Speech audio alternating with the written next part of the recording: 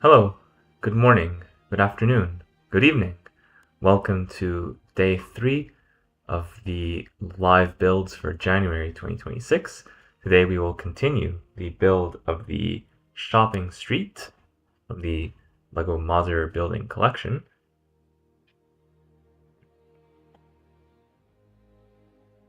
How's everyone doing?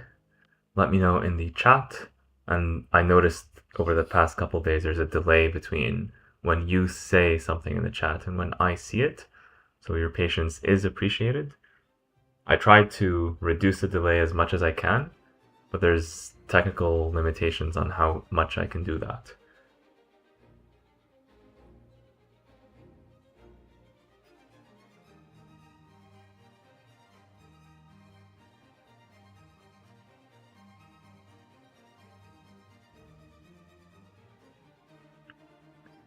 So I will load up the chat on another device just because when I'm streaming with my laptop and using my laptop for this webcam, I don't have multiple monitors like I usually do, at least not as of the current setup, but that might change in the future.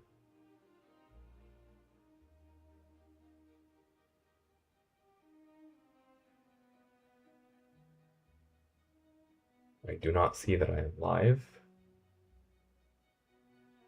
but I am live.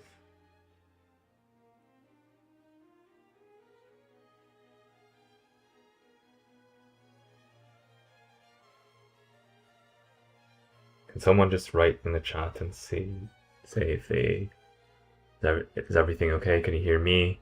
A little bit of background music, but it shouldn't be too loud. You see me, you see the background, which is currently like the thumbnail, but that will change soon.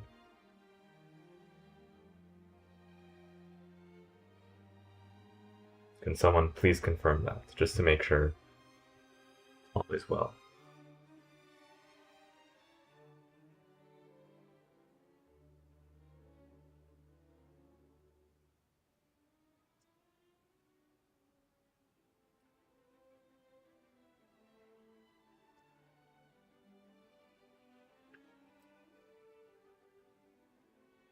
Otherwise, I'll just increase the volume. You might hear an echo for a little bit, but that's just because no one is confirming in the chat. Or there might be a very big delay.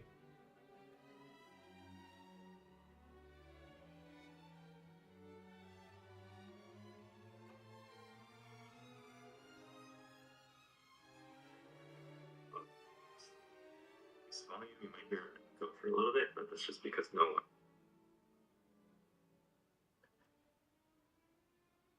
Okay, yeah, I confirm with my own device that the sound is working, so that is good news.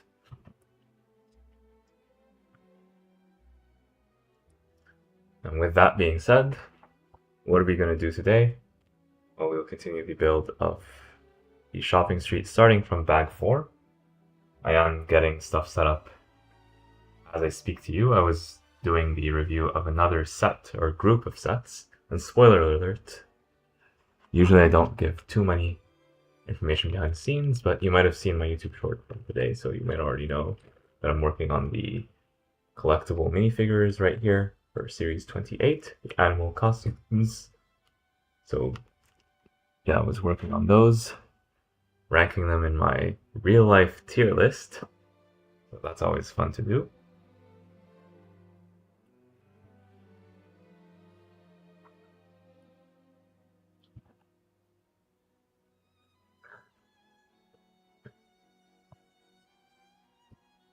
And if you already got those minifigures, what do you think about them? Do you like the fact that they're all costume fans? Because usually you got like 1 or 2 costume fans per series, but now they're all costume fans. So if you like the costume fans, you're really gonna like this series. If you don't like the costume fans, you can just skip the series and go on to the next one. So I think a lot of people are going to be divided on this series. But at the LEGO store, I saw lots of people picking them up. So lots of kids, but also lots of adults who are picking up these animals, or the animal costume fans.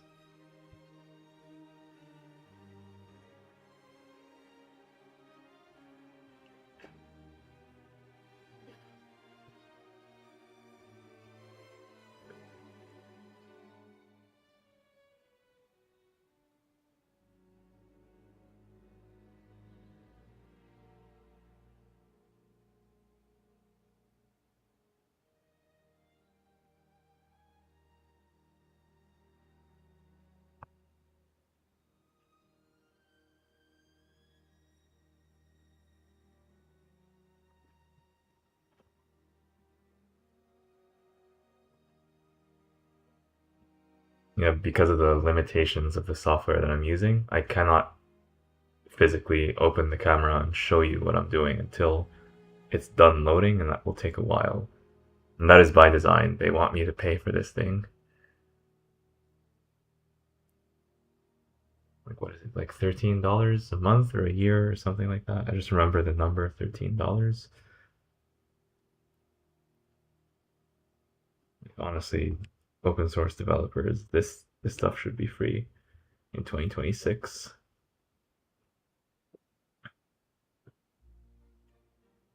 I do like that there's a free option, but you have to pay by watching a million ads. I guess in the meantime, we can talk about the giveaway. So I do know that if we get to a million subscribers, it's going to be the Death Star, the $1,000 Lego set. I will be giving that away if we get to a million subscribers by the end of the month, January 2026. It's a stretch, but it's within the realm of possibility. I've seen other people do it, and this might be the incentive that you need. If you're watching this and for some reason you still have not subscribed, maybe this will be an incentive for you.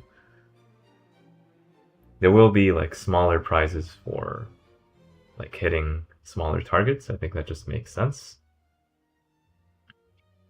And those will be announced in due time. I just want to give the headline number first.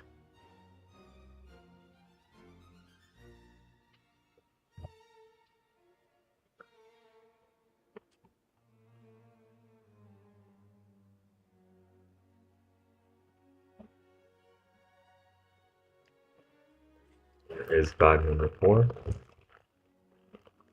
Okay. Let's get that ready.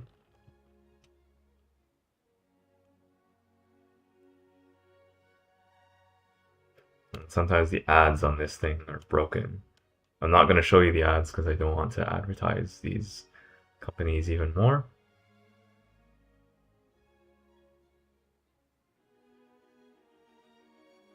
But yeah, like what is one Lego set that you want to win in this giveaway other than the Death Star? Leave a comment in the chat. It's free. Got one of those ads where like canceling it is a nightmare.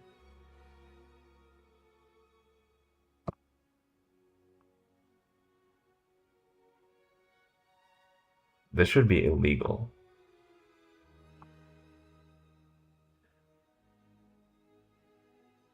Alright. So looks like I maxed out the amount of ads that I can watch, so we're basically here until midnight max. So I'm going to now attempt to start the camera once again.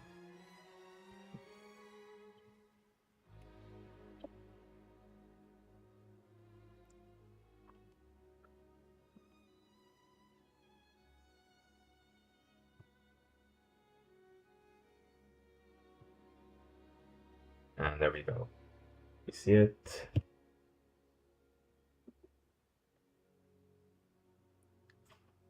There's just like so much stuff here, not a lot of space. Try to push the laptop away, just myself a bit more space here. So just to give a quick recap of what we did already. Yesterday we built the gift with purchase, the car, the vintage car.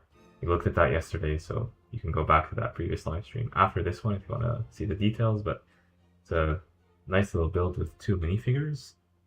You also got this like annual Silly Hat Parade sign right here, and one thing I didn't show you yesterday is this. Basically, there's plenty of clearance space between the sign and the head of this minifigure, even with the silly hat. So that's pretty cool. And then this thing here, we saw it, but we didn't see it with the modular. Like the colors here are meant to evoke the same colors on the faceplate right here. So basically, dark gray is sidewalk, light gray is road for whatever reason. But basically, the idea is that this would connect kind of like here. So you would imagine that it's in this kind of format. I know a lot of people that swap these 2 colors, including Brixie, I believe. So you're always free to do that, but by default, that's what LEGO does in their modular city. I think they just went with that in 2007 with the first one, and they just wanted to be consistent ever since. Although I do think in most parts of the world, the opposite actually makes more sense, the way Brixie does it. So yeah, with that being said, let's open bag number 4, and in bag 4 we'll be working in this area right here. So it's probably going to be easier to push this way. Oh, by the way, yesterday we got these 2 minifigures back here. Hope they don't get knocked over as usual.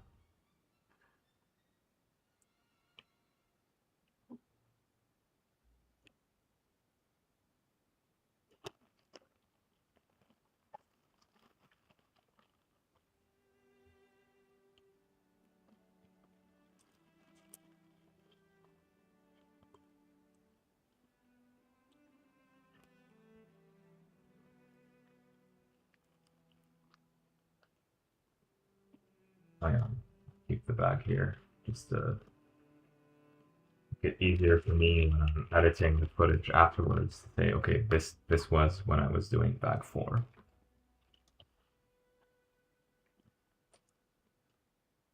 Although this bag is large and inconvenient, and because I have like these small plastic bags, small paper bags that have the bag 4 on top of them, I think what I'll do is I'll use this as the indicator instead.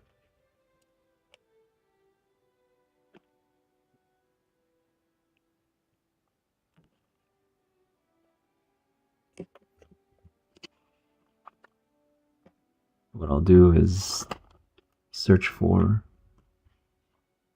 the box cutter.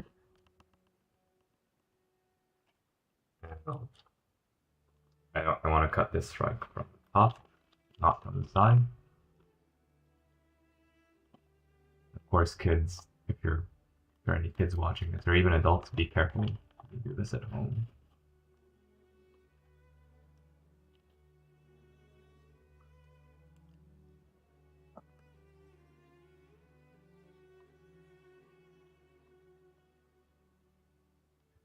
And this one will be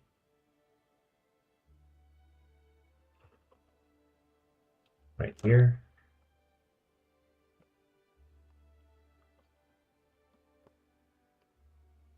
But this is now our new indicator. I can get rid of this large plastic bag that often falls on the minifigures. This one, I don't really care about this second bag. I'll just open it from the side. I will pour out the pieces here, and then I'll move them somewhere else afterwards.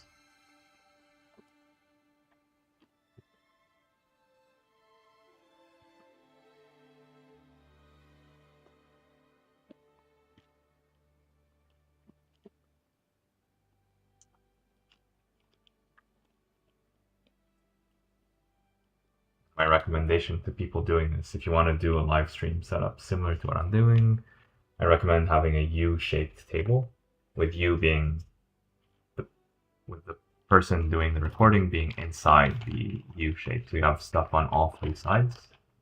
You feel a lot less constrained that way.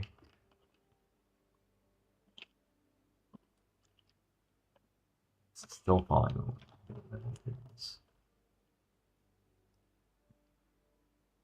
I think that's better.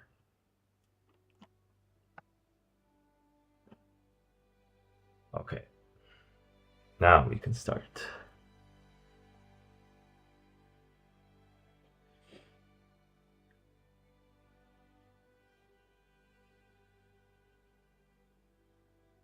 So we're going to do the stairs, we're going to do some musical instruments. Can I bring stuff back just a little bit? I think I can.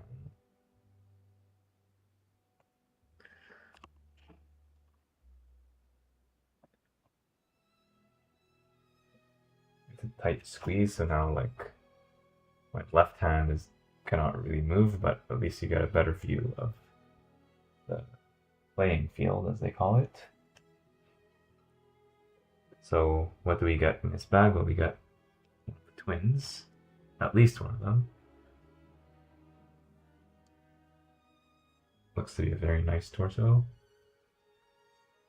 Only one face? I was expecting her to have a second face. They could have like given them both the same face, but then you rotate one way or the other to get two expressions.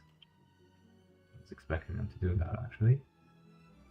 Unfortunately, the shortest possible legs with no articulation and no printing or dual molding either represent the fact that she is a kid. I would have preferred if they gave us the medium legs instead. And she has this short hair, which has also been used for boys in the past. I think this is Leo's hair, actually. Leo from Lego Friends. So, yeah, I guess that's a secret reference to Lego Friends. Alright, so we'll put her next to the other minifigures and we'll move on to the build.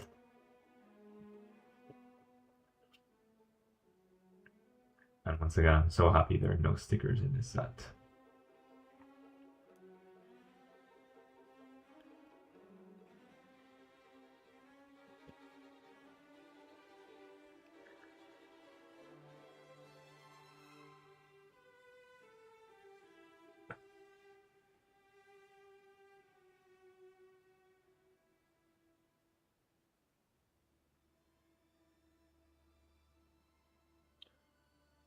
You know what? Let's have some fun. Let's do the musical instruments first. I know in theory they're supposed to be built towards the end, but I just want to have some fun to start with before we do the walls and stuff. So let's start with the... Not quite sure what this thing is called, but you will see what it is as I build it.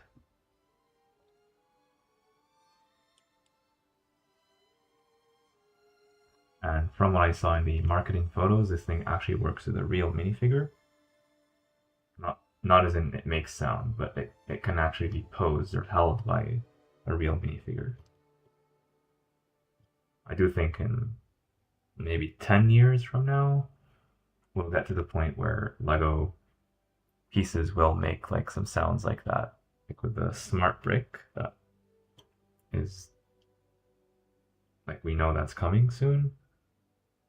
Lego officially announced that there's a smart brick system. So yeah, there's rumors and stuff, but there's also official information saying that there's some smart brick system that is coming at some point in the future.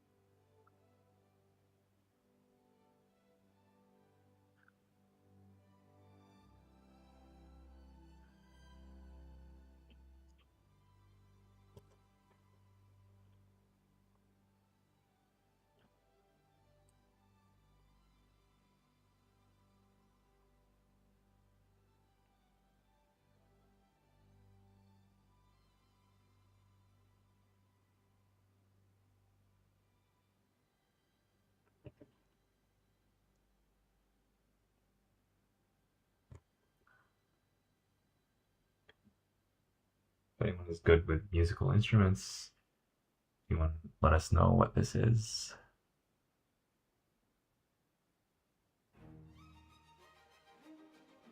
These two are joined together with something, I believe, with this piece.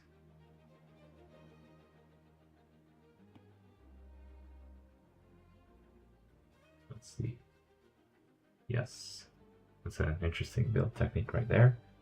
And then this one is so large, it's minifigure compatible, but not exactly minifigure scale. Of course, minifigures are very deformed compared to actual people. But basically, the idea is that you have minifigure like is in this thing and like playing this instrument. So that's the general idea.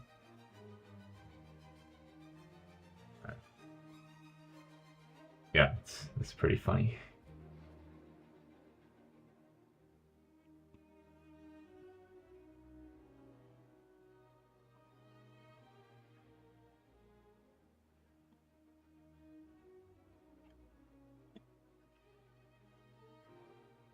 Yeah, there's no way like you could balance that minifigure without using studs with this thing. I'm gonna search what this thing is called because I'm curious at this point and I want to refer to it at the like while I'm talking about the set.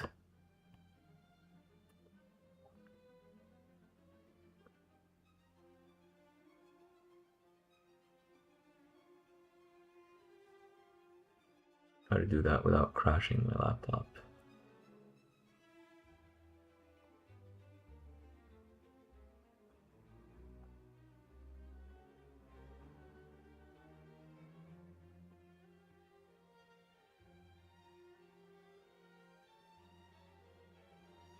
On the LEGO website, they just call them marching band instruments.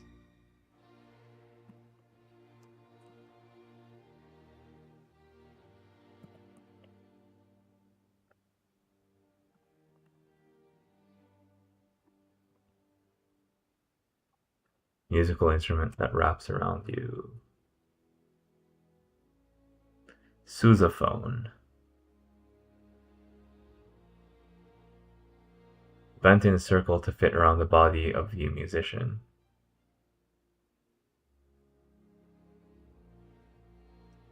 Okay, so it's like a tuba, but it's a sousaphone. Either I don't know that word, or I have not heard that word in like years. So I totally erased it from my memory. Okay, so that is a sousaphone, apparently.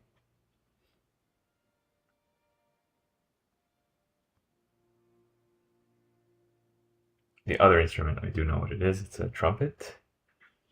And by the way, notice here the two colors of gold that LEGO has. There's the drum lacquered gold, which is my favorite version, the one that is very metallic and shiny, versus the pearl gold that is cheaper. You find this a lot in Ninjago sets, for example. This is a lot more rare. It's not actual gold, it's not really gold, but it's plastic that looks very similar to gold, so I like that. But it's a very limited color because like only certain things are made in the drum lacquered gold.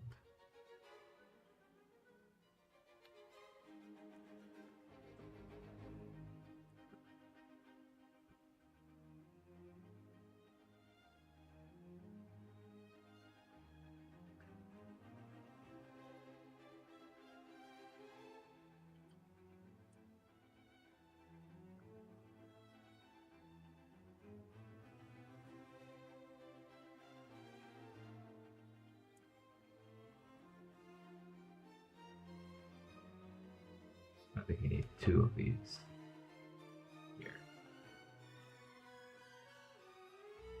Now that looks better.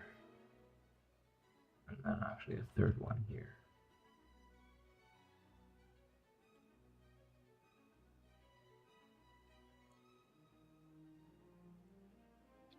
Yeah, that looks nice actually. You could almost hear the music playing.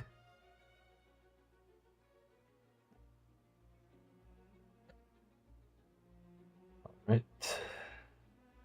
So we have at least these two instruments. Maybe there will be more in future building phase, but for now I only see these two. Then we will have this here.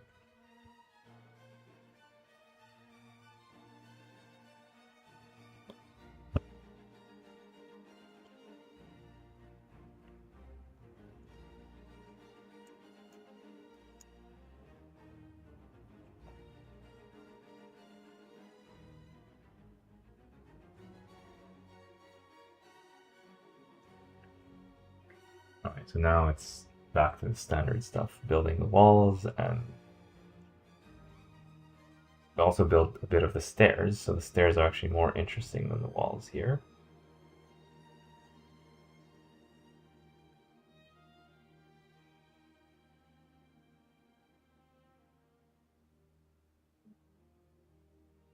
And now we see why we had to put this piece here. It's because we are going to attach this piece to it. It was also used in the Italian Riviera. I'm going to clip a rotating staircase around this piece right here. So that's very interesting, actually. So like before, let's build the staircase components one by one. And I think they're all, I don't know if they're all different, but I know they're not all the same.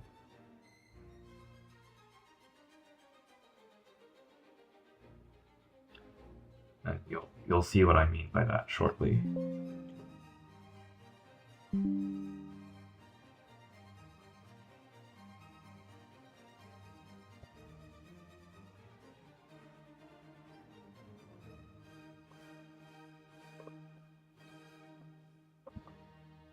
Getting a low battery notification for the streaming device, so I'll plug that in.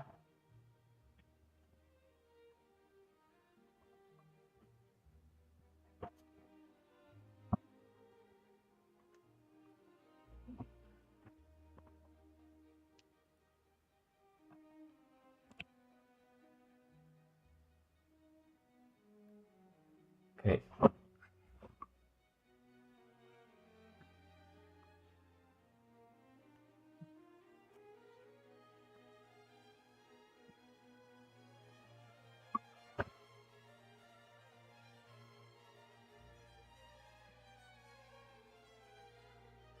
All right. Moving on.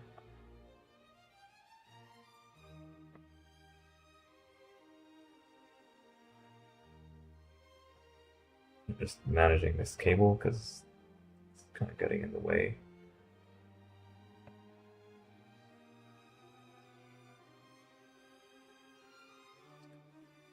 Yeah.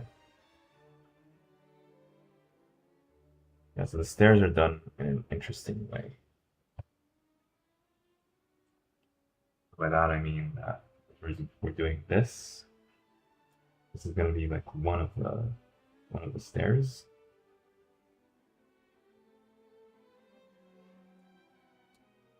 We're basically using these studs not to attach anything to them, but just have them rest on the previous step.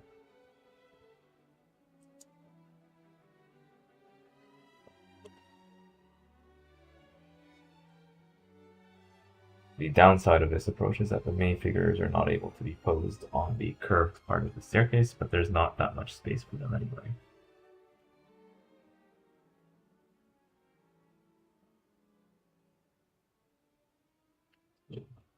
They're probably not going to mind.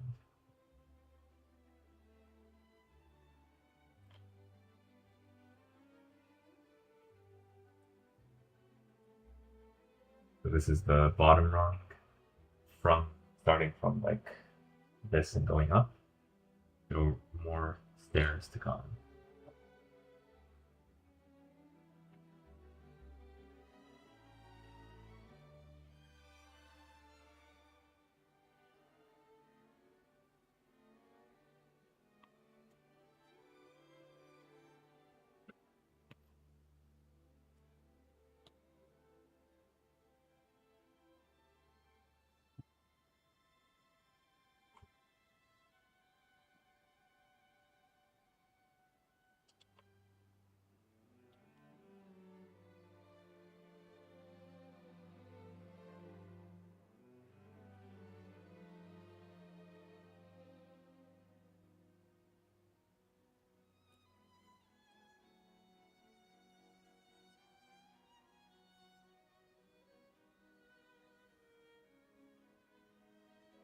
And for the subsequent stairs, we're going to use the microphone piece.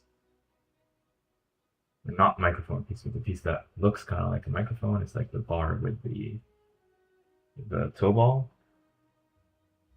And that's just to make sure that it does not hit these stairs. So basically we're going to do this.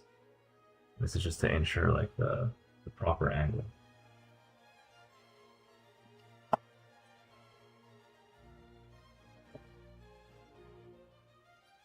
I believe we build one more of those, and then the last one is going to be different.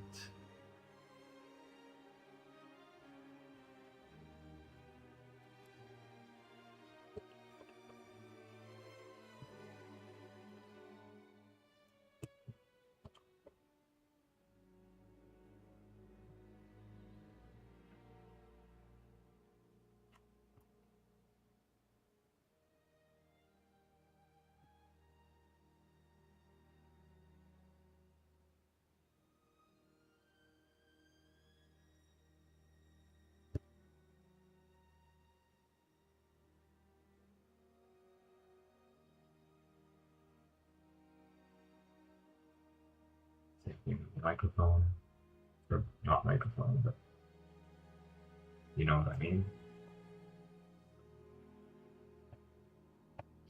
And finally, the one above it's a little bit more involved.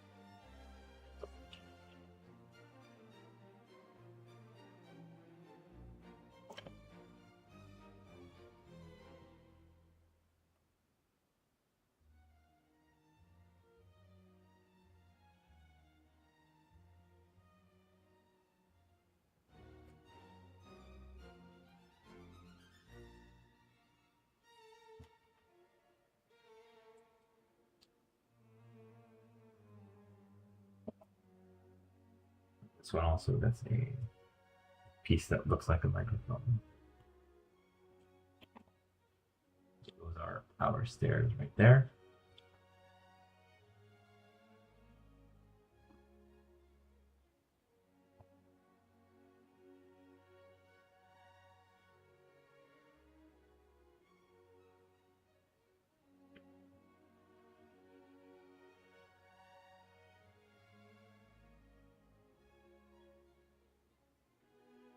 The last one is done a bit differently, and again, I wish they used different colors. And I'll explain what I mean by that in a moment. When everything is put together, basically we're using this black piece is going to be visible from the outside instead of the sand green. I just think that's not the best look. But I know other people think differently on that.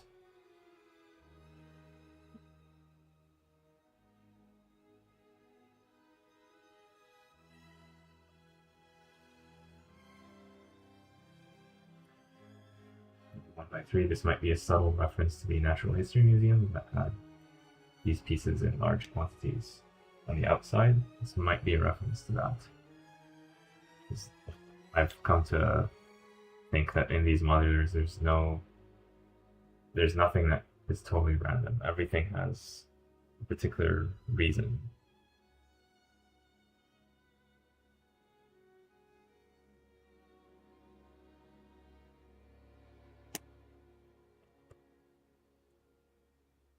as this is the last stair, very different from the others. And with that, we can start working on the walls.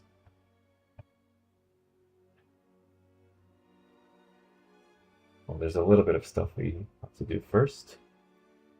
And that's continuing the setup right here. I'll actually move the pieces off camera to make it easier for me to reach that part.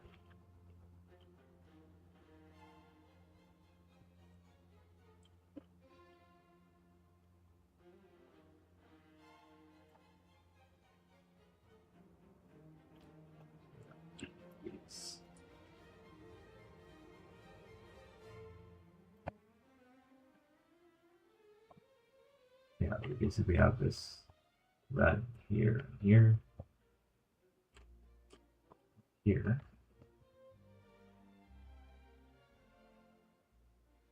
It's covered up by jumpers. These are probably going to be other featured products.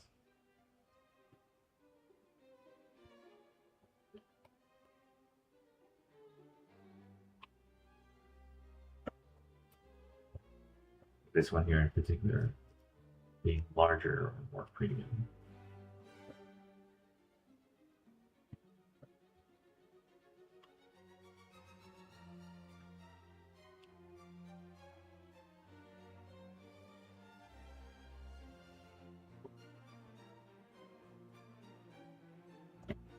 For some reason, I still do not see any message in the chat.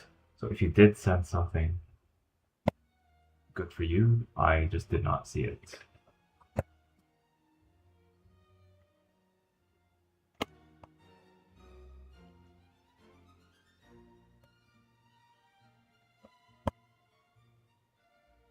I'm gonna write a message there myself just to test if the thing works.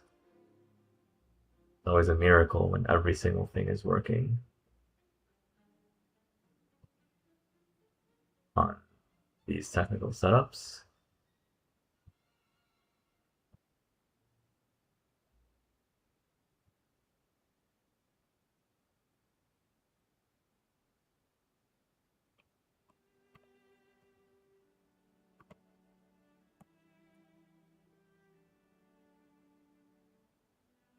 It looks like I can see my own message, so maybe today is just a quiet day.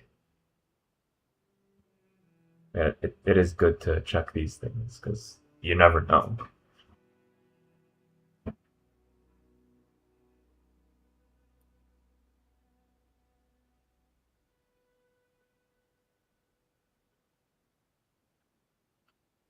Well, my prediction was gonna have like some window here. I know like we see from the set images that there will be a window overall, but I think it just makes sense to have the jumpers for that.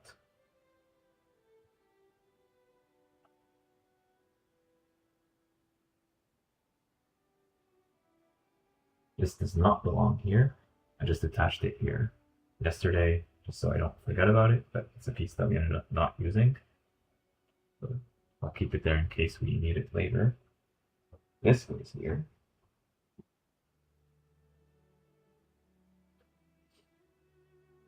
Now this goes here.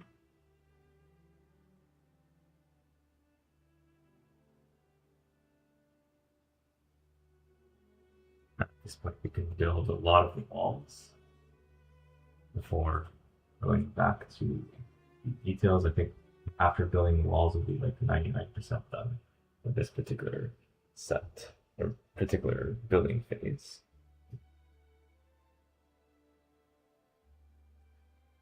You know that this goes right here.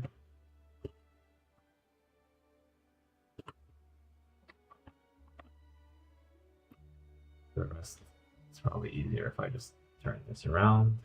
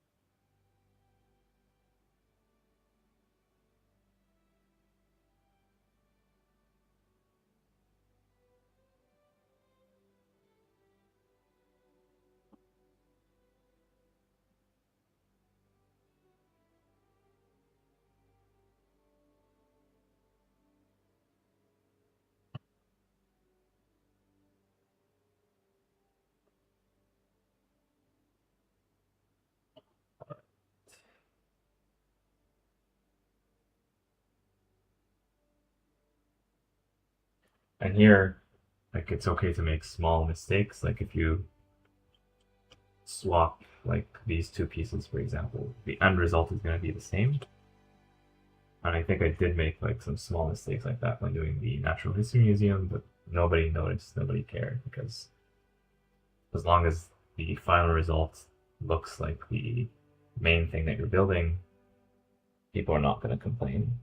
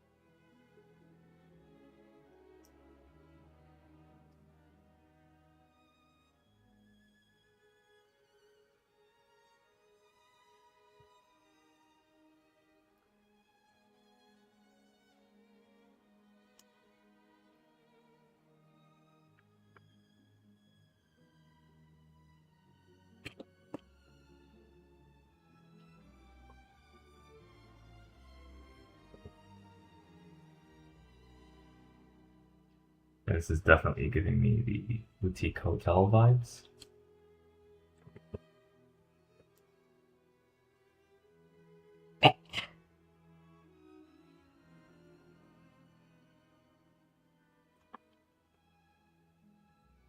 With all the sand green.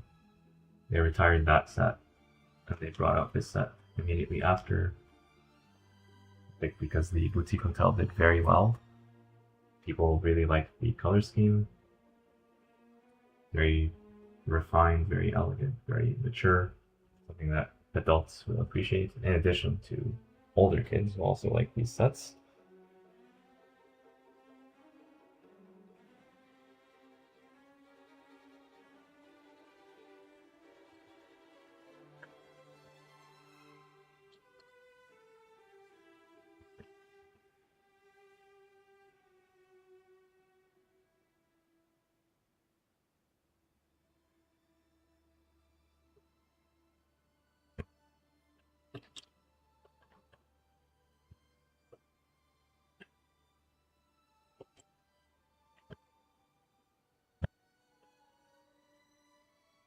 That's as far as we can go without having to do the other side.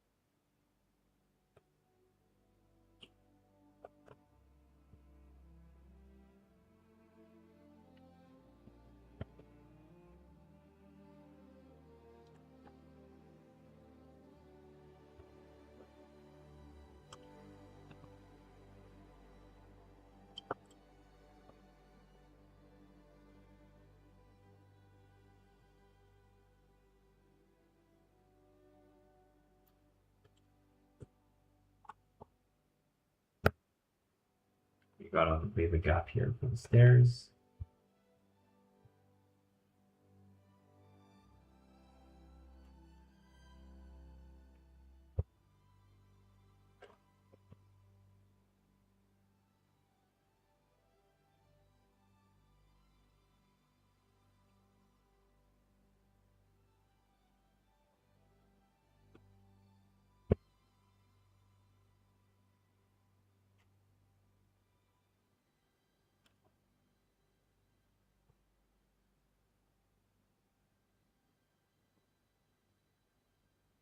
That came together fairly quickly.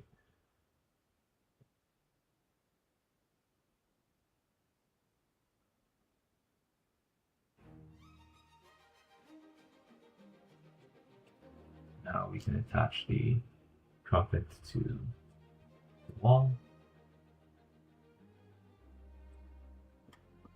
This plus this claw piece right here.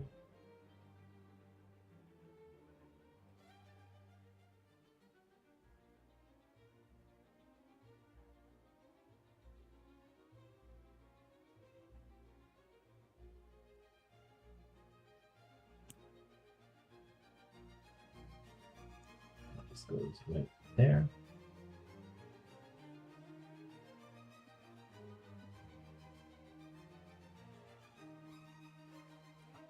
And yeah, you can also attach this sousaphone right here. Quite large.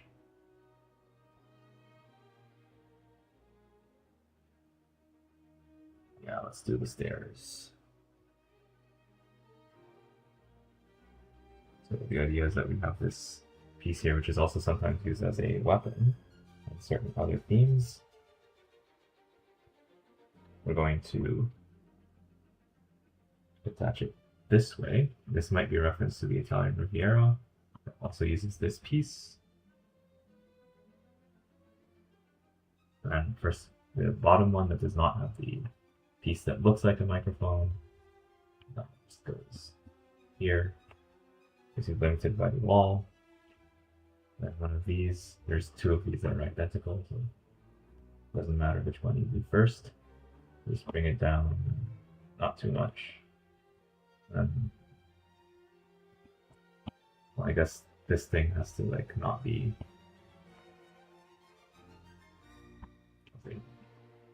Maybe you need to do a bit more manual adjustments than I initially thought.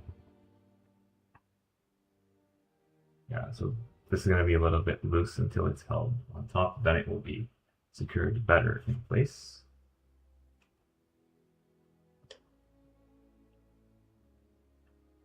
Finally, this one here.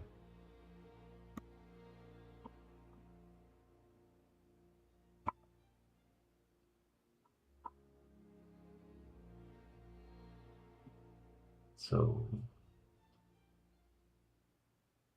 this actually goes here.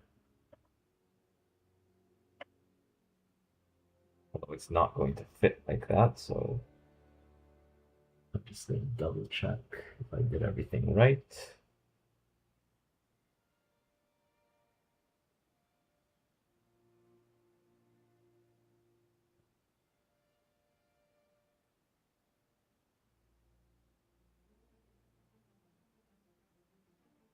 Oh yeah, we have one level of plate here. That will help a bit.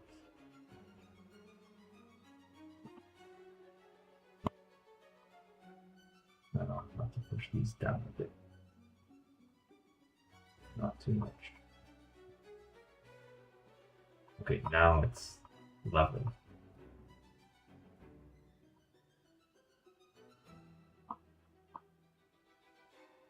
Play around with that angle a little bit. That's the general idea. Now this one.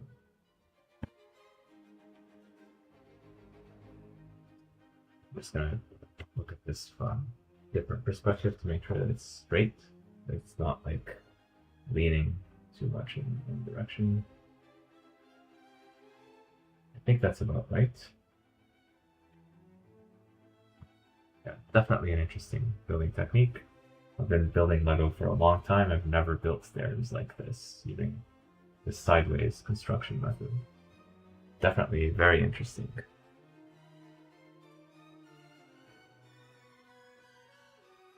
Now we have a banister. That's what this piece is for.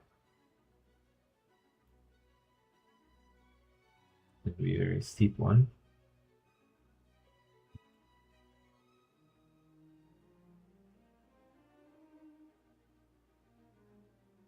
That one just gets attached right here from one side. So yeah, it reminds me a bit of the outdoor staircases that you would find in places like Montreal. Very steep banisters are almost vertical.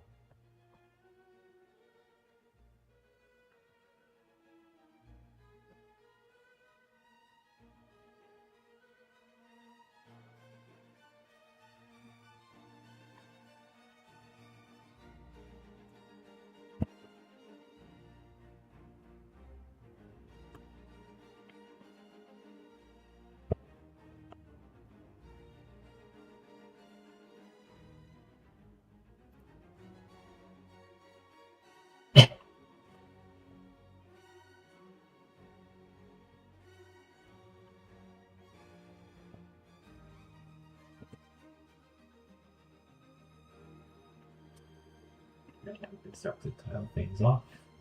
That's basically the symbol that we're done with this particular level, at least on one side. A few more bricks remaining.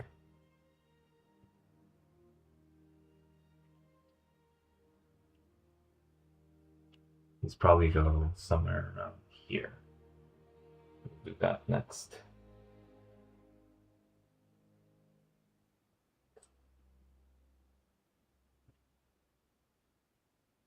So I have a little bit of work to do here, but it's not that much.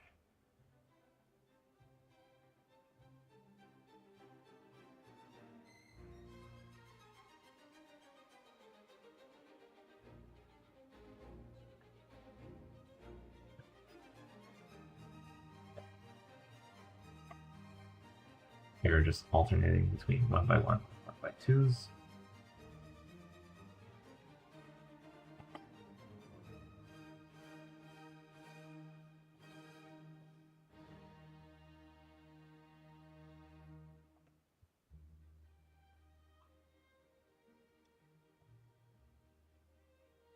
Until we're done with them, basically.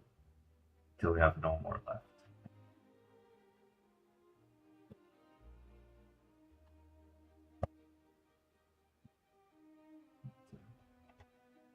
Align it at 90-degree angles, as much as possible.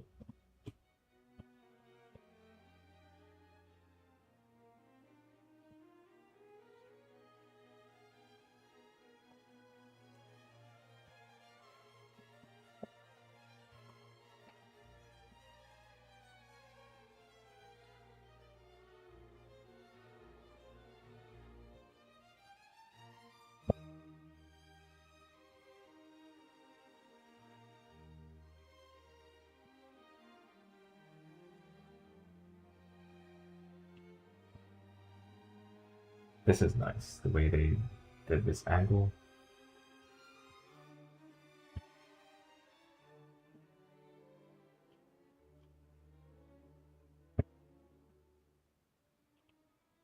They're using like a standard plate on one side and a rounded plate on the other side, and it alternates. It has a nice visual effect, as you can see here, and it's also functional.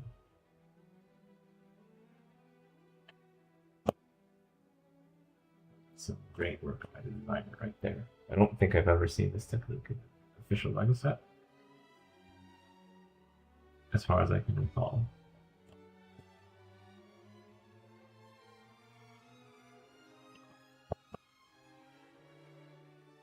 Then we have a few pieces remaining. I'm not sure what they are for. So some of them are the standard extra pieces, but we also got more than the standard extra pieces. So this, I believe, is going to be an accessory for the girl. Ice cream. We'll just confirm that. Yes. So on the cover of the instructions, I see that she's holding this mango ice cream. I think that's what it is. She gets this ice cream. The mom gets this walker, cane, whatever it's called. And the music store owner gets a 5-cent piece, a $5 piece. I feel like we need to build one more instrument from these pieces, but I don't see it easily.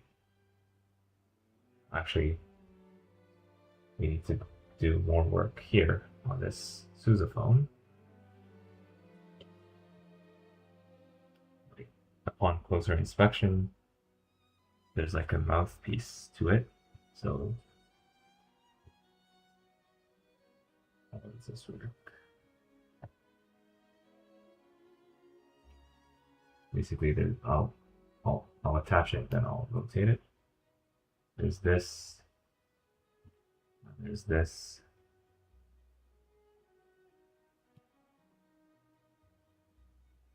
Yeah, when the girl is holding it, this will be the mouthpiece of it. Here's what that looks like on a different side. That uses up a couple of those pieces that we did not use before. So now I think we're done with the back form.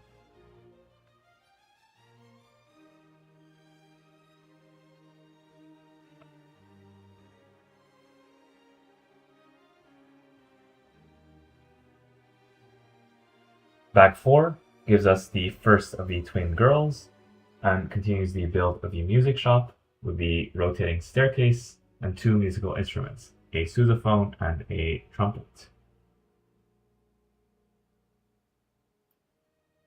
A sousaphone and a trombone. I think this might be a trombone actually. Kind of hard to tell when it's just with Lego.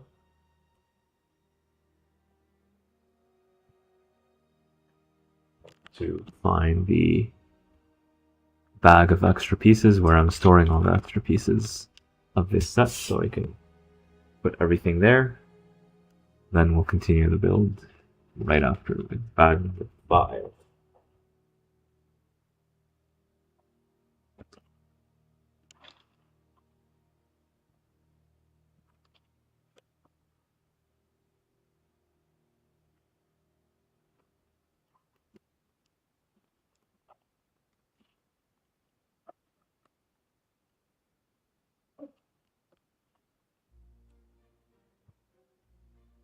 And here it is, and we already have so many extra pieces just in the first 3 bags.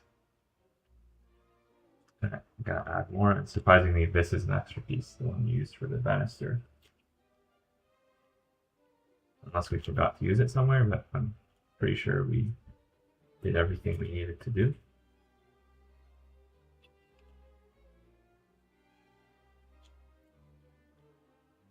Alright.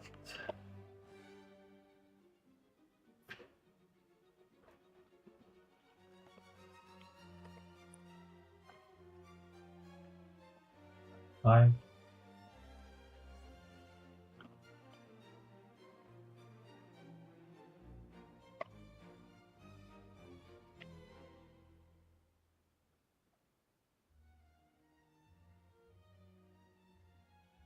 I feel like I'm using the ultra wide camera here.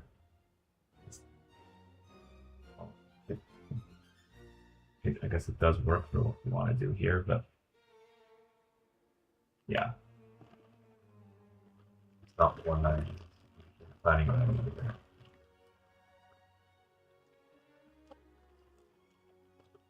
But I'm thinking about it like the thing that makes the most sense to use.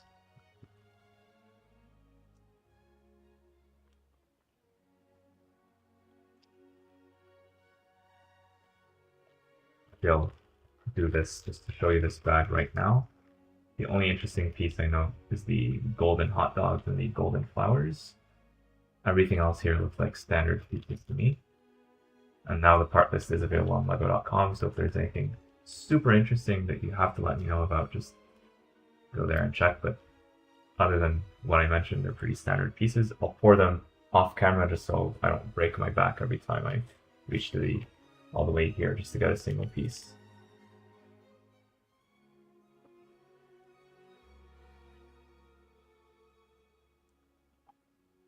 We'll do likewise with this bag. This bag actually has a lot of interesting golden elements. Some of them might be new in gold, I'm not sure. It's here like this. Lego calls this a nozzle piece, a hose nozzle, but many people call it a gun piece. You could interpret it both ways. You get golden binoculars, these drum lacquered silver elements that we already saw in bag 4. this piece, like the clip with studs in pearl gold, so a bunch of cool gold pieces in this bag. Here's a better look without the plastic reflection. But again, I'll be pouring these out like behind what you see on the camera, just so I don't break my back doing this. And I'll be back in 5 seconds.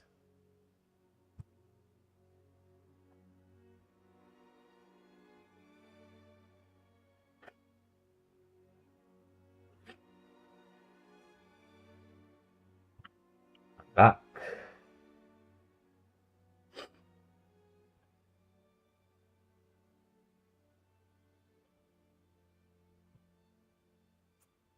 So in addition to that, the other interesting pieces in this bag are, ooh, this is a printed piece, which is nice. It's scratched. I see this big scratch here. I don't like that. I don't like that one bit. I might have to call Lego customer service for this one. This is a small scratch. You have to look at it just the right way. This is a big scratch.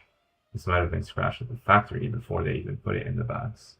Or maybe it was in transit, I don't know, but this is bad.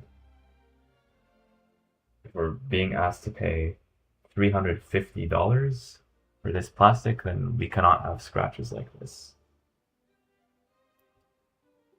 This is not like a $10 Temu set. Yeah, this is the flagship modular. It just needs to be perfect or almost perfect. The scratches like that, they just don't make sense to me.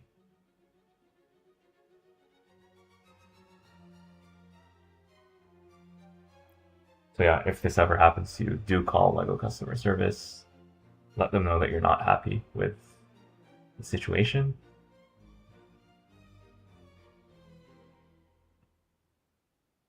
Because yeah, we're paying good money here for these products. And again, I'll be back very soon. I just have to blow my nose. I don't want to do that off camera.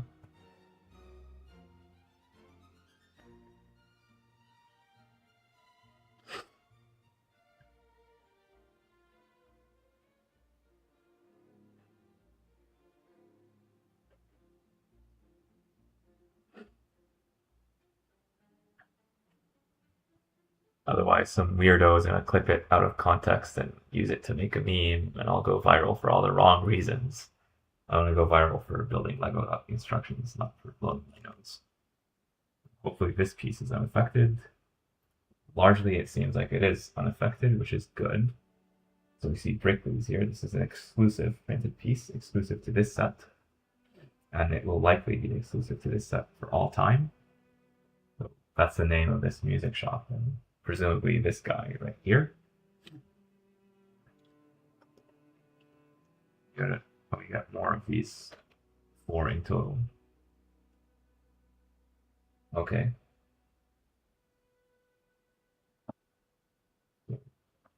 Three of 4 are acceptable. One of them is not. I see here this hat piece. We got a minifigure in this bag. Okay, I guess it's like a minifigure stand thing. But this hat looks nice. It's a silly hat in a way, but a bit more serious than the one we saw from the silly hats gift of purchase yesterday. It's printed very nicely, and it looks like it's part of a marching band uniform.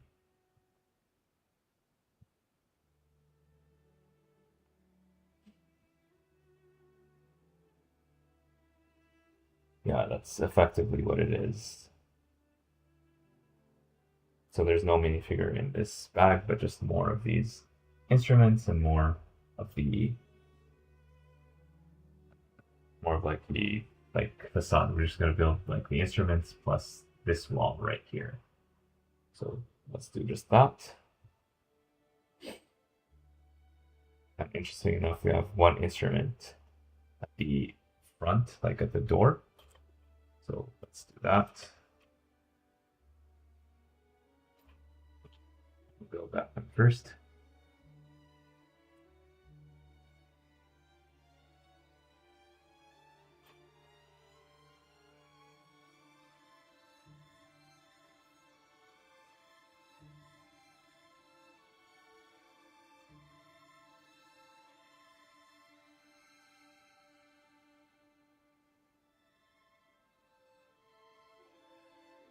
Yeah, so someone who is more of an expert in musical instruments will be able to tell you for sure what each one is, but this looks to me like either a trombone or a trumpet or something along those lines. This one will just go here. We're done with that. I'm building the instruments first because it's just more fun that way.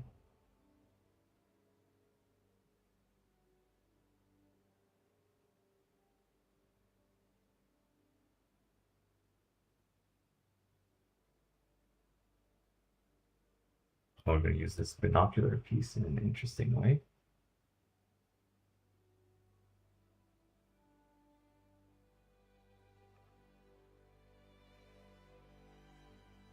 You know, look at the Lego designers. Like, they designed this binocular piece not just as a standard Lego piece, but also something that you could insert other pieces into. So they knew from the beginning that this would be used for nice part usage, and not just as a minifigure accessory.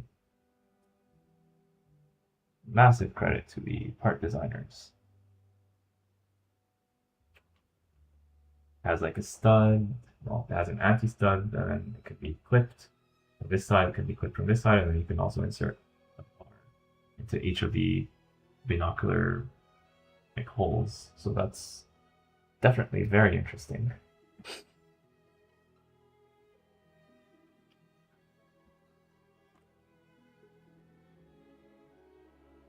We have a droid arm here.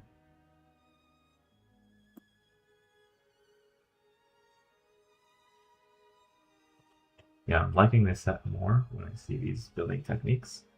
I'm learning stuff as I build the set. And that's one of my criteria to determine whether a set is worth it or not. If I learn something when building the set, then that definitely gives it more weight in my eyes.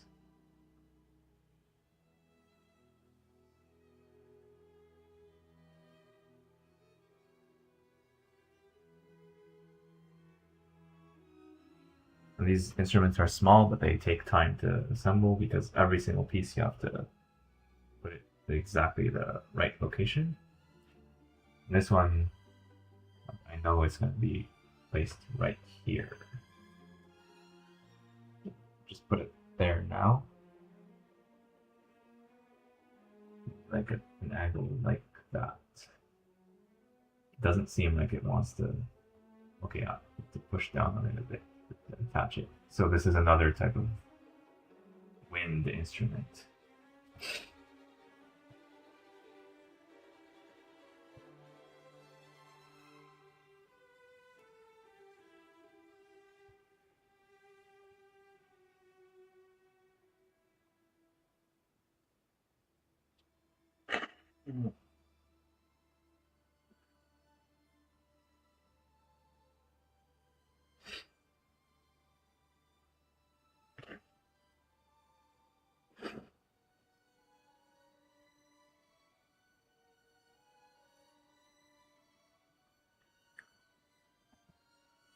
I'm getting a high rate of dropped frames.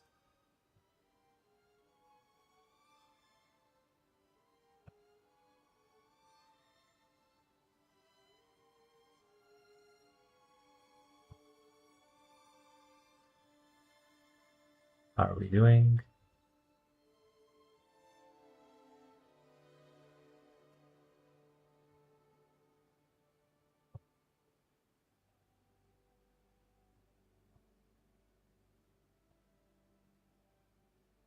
It was like this live thing. What's the stream health? Poor. YouTube is not receiving enough video to maintain smooth streaming. As such, viewers will experience buffering. Huh. That's not good.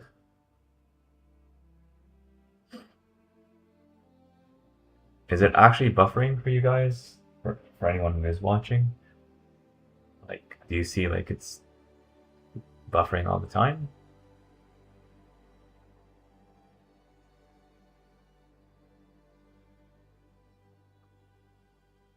I'm wondering if there's anything I can do to fix this.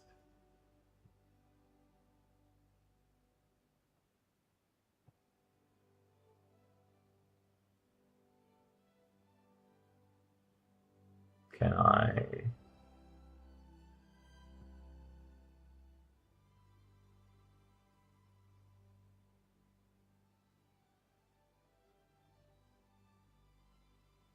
Yeah, it doesn't look like I can do anything to fix this now. So please bear with me, and if it is buffering a lot, what you could do is pause the video for like 10 seconds and then let it play. And again, I apologize for the inconvenience.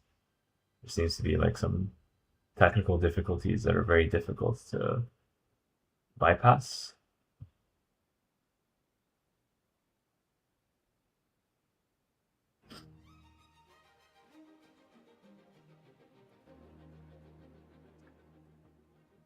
Yeah, it's really unfortunate. You have to have the exact right combination of settings, and even then, like, sometimes it works, sometimes it doesn't. When I speed this up for the speed build, those artifacts I think are going to become less important, but for people watching live, I understand it can be very annoying.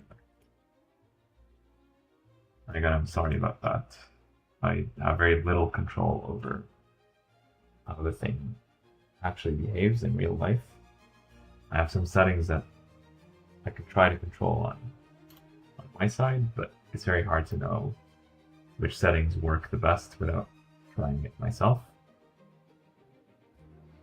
If you are a YouTuber, if you are a live streamer, you know, like some advice or recommendations, feel free to share them with me here or in another venue. If you happen to be here live. This is a clarinet, by the way. Reminds me of Squidward's clarinet. Ah, Squidward.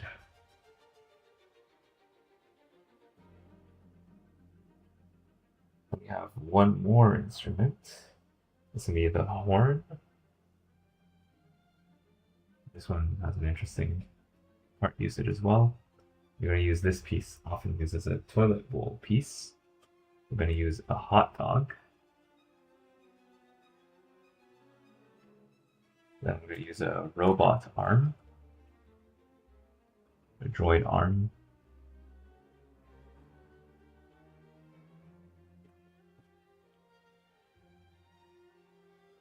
Which I seem to be not finding. It will turn up eventually. We'll also use this. So basically we'll use that to attach this to that. That one, as soon as that piece shows up, I'll complete it, but I could just build the other stuff in the meantime to save time. As I use up pieces, it will be easier and easier to find the stuff that I need.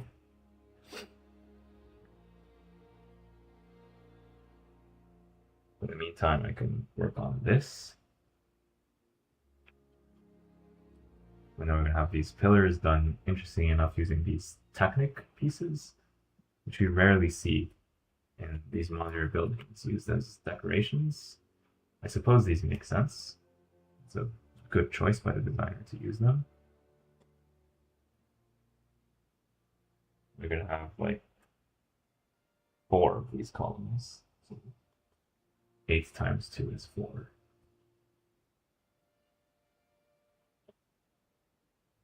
And I'm aligning the sprue marks on the same side, just for the sake of consistency. And I'll be hiding those when actually attaching these columns.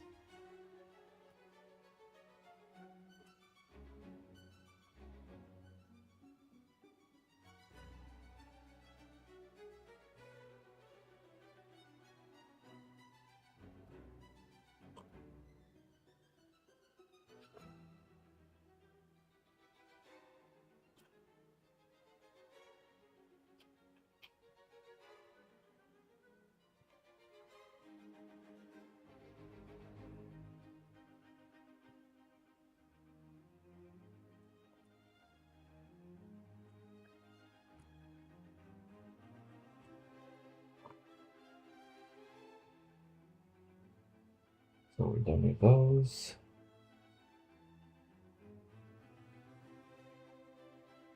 Next, I see like lots and lots of small pieces right here, but I don't know what these are going to be used for yet. Are they all going to be part of the wall? Could it be that all those pieces go right here? I'm not sure yet, but we're almost out of things to build, so that's probably the answer. Just sort of hoping that's not going to be the case, because otherwise this is going to be a very involved building phase just to build this facade. But it is a very detailed and ornate facade, so I guess we have to build a bit more to see it. I just don't see it yet, how it all fits together.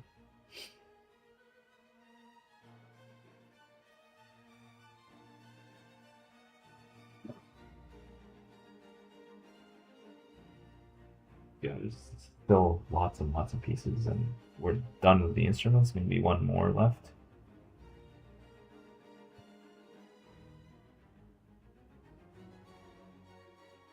Actually, upon closer inspection, I'm not using a robot arm here. We're using this this clip with stud for the horn thing. So it's going to be like this.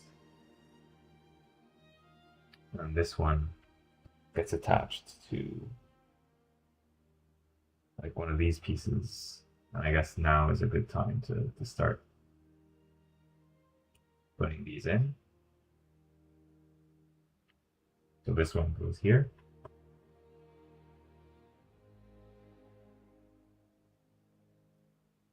Next to it, we have this hat facing inwards. Although I suppose you could rotate it if you want to attract customers who are walking by on the shopping street. We have the clarinet right here. It just gets attached directly. This one we already attached. And this one is going to be attached to the front facade, so we cannot attach it yet. I still see lots of golden pieces here, which indicates that there might be one more instrument we haven't built yet, but I'm not seeing it yet so far.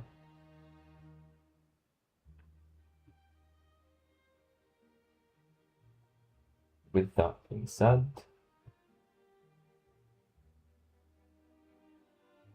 well, let's start with these windows, and I'll put these scratched. For now, I'll use the scratched one just because I want to finish the build. Afterwards, I plan on contacting LEGO customer service and telling them that I need a replacement for this one.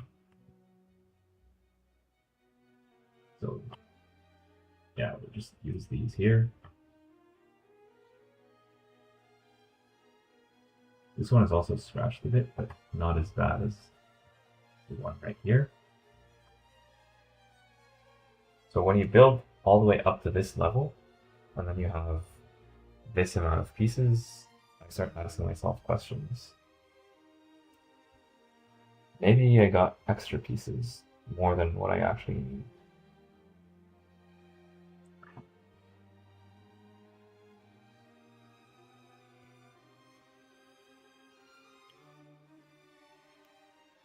Like the door handle here, we're using the nozzle or the gun piece. That's fancy. Yeah, that's pretty nice.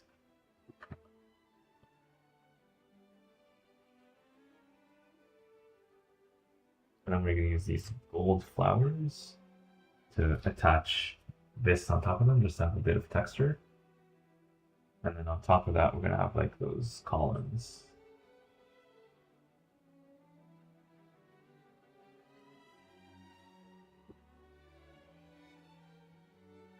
And according to the instruction cover page, this should actually be shown, not hidden. Like this detail here. So I will respect that. If it was up to me, I would do it the other way around. But I want to trust the designer. He seems to know what he's doing. So I want to see what it looks like fully assembled. Then if I don't like it, I can easily modify it to suit my intuition. But I'll trust the designer on this one. Maybe he has a point. Maybe there's a reason this will work.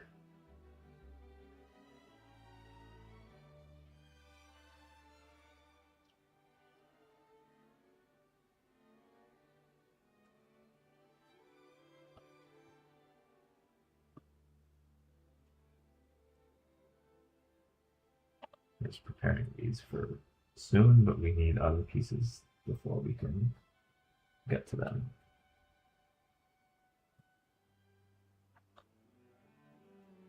Good, so we have to do a little bit of work here.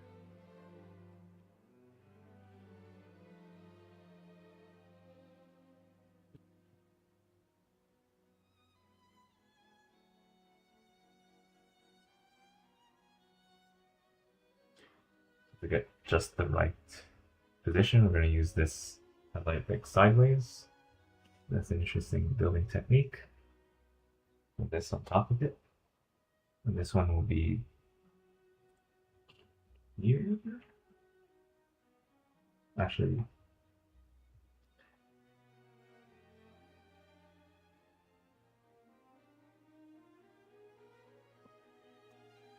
oh, we're actually using this D-snot piece with it.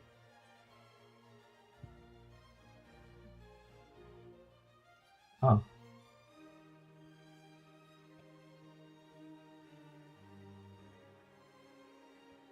I have never noticed these pieces put together like this before. Maybe I've seen it, but it did not really stick to me. But yeah, now this is definitely an interesting building technique. And this supposedly fits here. I wonder, is it gonna fit like on the grid? No, it doesn't. Okay, that's why. So we have some tiled surface here. That's why we're doing this. Because Lego System and Lego Technic, they're related, but they're not the same system. Lego Technic is a different system. So in order to like connect the two systems together, they're doing this.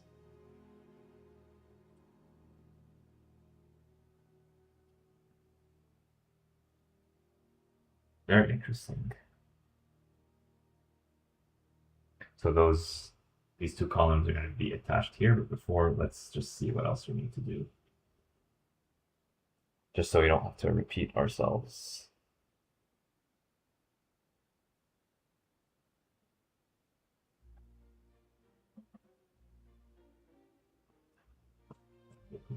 These 1x5 bricks, these just make building a lot faster.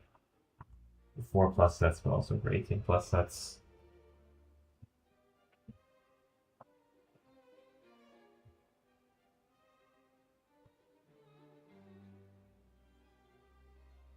We also have them the white bricks behind the door.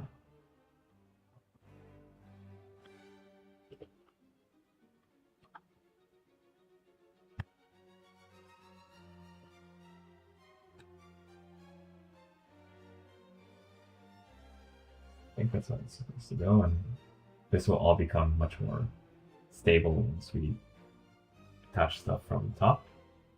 We will get there.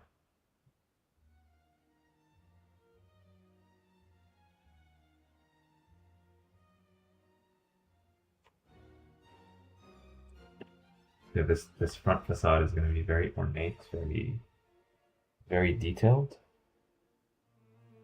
Much more so than your standard like Lego Creator or Lego City House. Those are nice and fun and all. This is on a different level. I'm wondering why they used this instead of just the standard piece. Maybe it does not exist in sand green. That's probably the reason. So basically this is a part out of part, or POOP, as some people in the Lego community like to say. But because it doesn't exist in this color, I'm happy that we're doing this instead of having an off-color part.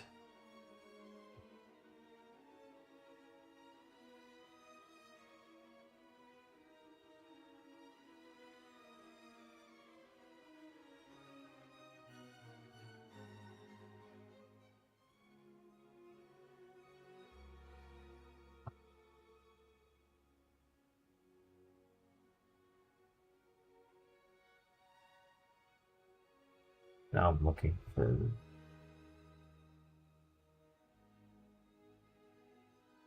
I'm guessing this piece goes here.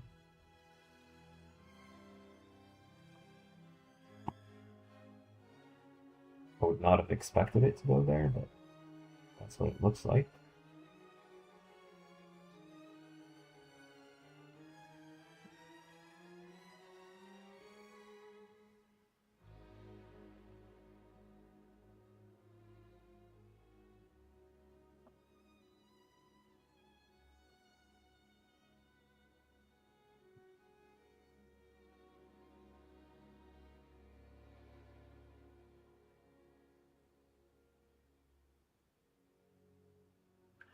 At the front, we also have to attach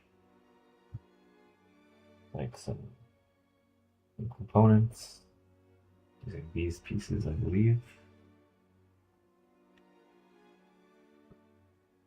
This.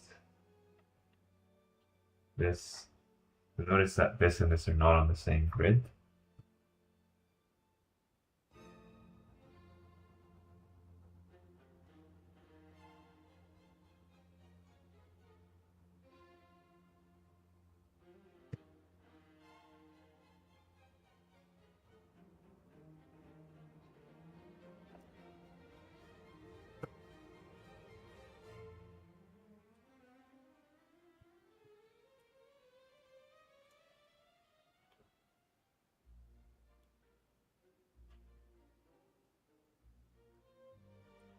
We're going to have this facade done with studs on the side construction attached here.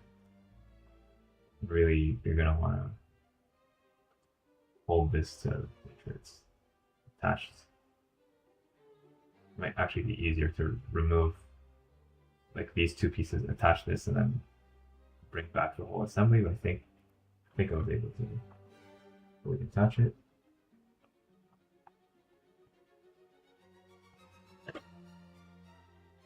This gets knocked over easily. Sousaphone thing. Okay, now we attach this piece on top. With these transparent pieces, I recommend like never touching the surface with your bare fingers.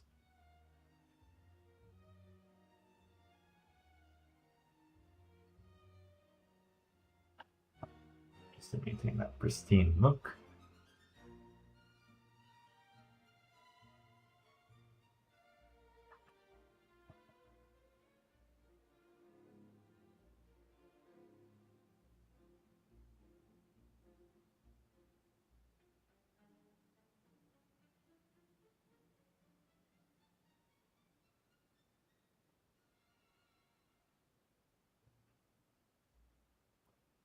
We have more D-snot pieces.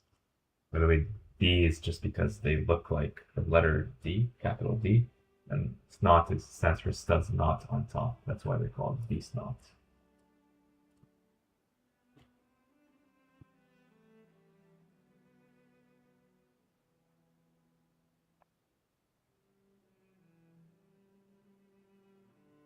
Okay. This point out.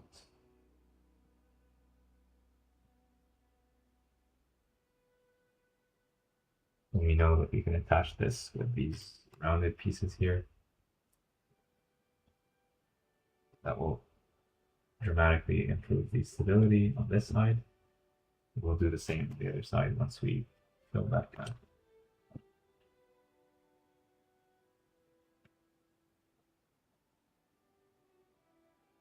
Okay.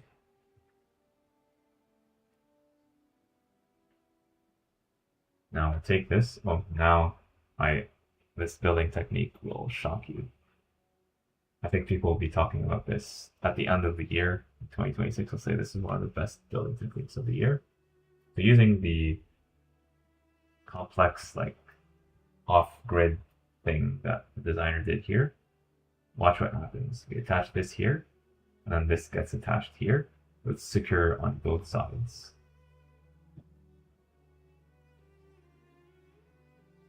At least in theory, that's how it's supposed to work. It's not sticking in my case.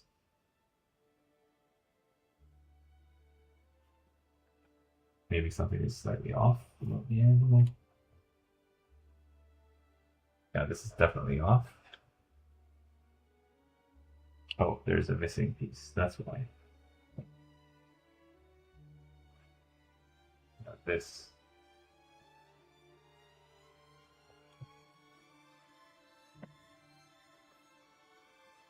Yeah, mind blown.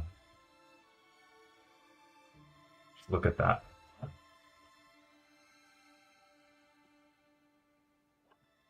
Yeah, look at that. Basically, you're connecting this with like a headlight brick, then you go up and then you come back. Very, very interesting building technique.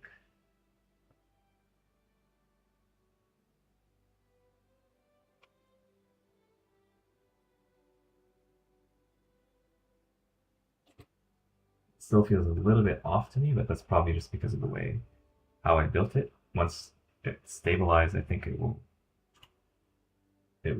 look a lot better. Let's try this side. Let's try this side.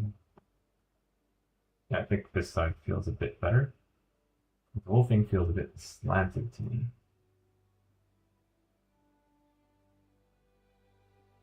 Yeah, maybe it's just my eyes playing tricks on me because I'm looking at this from a different angle than the camera.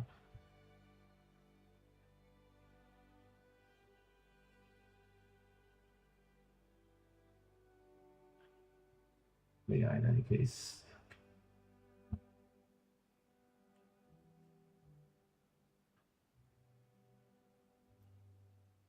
Now we're gonna have like an interesting build.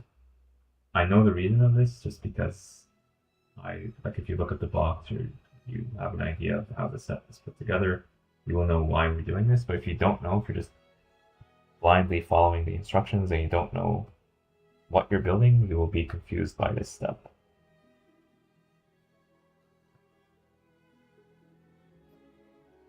And so to summarize, we're going to build something that allows us to reverse the direction. We're going to build stuff upside down. It's always a great endeavor in Lego because they refuse to make a plate that has studs on both sides or anti-studs on both sides. Designers have to do these crazy stud reversals, and that's part of the fun. I think they enjoy it. They don't want like some pre-built piece to ruin that fun.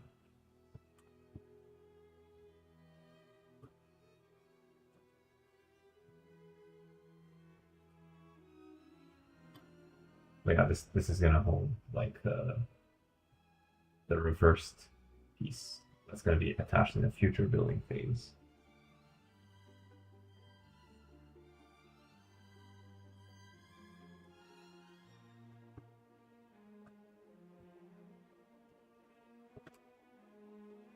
So yeah, I do see like this facade is eating up all the pieces.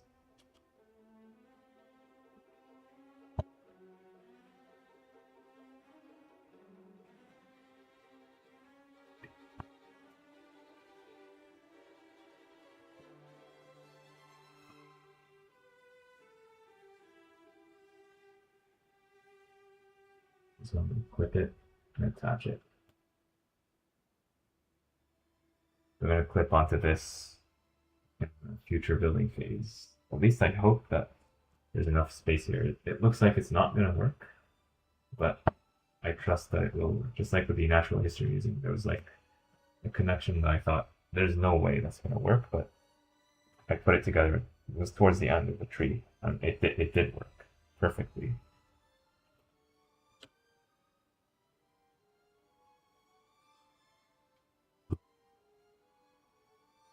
I do appreciate the attention to detail, like the curve here.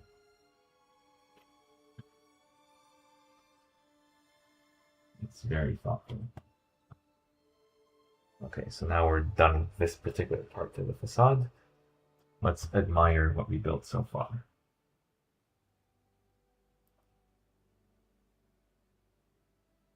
So that's quite nice. Took a bit of effort. And this is just large pieces, so far we have not done too much effort here, but that will soon change. We still have all of these pieces that we have to worry about. And yes, all those pieces, or almost all of them, will go just here to give lots of details on this thing. So I'll bring, now that I have less pieces, I'll bring this a lot closer to the camera and a lot closer to myself. Just make things a bit more comfortable.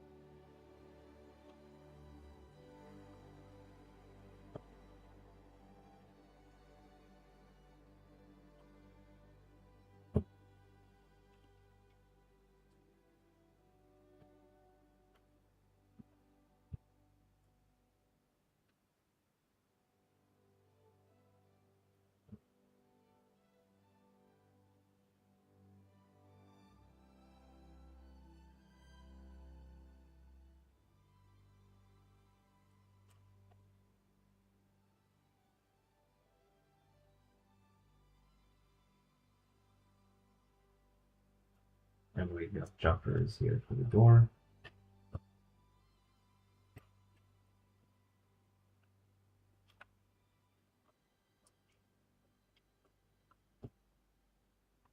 That brings it back to the grid with respect to this sub-assembly. Of course, everything here is diagonal.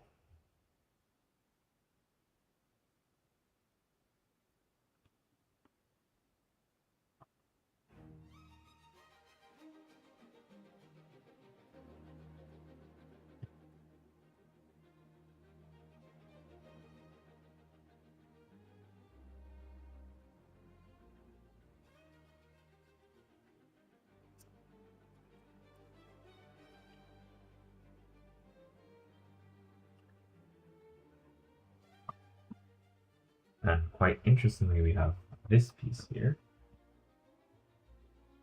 We're going to do some studs on the side construction, and thankfully, like, this Technic piece is not going to get in the way, and this axle will be completely hidden from sight once this is done.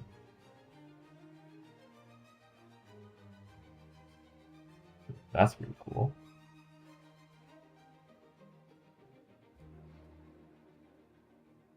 Over here, we have a bunch of studs on the side construction as well.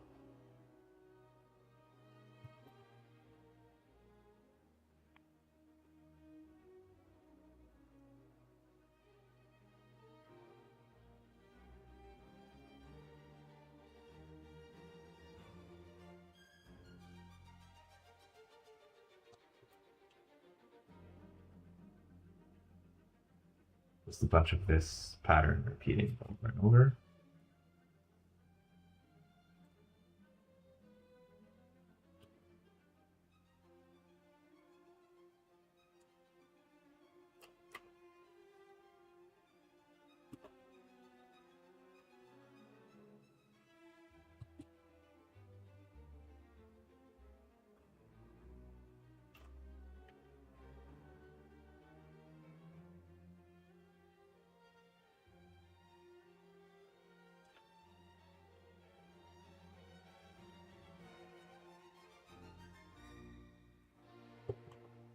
And we attach these pieces.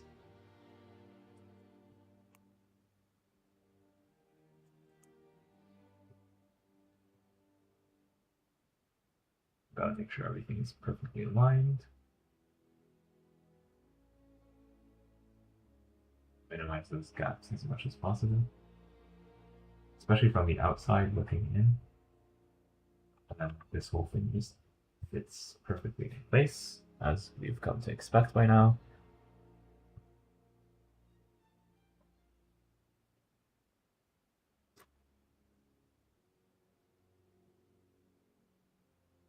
And now we can start connecting this and this together.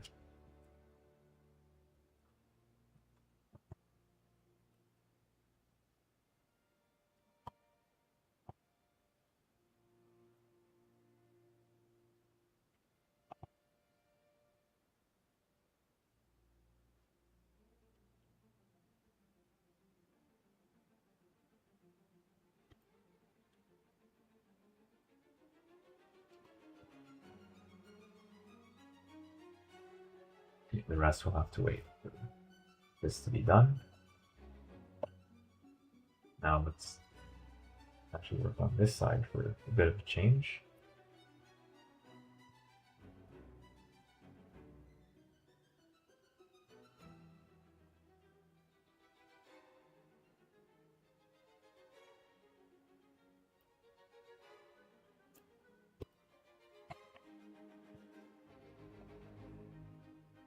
That's pretty much the only thing we can do here.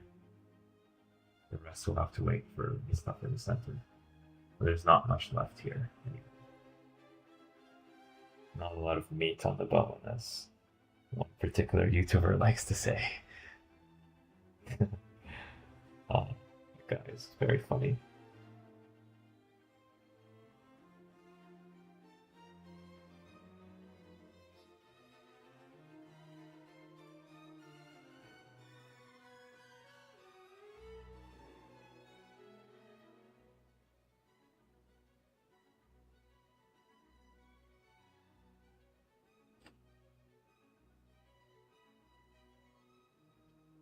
Noticing a bunch of these 1x2s that go here.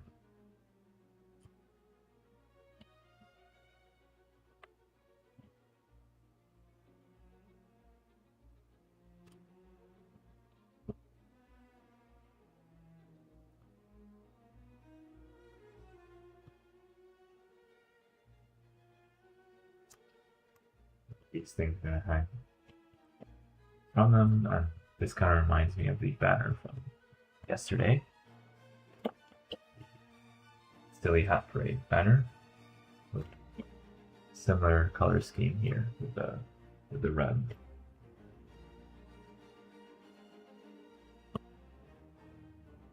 Apparently these days LEGO is calling the LEGO City Bricksburg. Before they used to call it Brickstown. They seem to give it some new names every now and then.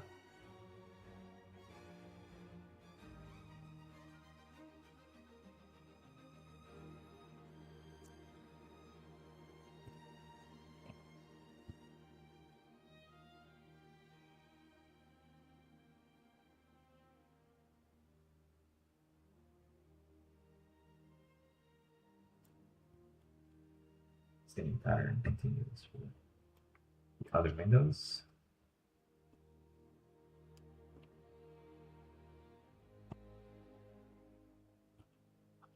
Right, for consistency.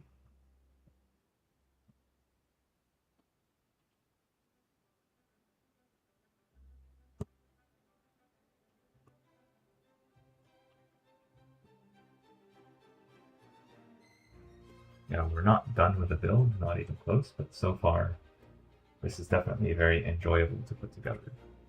I've had to use my brain a lot to think about like how to do things on a diagonal, how to like handle the offset and so on. I feel like building without the instructions puts me in the mind of the designer. Like how do you use these pieces to make something work, make everything fit together? It's really fun, and I'd say if you're new to Lego or new to Lego building without the instructions, try it with a small set. Get like a small $10, $20, $30 set and just try to build it without the instructions. You might make mistakes along the way, but that's fine. You can fix mistakes. So yeah, this is a lot of fun. It's like a challenge in the best possible way. Yeah, we're using up all the pieces like right here. These are pretty large pieces that like you think that you're almost done by the time you get here, but no. You have to do a lot of work here for this facade. So appearances can be deceiving sometimes.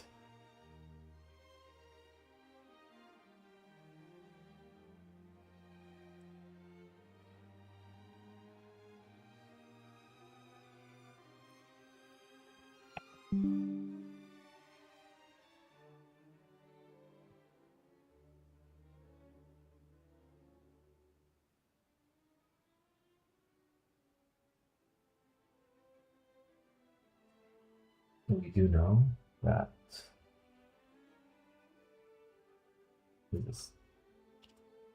Wait, that goes.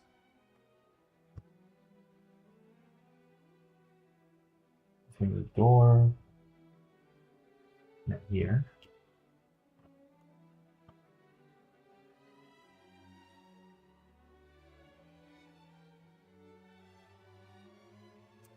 No, that goes here.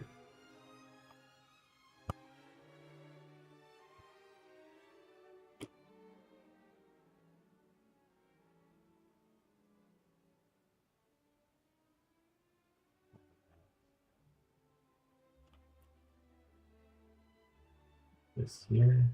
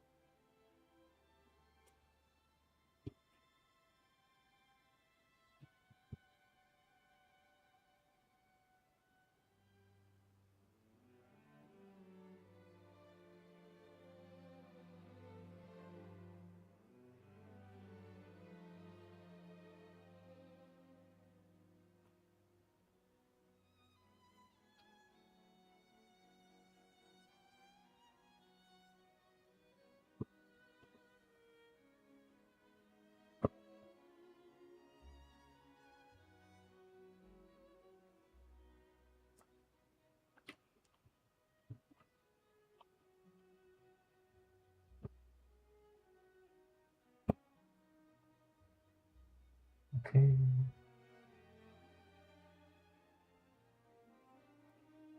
It's here.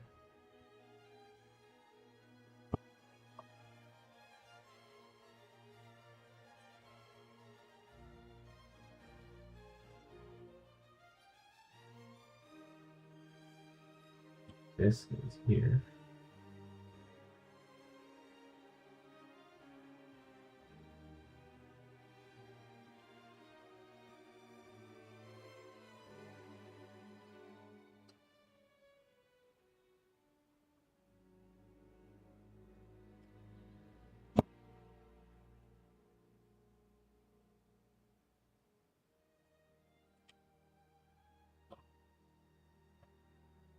This is here.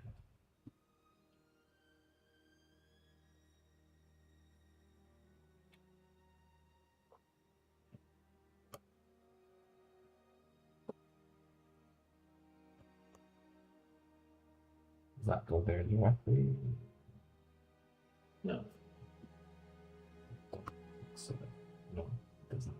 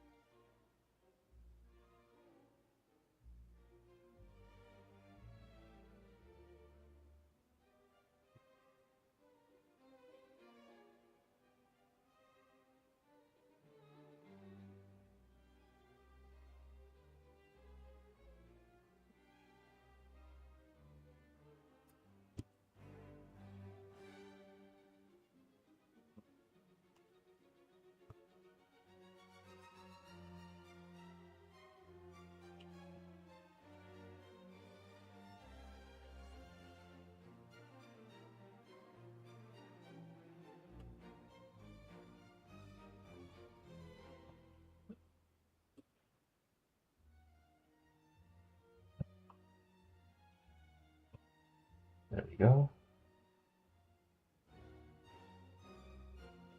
On the inside, you should be able to tile this off if we don't have any gaps. Yeah, we don't have any gaps, so we can tile it off. And we need to tile it off because we're going to add pieces on top of those tiles.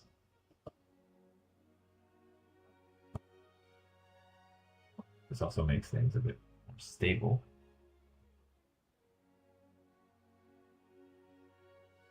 So now we have an interesting part. We're going to do this and attach this piece here.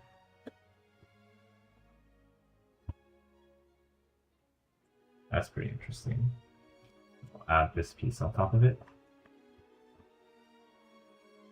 I always found this like quarter circle interesting. We're basically linking these two parts of a diagonal together, and that's going to make them stronger.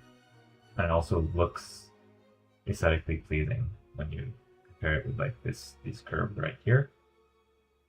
Again, I really appreciate what the designer is doing here. And now we can start to cut off these parts right here. We're done with this. We're going to come back to this in the future. Now we just have this, and surprisingly we used up a lot of those pieces that were like lying around earlier.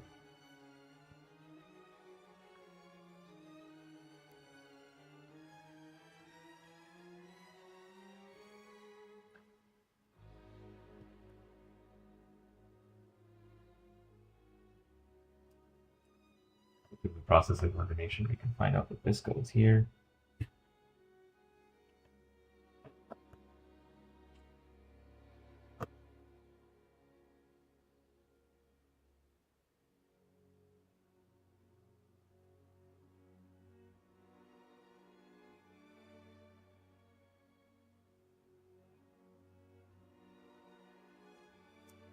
There's this piece that I don't know where it goes.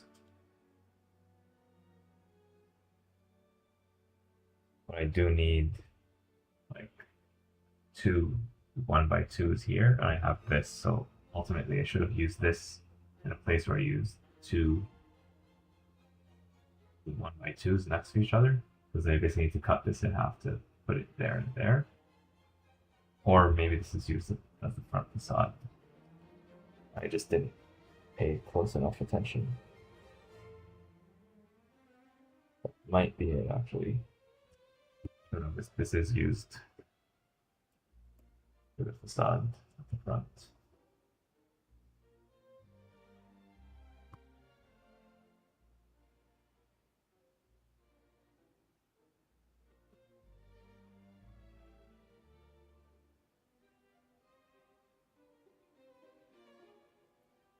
This will hold that musical instrument. It's going to get flipped here soon.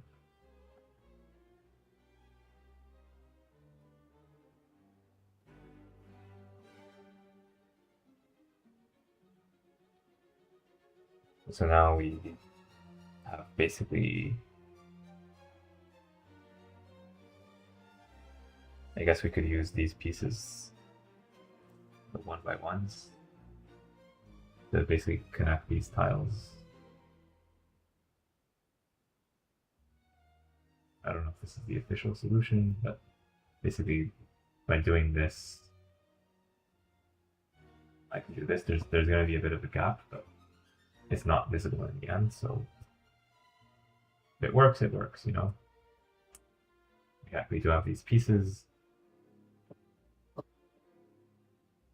Yeah, we could have used like one of these flowers as the cheater piece here because it's going to get covered up, but I prefer to keep this for personal collection or just use it when I need to. And yeah, this looks clean. This looks nice.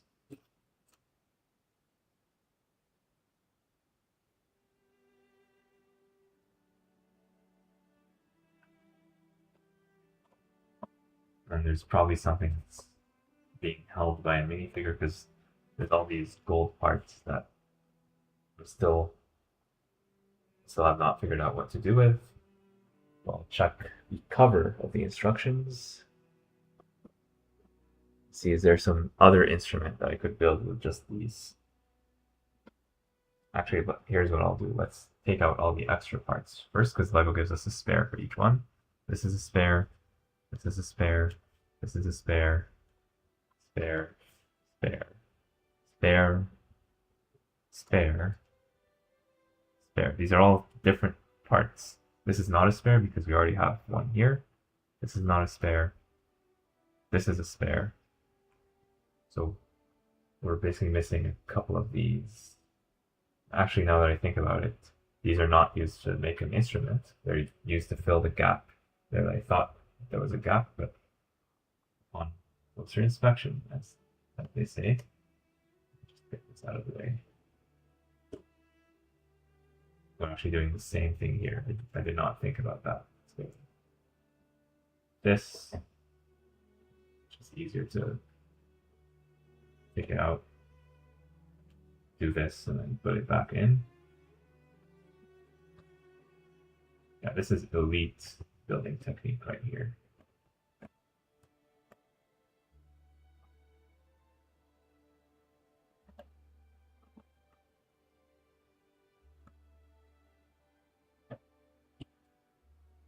I'll wait to push it back.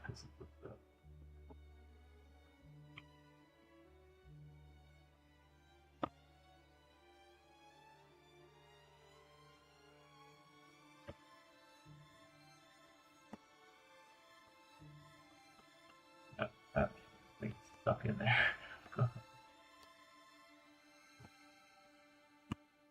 Did this help? Okay, there we go.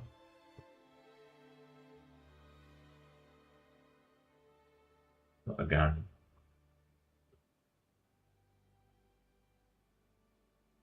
so it's strange that they would hide this golden piece there, but I guess the designer wants to increase the amount of these on the market. It's pretty hard to rotate. Yeah, there we go. Perfectly in place. Cut it off. It doesn't matter the screw mark here because it's a little bit covered up. It's back. We just add a couple tiles and then we're done with the build, or this building phase. Let's see, this goes here. This is smooth. Like you would not know that this is studs on the side construction if you had not built it, or if you're not like a huge Lego expert. Wow. Just wow. Bag 5 finishes the build of the music store, which is named Brickley's, with this very involved facade with lots of interesting angles and building techniques. This was pretty challenging to put together, and I thought that there's no way you use so many parts just for this facade, but it looks like that is the case. We do get lots of extra pieces in this bag.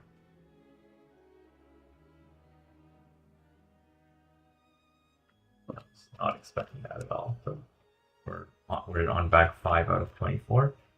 We already have all these extra parts. A bit surprising to me. I'm not complaining. Like a bit more Lego than what the box advertises. 3, 4, 5, 6 pieces. I don't know if they chose that number intentionally, but I think this is the first time that we have a modular building that the set number does not contain a 0 and the piece count is strictly consecutive.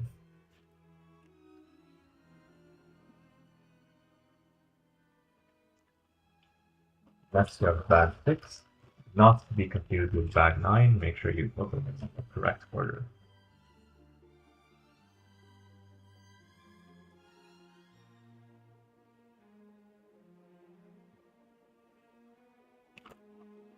Here we start to build some furniture, chairs. It's really they're selling chairs more than anything else.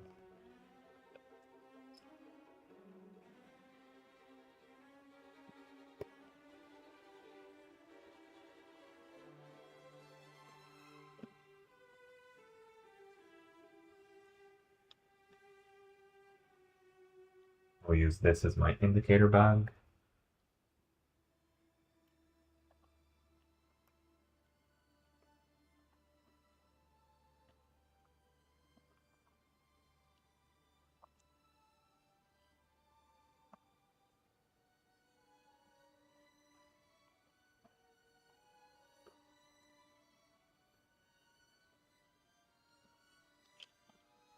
See some foliage pieces here.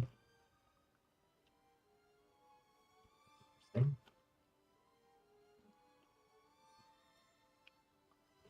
I'll just hold it a little bit like this to make sure it stays in place.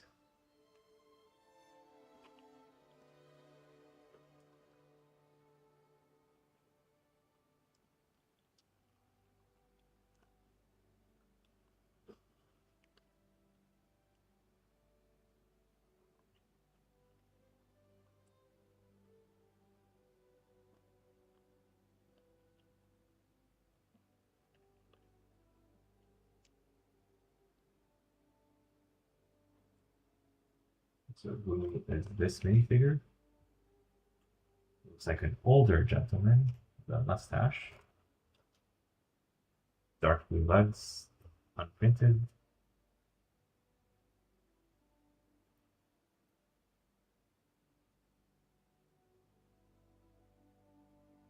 That looks to be a very serious guy.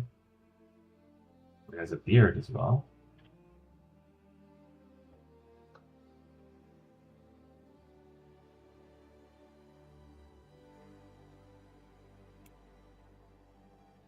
And he also has a gray hairpiece, and there's also an extra beard you could give it to some other minifigure in the set.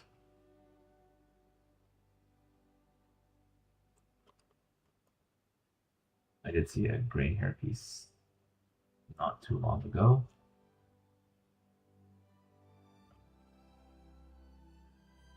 Oh well, it'll turn up eventually.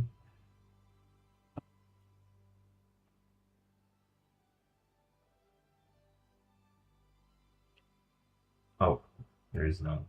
I guess I saw the beard and I thought it was a hairpiece, but he actually wears this red cap right here. This is our minifigure. It's the furniture store. I like the print here at the front. Print at the back is also nicely detailed, but there's no side printing or dual molded legs. Now that LEGO is increasing the prices of these sets, I think that we should start asking for these things.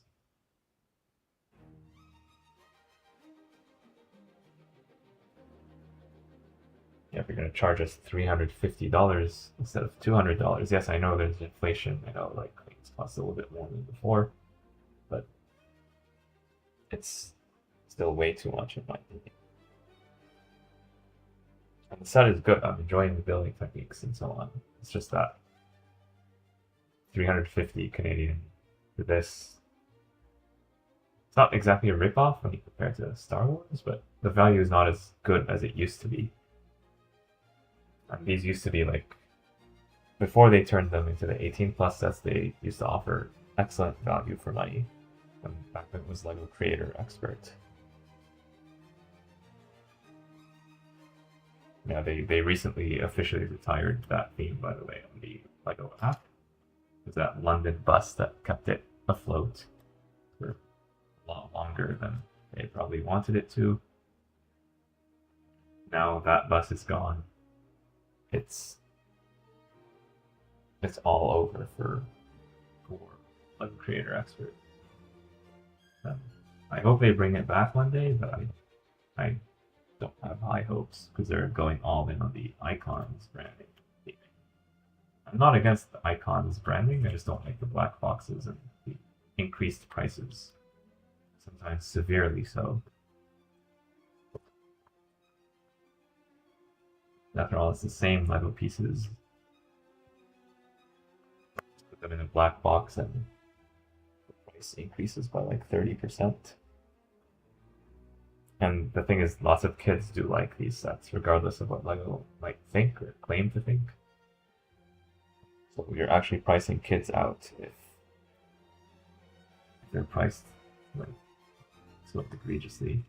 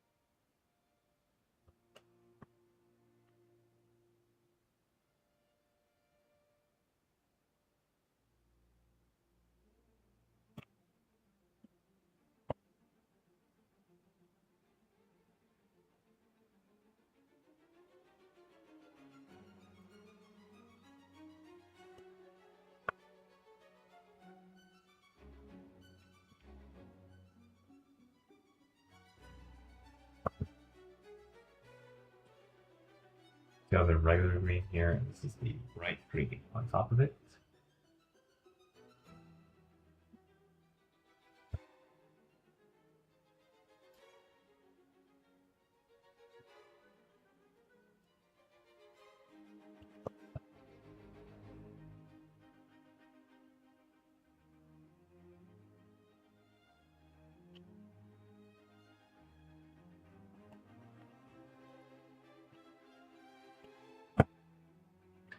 We have these very nice tulip flowers, which are from the Botanical Garden 2024. They make things a lot more detailed than the previous flowers that I used to do, including the very old ones, like with 4 petals that look very pixelated and Minecrafty.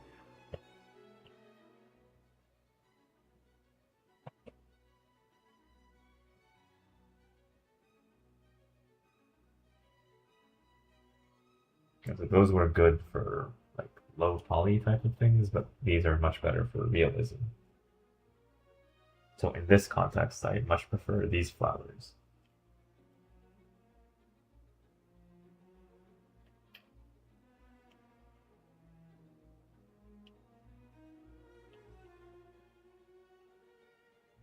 Just isolating all the extra pieces now, so I don't use them by accident when I don't need to.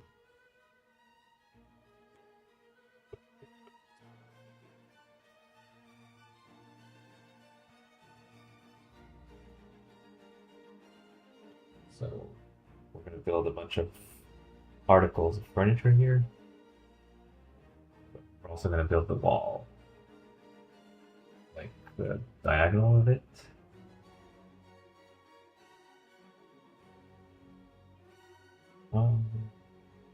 Let's do the furniture first.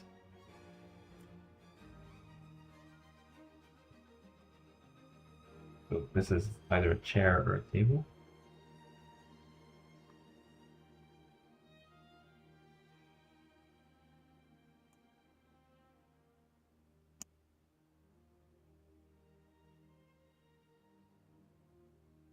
And if it is a chair sword, then it has to be a chair, but I think it could also be interpreted as a table, depending on how you want to look at it. Like some of those like small coffee tables.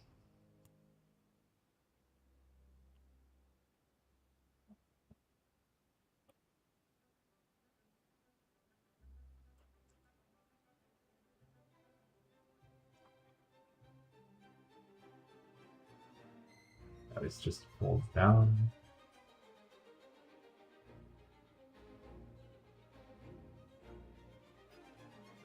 I'm not going to complain about this red pin because it's going to be hidden by the tile right here. So this is like a chair or a table.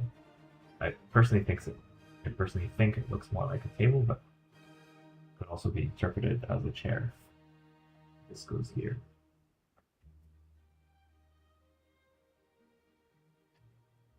Next up, we have this yellow chair.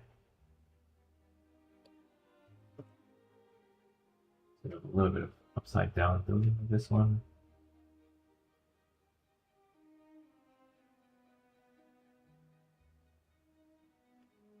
This inverted tile right there.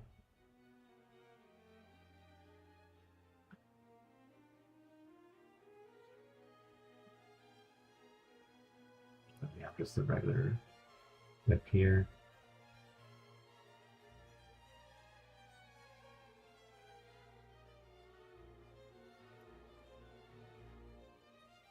So by LEGO standards, this is probably a sophisticated chair as far as main figures are concerned.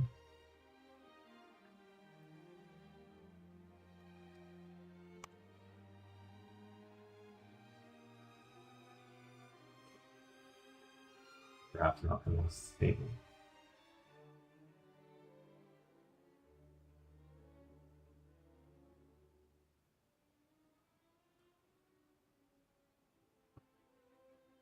I feel like this does not attach directly to this. Actually, if you rotate it, yeah, you have to rotate it such that, like, yeah, then it works. Okay. This gets attached to this anti-stud here.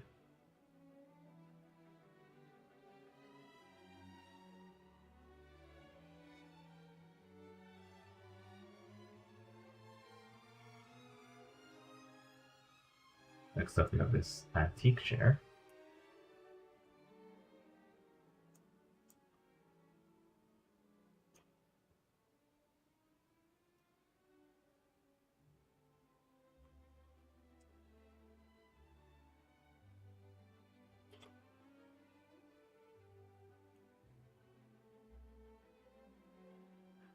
That's definitely an interesting design right there. Usually you see this part like used in mechs and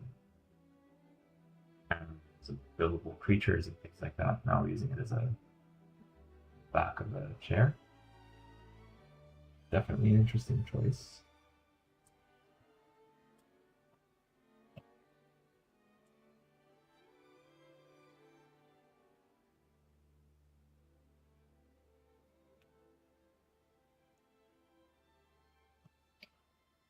Pretty good armrests as well.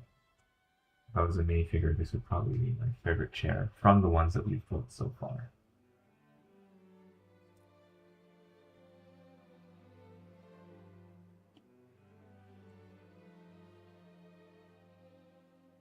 This one goes basically here.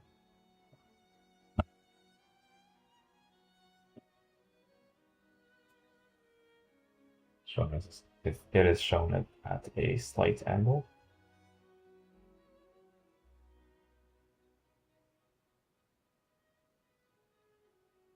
Then you have a small build with like the counter, whatever you want to call it.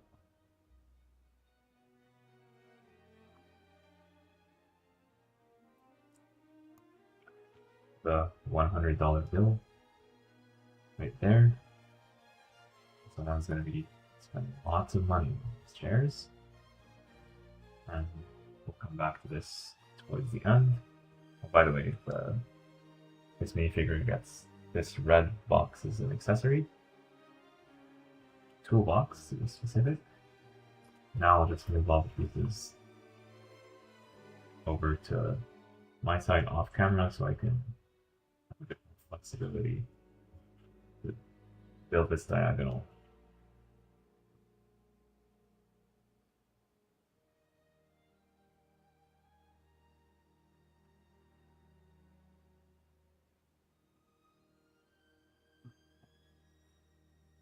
So we'll start by actually just doing this wall. There's only one level that we do this time.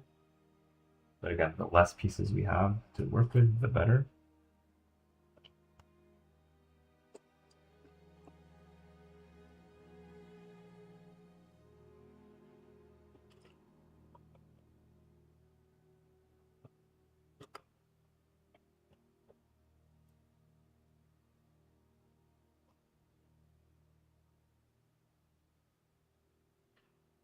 And I guess at this point the diagonal starts.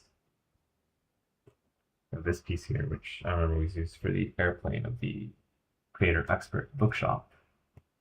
Maybe that's a reference to it. Or maybe the designer just found that piece convenient, I don't know.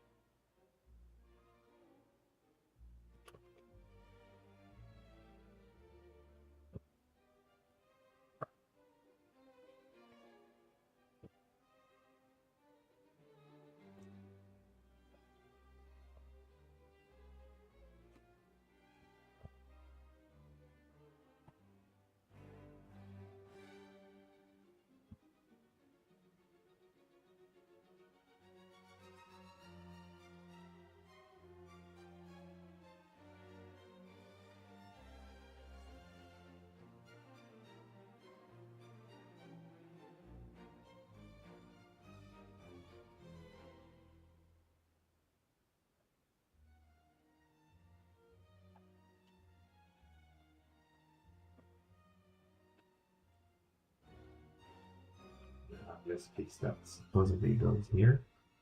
It looks like it does fit, so that is good.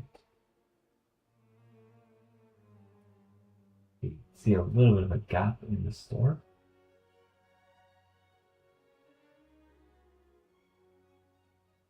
guess it's a very minor thing, all things considered.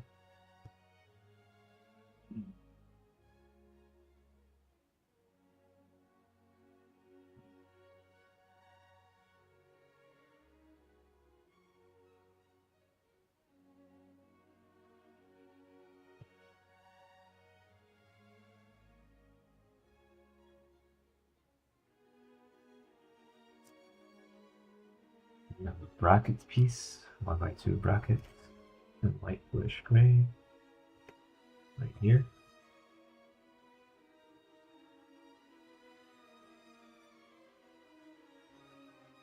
We have what looks like to be a dark brown piece.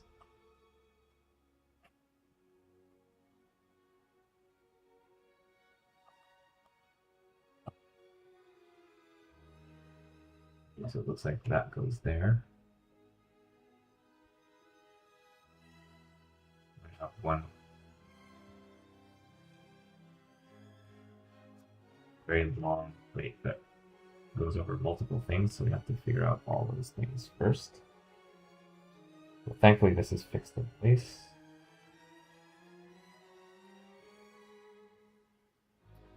We have what looks to be like a 1x1.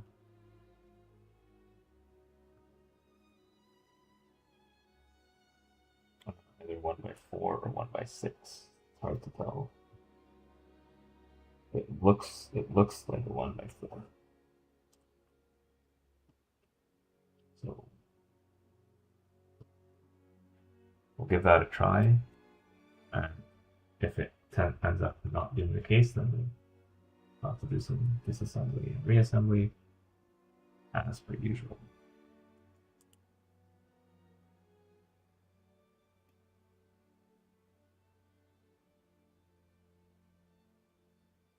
There's no good way to, for sure. You can always look at the instructions, but I refuse to do that. I think if you're just beginning though, like if you're just starting to build Lego without the instructions, and you look at the instructions at the very, very beginning just to help get yourself unstuck, I think that's okay. I never needed to do that, but if you feel that you need to do that, it's better to do that and to always build with the instructions anyway, if you want to develop this skill. Just like with coding interviews, sometimes you spend so much time on the problem and you're like, oh, I could sure use some help with that right about now.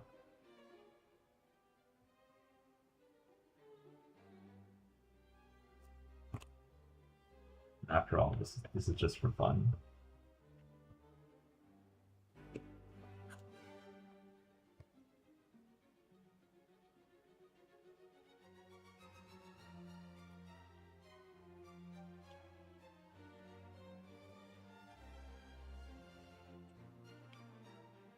We have here like this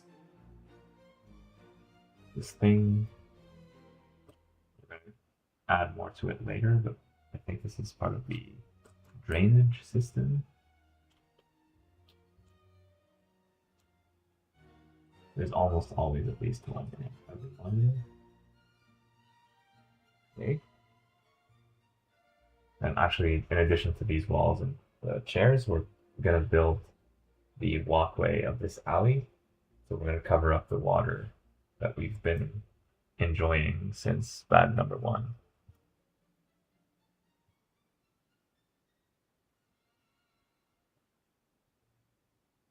So how do we do that? Well, I'm going to use up all or almost all of the light bluish gray pieces to basically create something that will attach here. It's going to have to involve some panel pieces, I'm sure.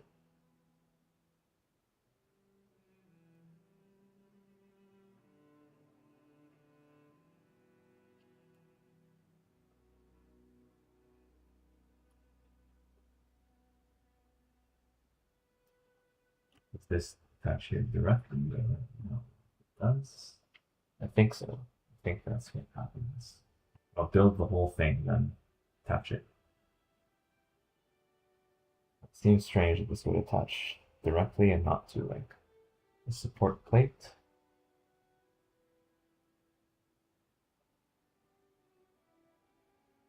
I see that they're doing some strange things here with like studs going in all directions. This is going to be one of those fun builds.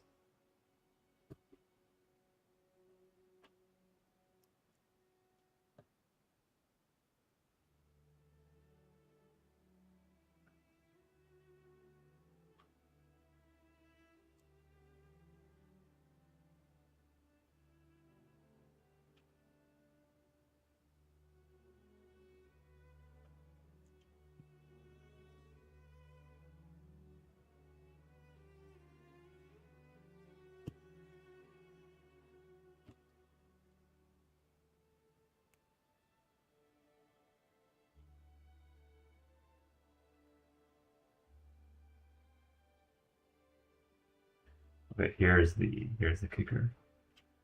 There's going to be like a stud reversal. Where's the piece for it? I'm not seeing that.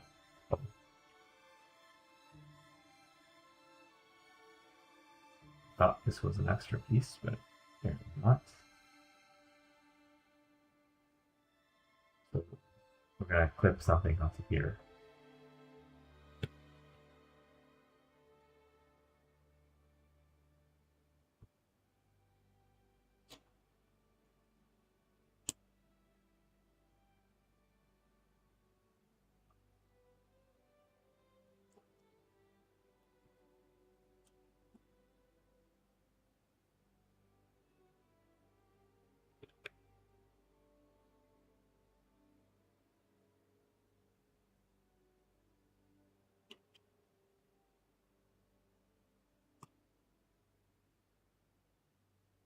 But this is gonna get attached here, so you see how we go from studs to anti-studs. It's pretty smart if you ask me. And yeah, if you look at this, you would not realize at first glance that there's like multiple building directions involved. This is very interesting to me.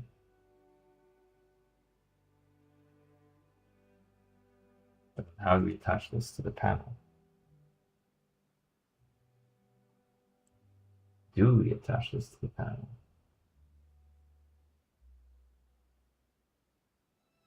That part is not clear, so it looks like the panel and this are independent for some reason.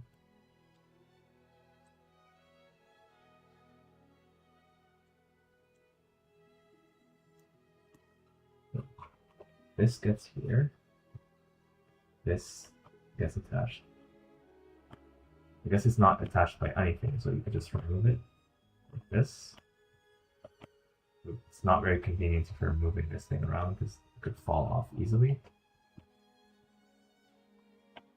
Yeah, but at the same time, I don't know how to link this with this.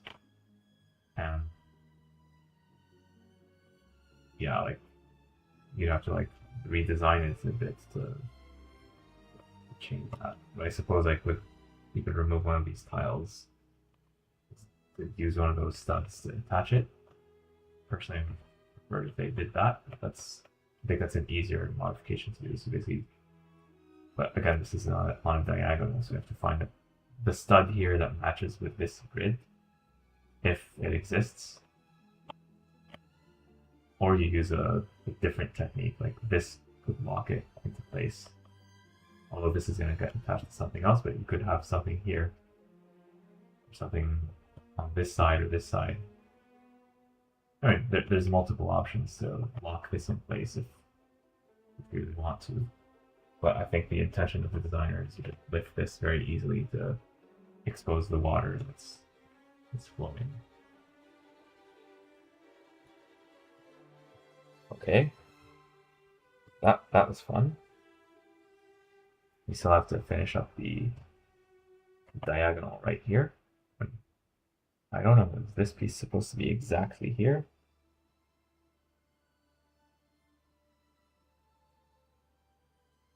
Let's see.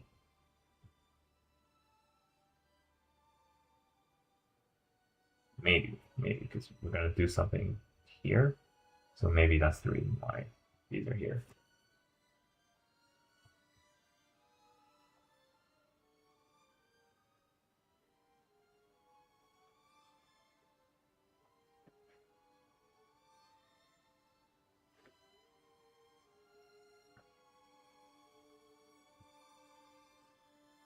Okay.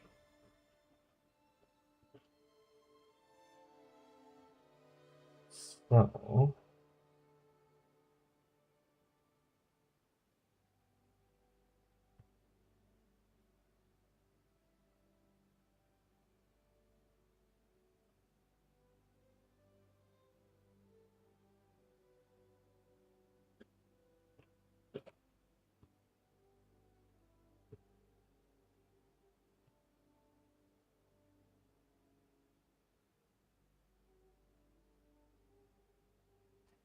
now we need to use these remaining pieces for the entrance here, as well as something that's going to go here. I'm not quite sure what it is.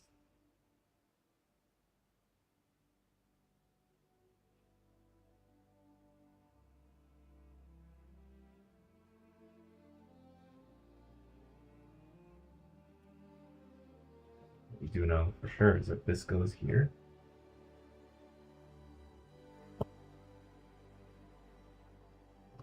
Paste.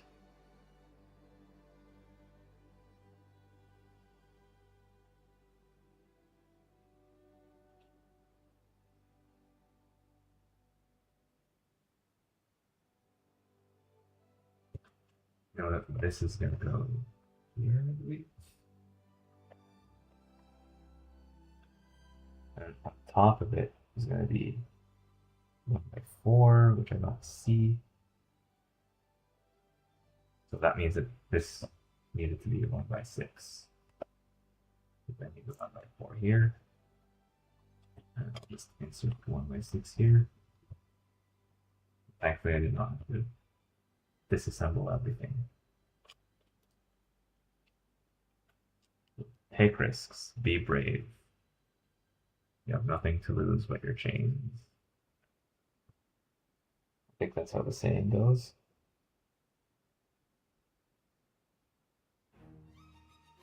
Something to that effect.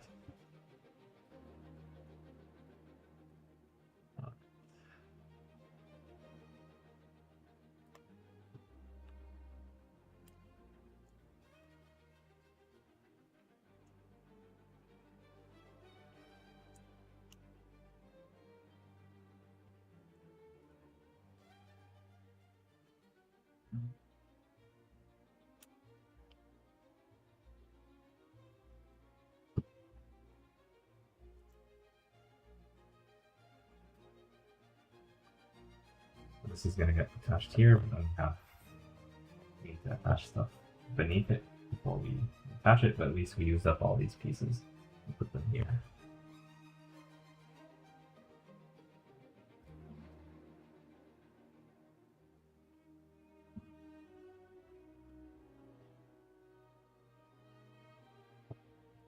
Next thing, pretty sure, based on process of elimination, that 4. No, it's only 6.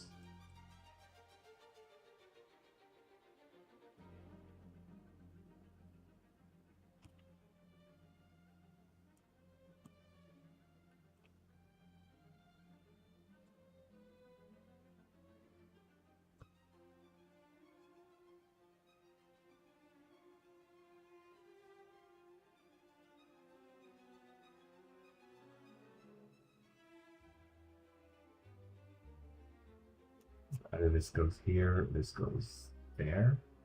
I don't know. And on the other side, we have the 1/1. But I do know that we have this. And usually I build like from the bottom up, but this time I'm going to build from the top down just because that's what is more visible to me at the moment. And the more I absorb these pieces into here, the less pieces I have to worry about. this eventually is going to go somewhere around here.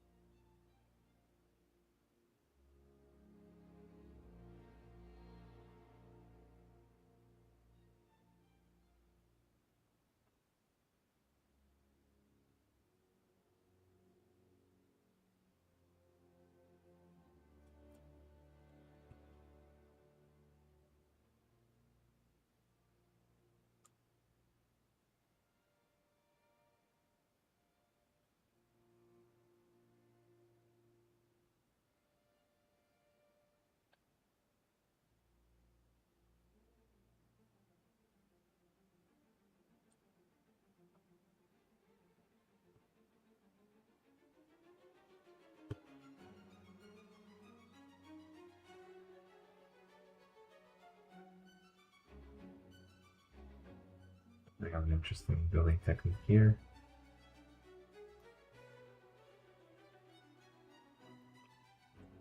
I think if this was a plate, it would actually fit. It would be in system, but maybe it would be stressed too much. So they went with this approach with the tile. It's a nice greebling decoration right there.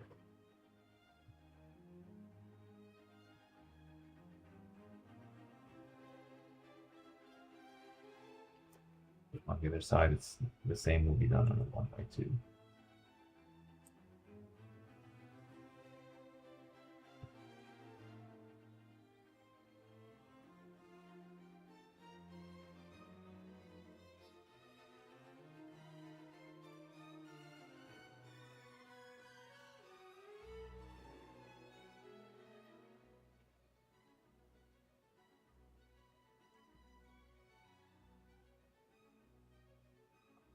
There we go.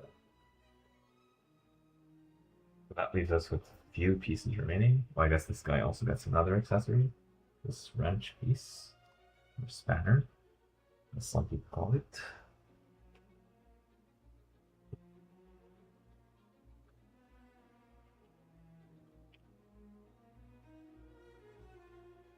So only a few pieces remaining. We need to put these here, and then that would basically finish this building phase.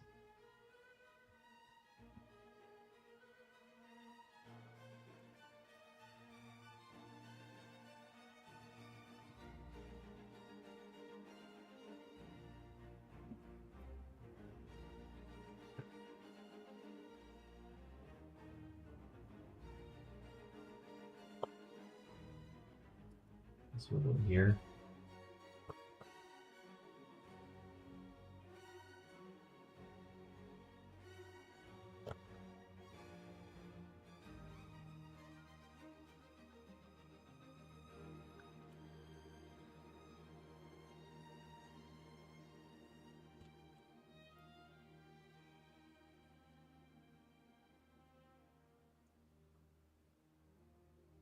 This goes here. Now I can see that I have this also there.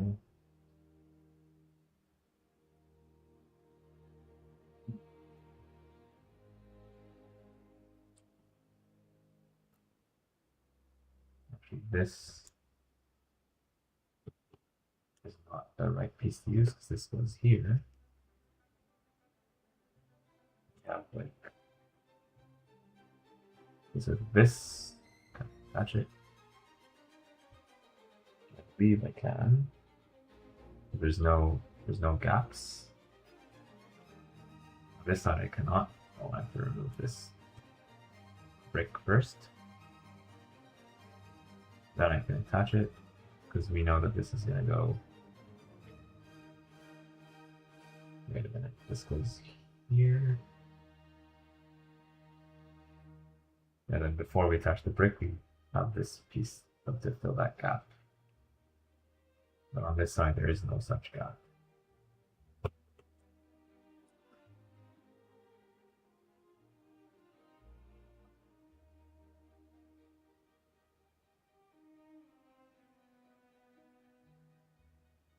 piece that fills the gap is not going to be visible from anywhere, so it could be anything. Well, try to do it last, just to avoid any possibility of a problem.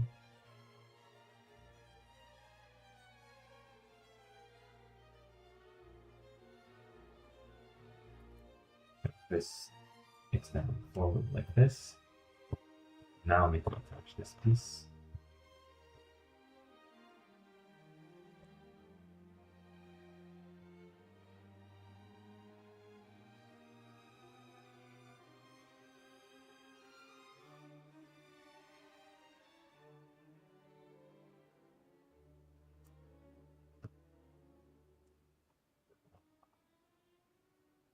Here we have this one.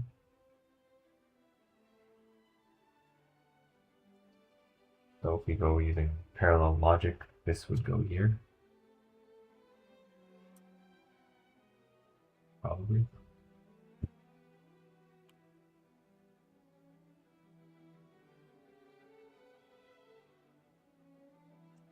But then we also need to fill underneath here.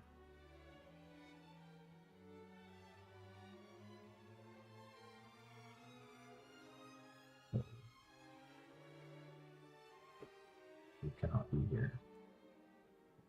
This needs to go here. This goes here. I thought it was an extra. Do we need one more of this? Otherwise I can put it here. So I think at this point we can attach this in place. And hopefully this, yeah, it does get connected to those yellow plates underneath. It's a tricky angle. See now that this goes here. I'm pretty sure this goes here.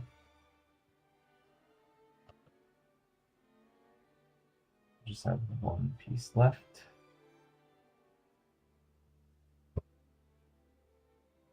All right, that was interesting.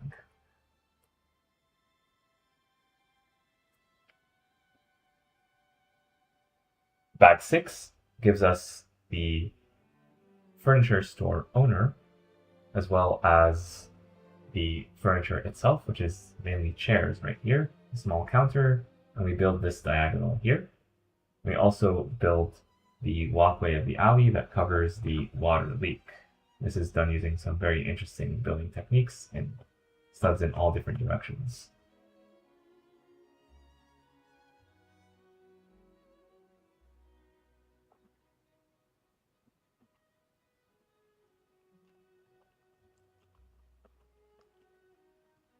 Next step is bag 7. So we're done with bag 6. Now we're doing bag 7. 6, 7, 6, 7.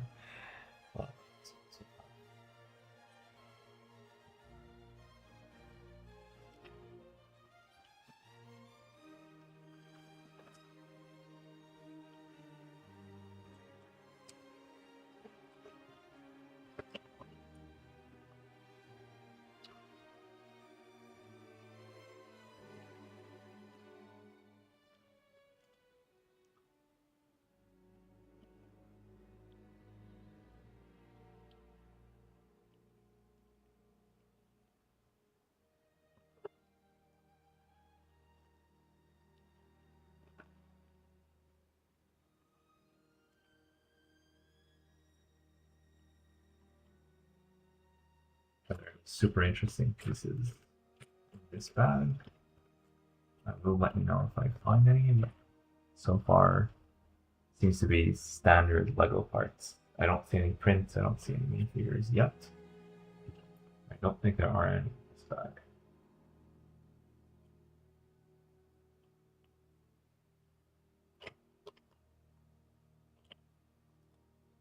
That's not print either. I'm just thinking they should have included a jar of mayonnaise and put it in the music store. That would have been hilarious if they did that.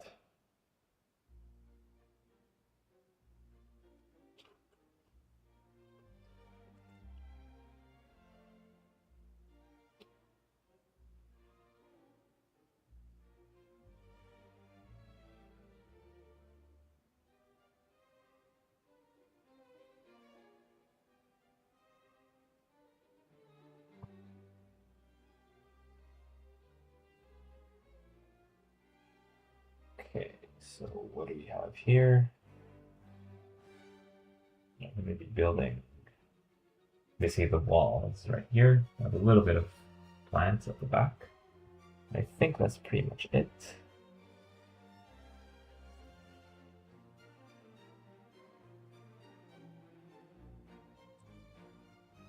Yeah, we have a little bit of interior detail. Oh, and we have a dumpster out back as well.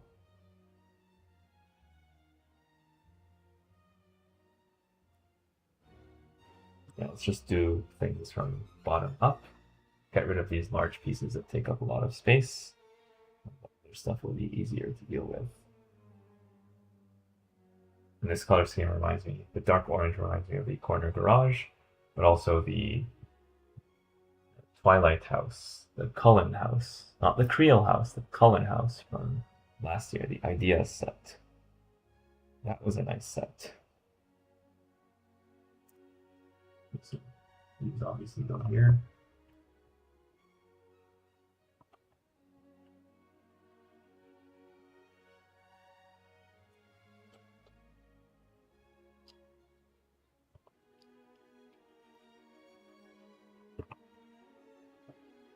It's rare to see like bricks of like 2x2, 2x3, 2x4 in an 18 plus set, just because everything is so detailed. It's good to see them. They feel like old friends.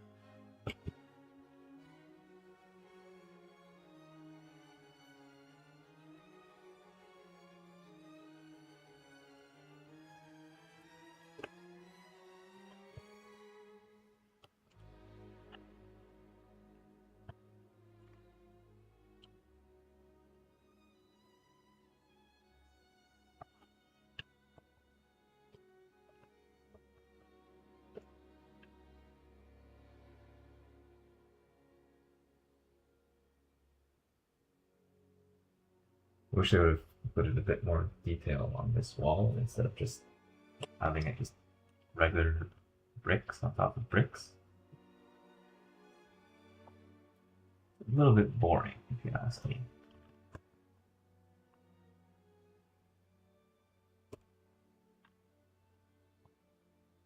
I suppose they did not want to spend too much budget on this particular part of the set. At least it's clean and consistent.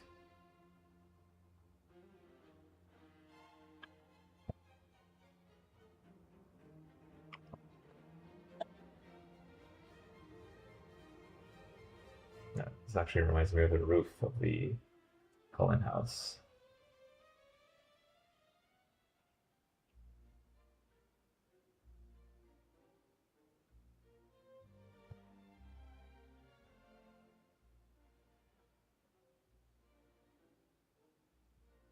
I'll do the same thing as before.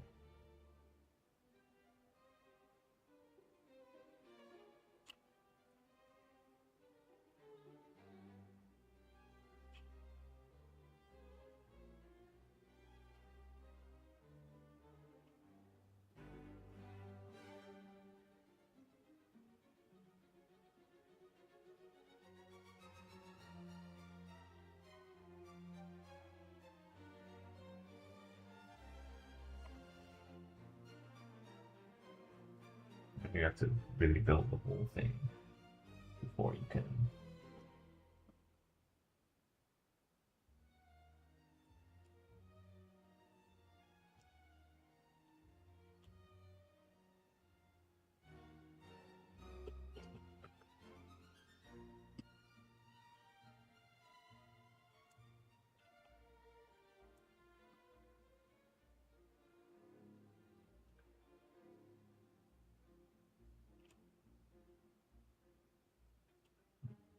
Bracket.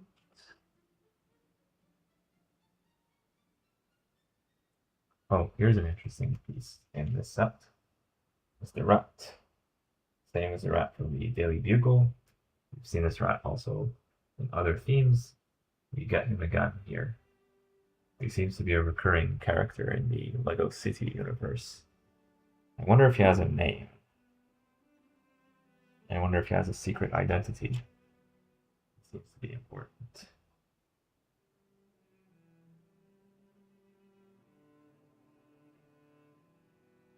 So for our purposes, this is enough that we need to build separately on the side. Then we can attach it and start building stuff. Normally again, as soon as we figure out what piece goes here, we have to not have a gap here.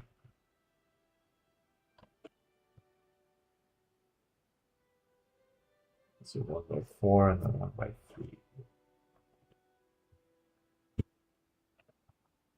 So now we can just attach this.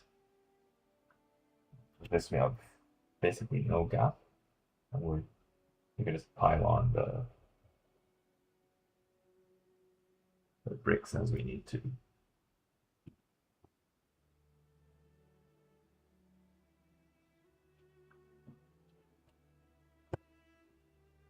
Come back to this when we fill this.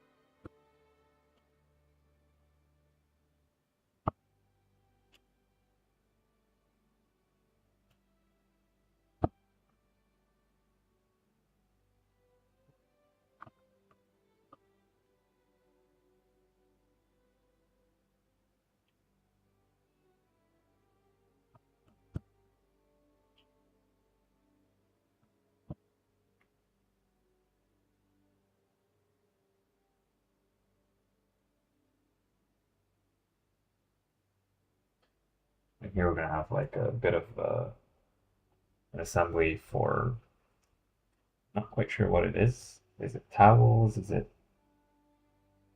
I don't know, build it, but you can decide or help me decide what it is. Basically we have these plates that are attached in this way, or tiles rather, not plates.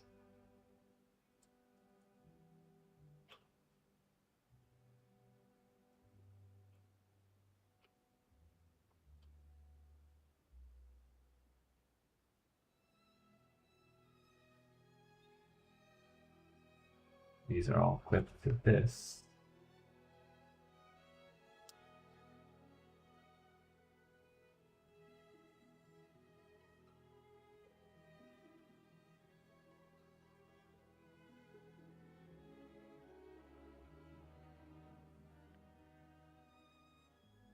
And then this is clipped to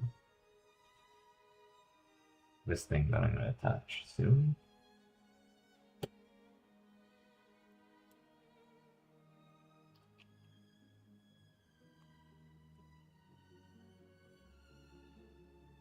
No idea what that is.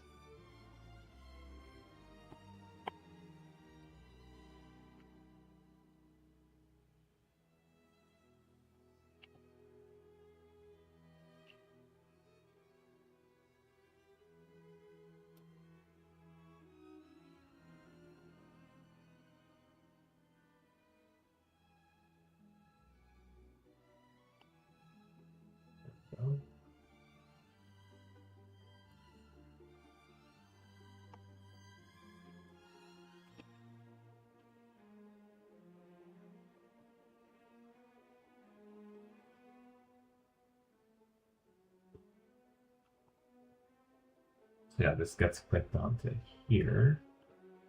Not make sure what it is exactly. It's either some clothing or furniture, tables, tablecloth, a cloth for chairs if it's strictly a chair still, nothing else. Some product for sale.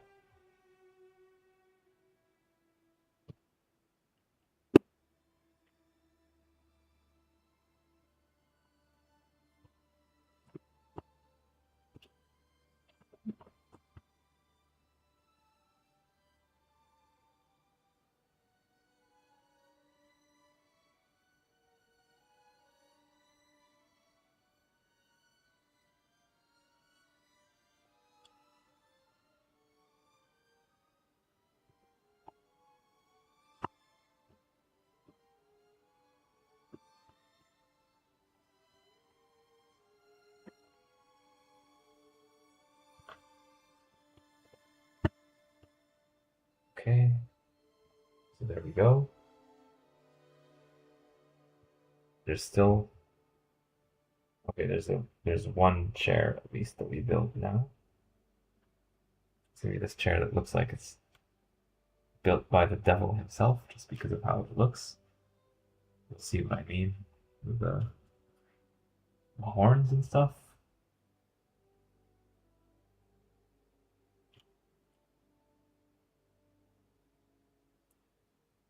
This is a chair that minifigures cannot sit on unless they're held by something else.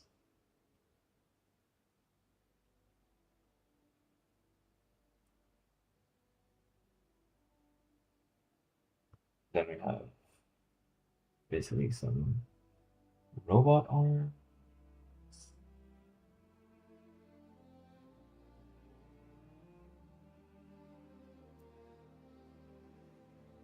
This one.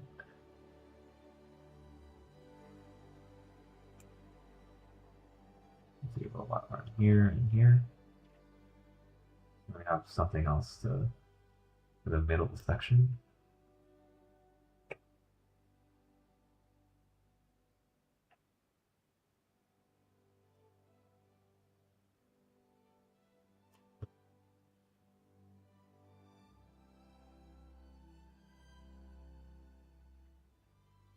It's one of those studs with like it's this piece basically. You have to insert that in here. It's hollow, so it doesn't impact the height of this particular piece here. And then yeah, with that we can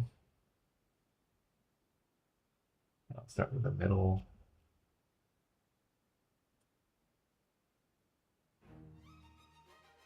Yeah, this, this.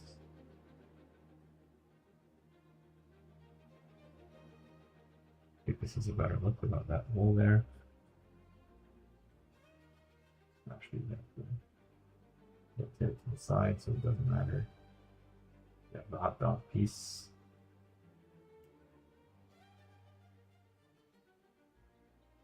I have these horns.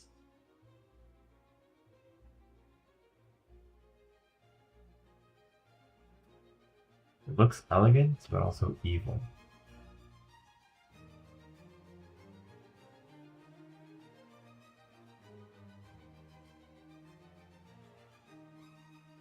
Yeah, this is like a chair that like the bad guys are gonna use. Pretty funny. But hey, if you want to have a bad guy chair in your Lego City, now you can. At the very least, this will provide some good inspiration. And this one, it's very easy to twist it out of place. Like the arms and the hot dog and stuff.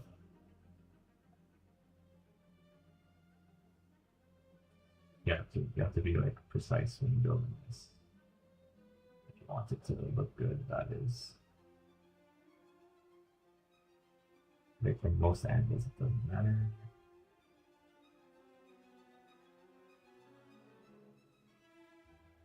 This this one. Let's see. Yeah, there we go. This one gets attached. That hollow stud of the jumper right there. With that, we can go to build the dumpster. Also have the foliage pieces at the back.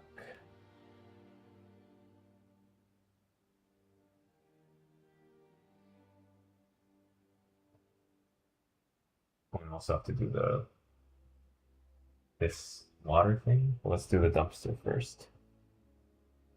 Just have a bit of a change of pace.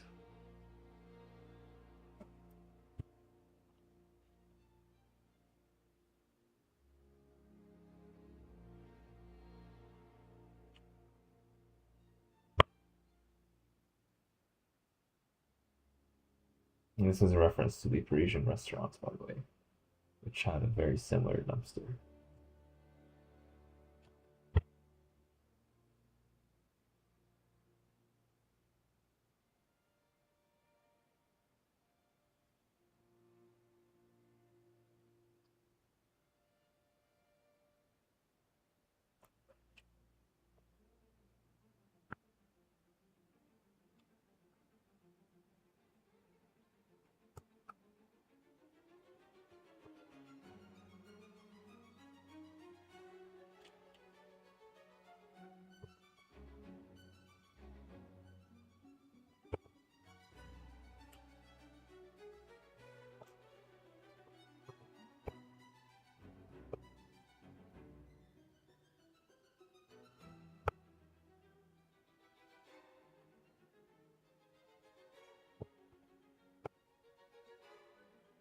Might also be a reference to the Sanctum Sanctorum from Lego Marvel Modulars.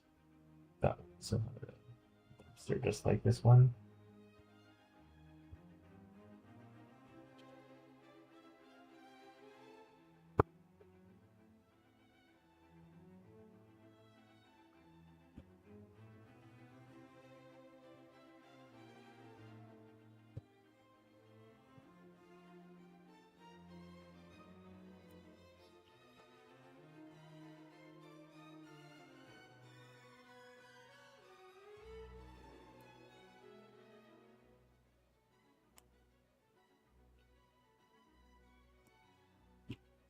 This is the lid.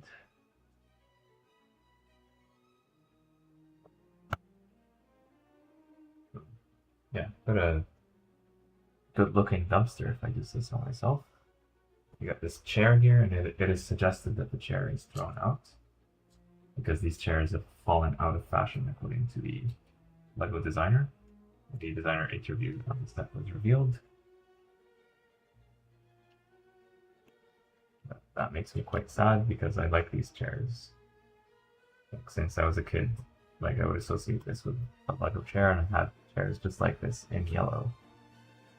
Apparently times have changed and Lego minifigures want fancy chairs now, so these ones created to the dumpster. So before I attach the dumpster, I know there's going to be like some foliage pieces. The dumpster is going to go from 1, 2, 3, 4 here, and then I know there's going to be this piece that goes here. The flower, it's just easier to attach this first. Then we have the dumpster. This can open like pretty much all the way. Yeah, that's pretty nice. It also reminds me of the scene in Dragons Rising where the old lady is saying, "They're throwing away perfectly good dragons now." And here we have a major hint as to what the reason for the water leak is. Of course, you can always invent your own stories, but I think with the designers of the set are really painting a rather obvious message with the rat carrying this piece here coming out of this hole. Oh, that seems ominous. And it reminds me of what they did with the bone and the dog in the Natural History Museum, so it might be a subtle reference to that. If I recall correctly, there was a rat in the Natural History Museum as well, or at least the location of a rat, like underneath, like at the very bottom of it. Came out in 2023. It's been 3 years since the museum. Wow, time really flies.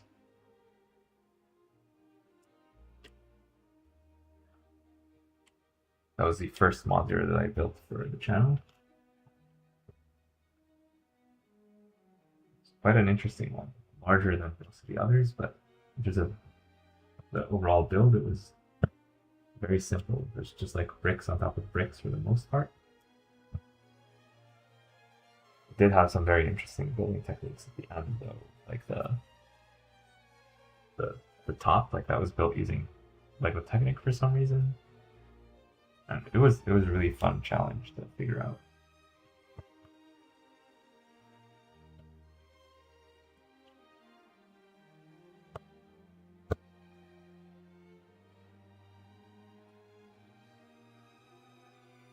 I think we're done here, or almost done. Yeah, just the water stuff. Not spouts, but the drainage, whatever it's called. And interesting enough, we have a reference to Spider-Man, or was this a cast? I think we've seen this in Lego Marvel.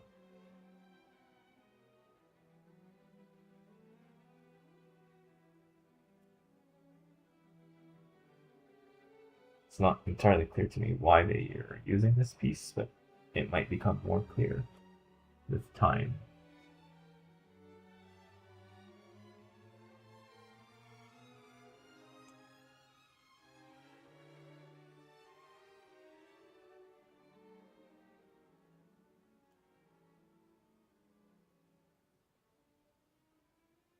This is going to get attached here.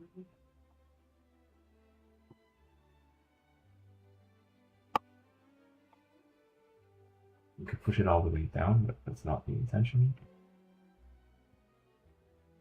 The intention is just to like not have a gap. Here there is a bit of a gap, so I gotta push it down a bit more. Yeah, I believe that's how it's supposed to be.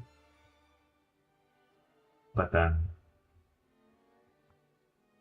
I have to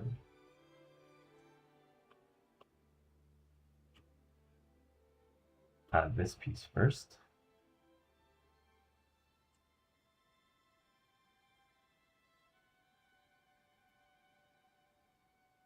And look at this one closely.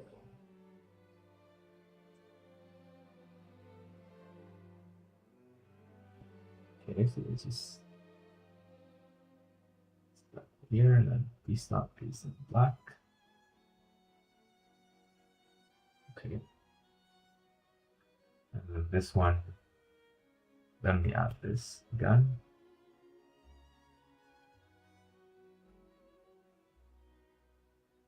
And this one is attached here. We have no choice. It's fixed by this piece in this position.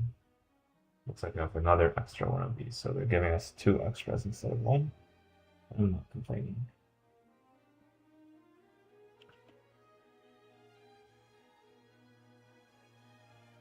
Bag 7 builds this dumpster right here, where apparently these chairs have fallen out of fashion. Add a few more foliage pieces, and we build the walls here and here, and build this evil chair that looks like it came out of a horror movie.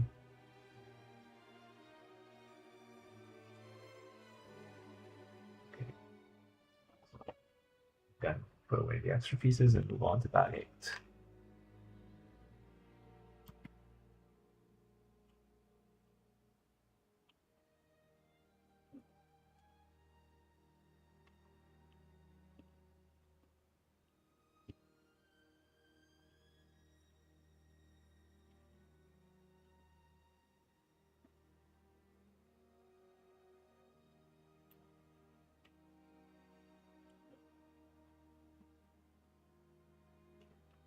Yeah, lots of extra pieces.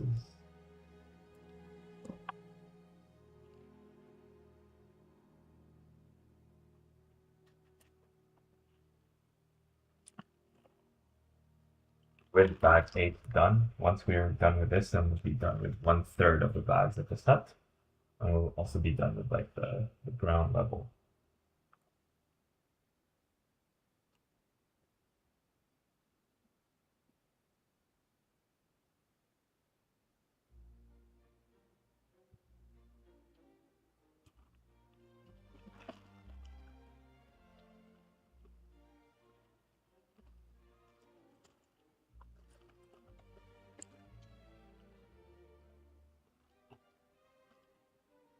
Let's see a printed piece. Let's see a print.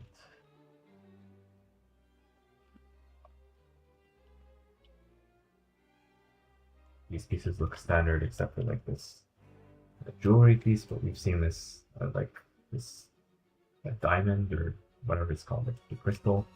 We've seen this before in a poly bag, so I'll just empty this off camera. All the other pieces look pretty standard to me. Same thing here, all these pieces look pretty standard to me. Yeah, they are.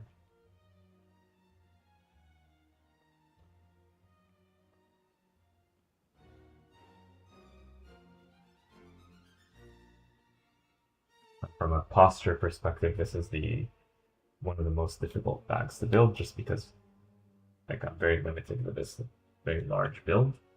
But after this, I'm gonna have much more of a footprint, because I'll just be building like small parts, and then I can move this out of the way. So I'm looking forward to that. Here's a better look at the print. It's a very nice print right there. The mold is not new. We've seen this in the Enterprise from last year, but the print is new and currently exclusive to the set, or probably will be always exclusive to the set. It's very nice. I like the gold on that. Things like this reassure me that like my money has been put to good use. I just worry that yeah, the prices keep going up. We're getting some prints, which is good, but there are certain alternative brick companies are offering like 55 prints in a single set for 1/3 the price of this.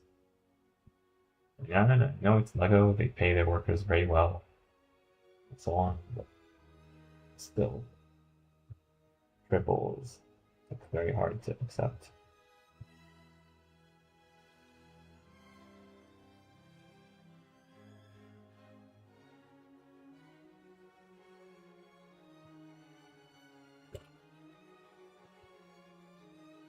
This is also a nice print. Big sale. Has like some retro vibe to it. That's nice. Looks like they're liquidating the old unfashionable chairs. So we're at a point in history where they're falling out of fashion or have fallen out of fashion, but they're still in stock. So they're being liquidated. That's funny.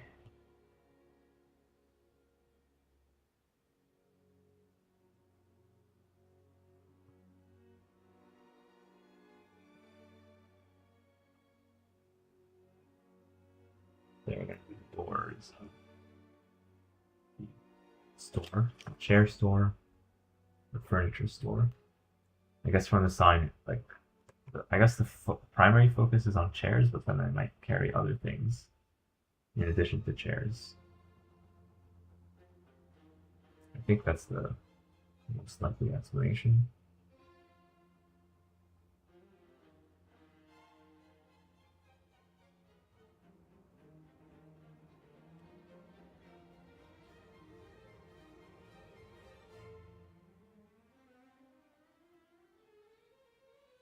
We're using these bullhorn pieces or cow horn pieces as handles for the door here. Oh, we've got.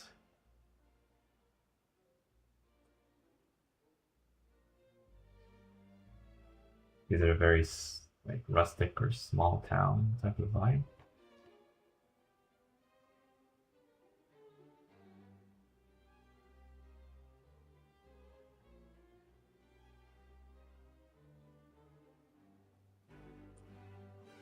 This one does not get attached directly here. There will be like a place on which to attach it, I believe, with these jumpers.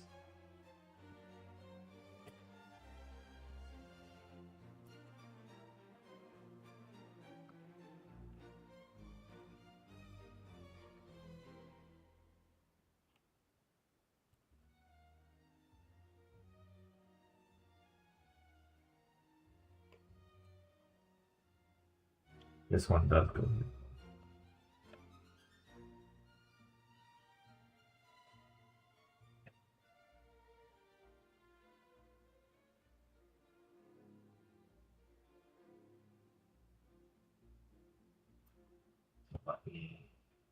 I'll do this stuff first around the back because there's less facade there, less things that go wrong or difficult.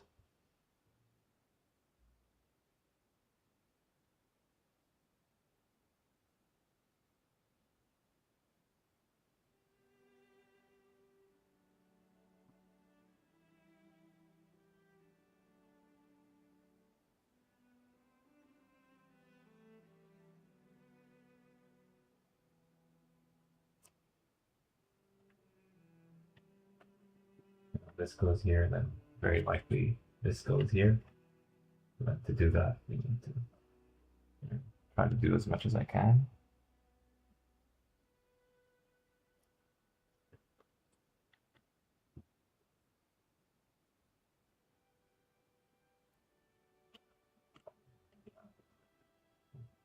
Free from this point on.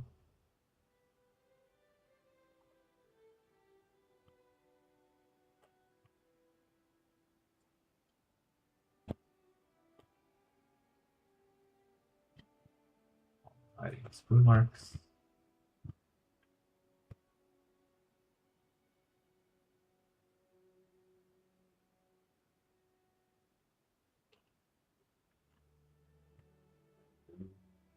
Six.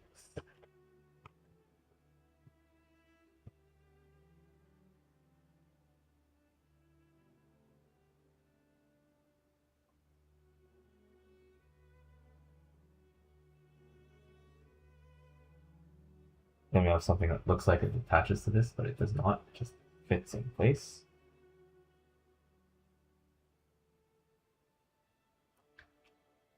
First, these 1x1 plates.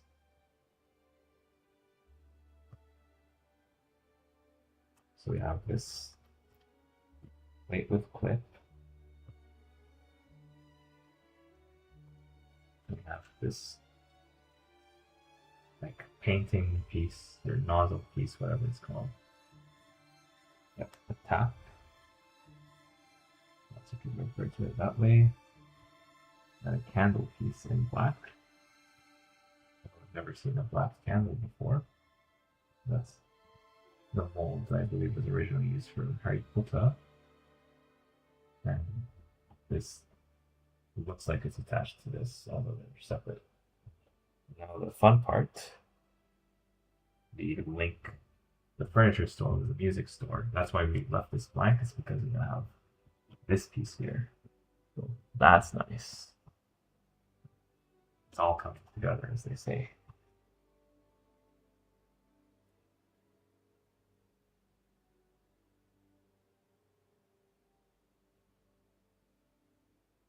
By 3.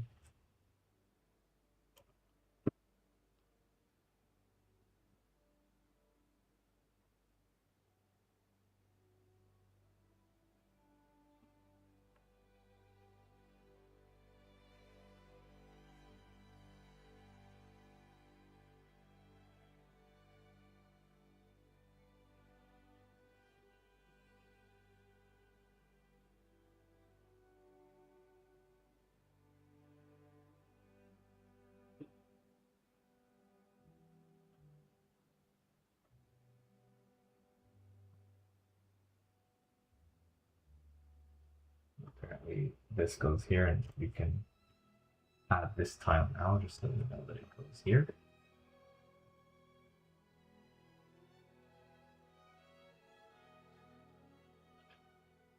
We also add this tile here. Same thing.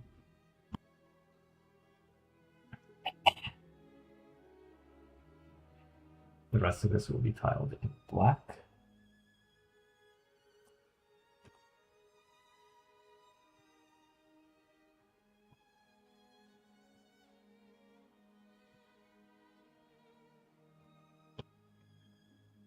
It's very fancy. That reminds me of the Lego Ideas piano. I think that set retired recently. Or maybe it's going to retire this year, I'm not sure. That's a set that's on my wanted list, but I was never able to justify the very high price.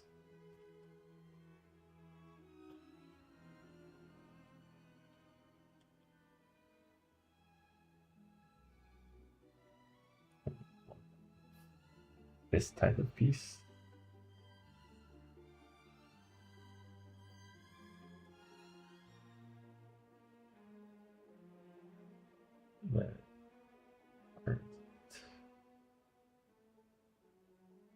Oh, it'll turn up eventually.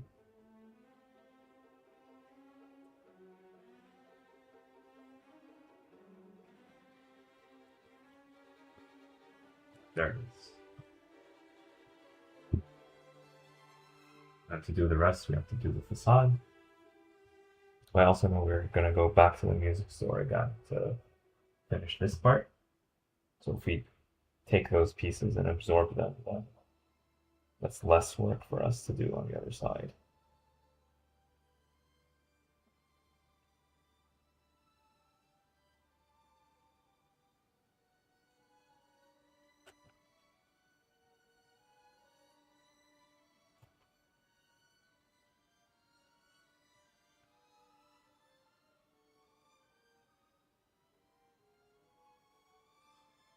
So here we're going to do like the stud reversal thing.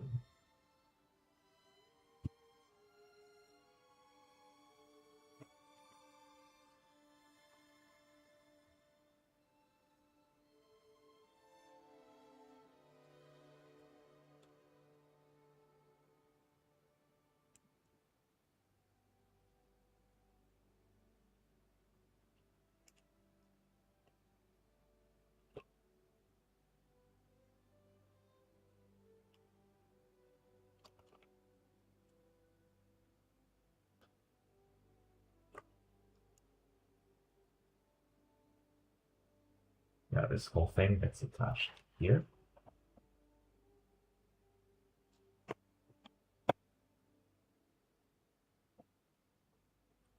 I wonder why we have these pieces here, because it's not perfectly flush that way. But I'm sure there's a reason for that.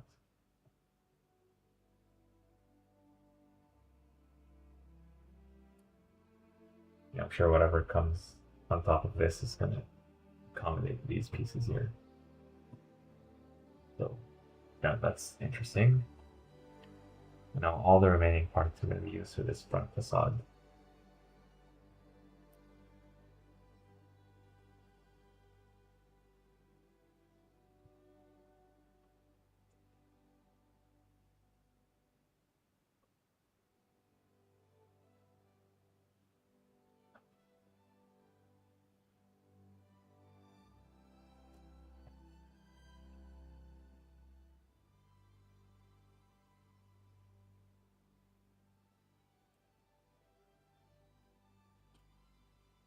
A bunch of these stacked on top of each other.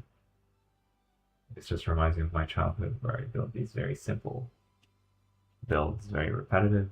And I think the designer is trying to capture that same energy right here. Is he saying, yeah, I can make this as fancy as I want, but I'll make it simple and give you like a good callback to your childhood. I think that's the intention behind this.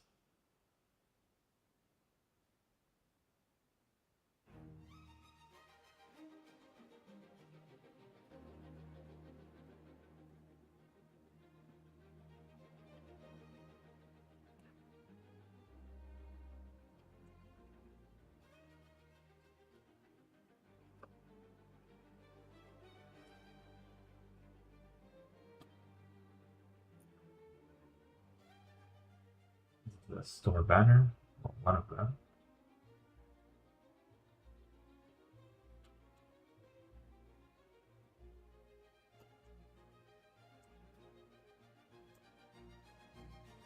This is the other, and I like the fact that they use the correct tile, or correct plate on each side, so that the color appears uninterrupted.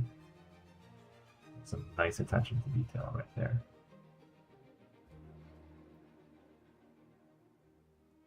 Yeah, because if they use if you put these in like the wrong order, you'll see like this mismatch. But if you do this, then there is no mismatch.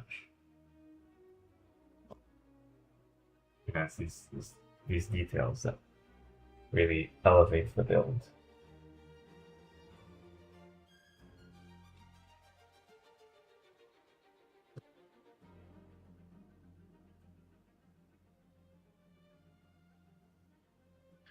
Yeah, we're gonna need to attach the door at this point.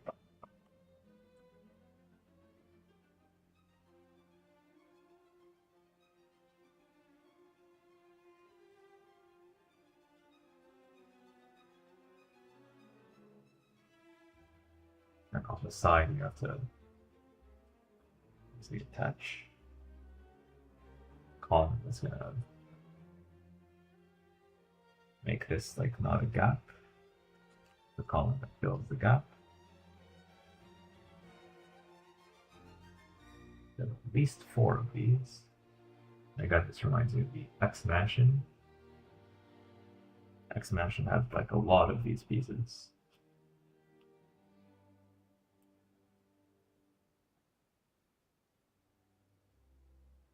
That was also an extremely overpriced set.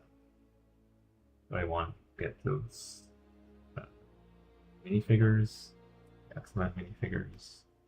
I also wanted to get the gift of purchase, so I bought it on day 1. I asked my viewers, do you want this or the Botanical Garden? And they voted, I believe, narrowly for the X Mansion.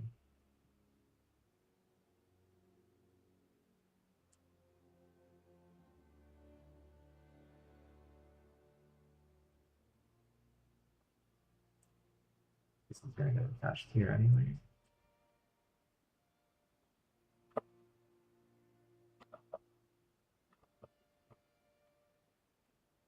It's just one of the things I need to attach. It goes here, but then there's going to be something else over here.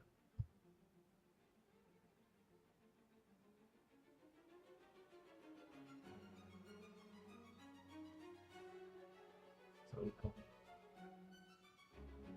the back one, we have this.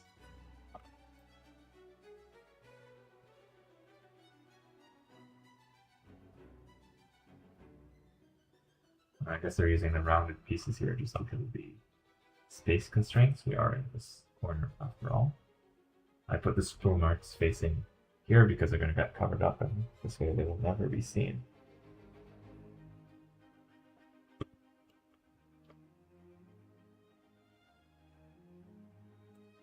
This I believe goes next to it. It's pretty hard to see from this angle.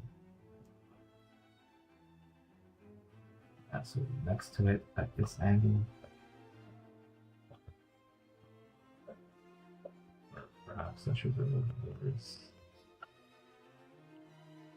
Insert this into place. And put it back here.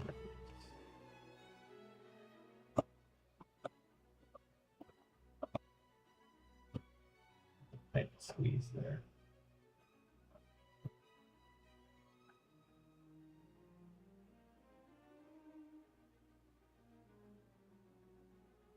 Lock these into place.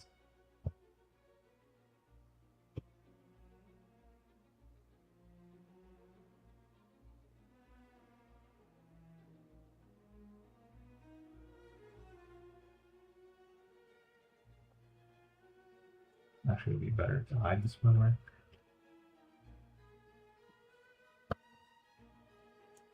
This way.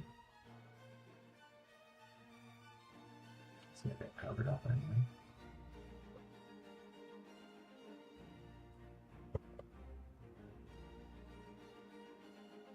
Over here, I see some black jumpers, I think.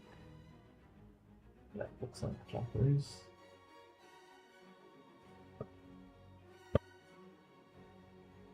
I hope this is right.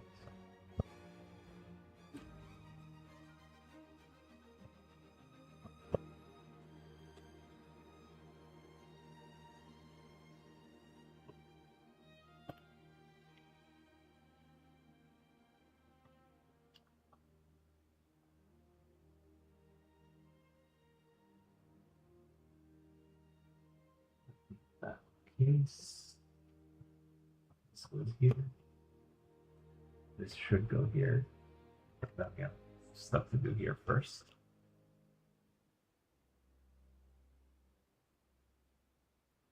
My guess is that it's going to be this, this, this.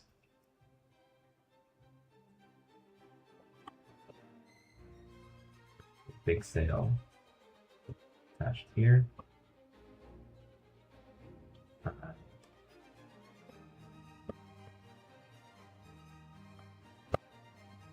Yeah, this piece locks everything into place on this side at least.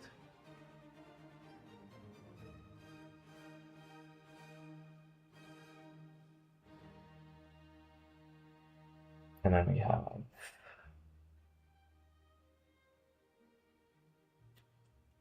this piece goes here directly.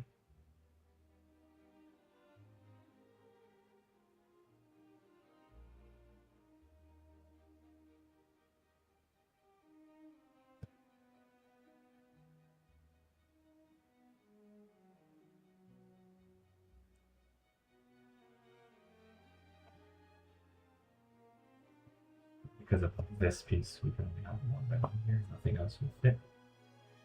This to fill the gap. It's pretty interesting the way they did that.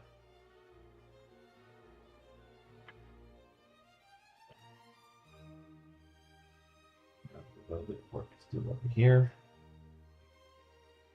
but we're pretty much done with the main wall. We still have some facade work to do, but it's not that bad.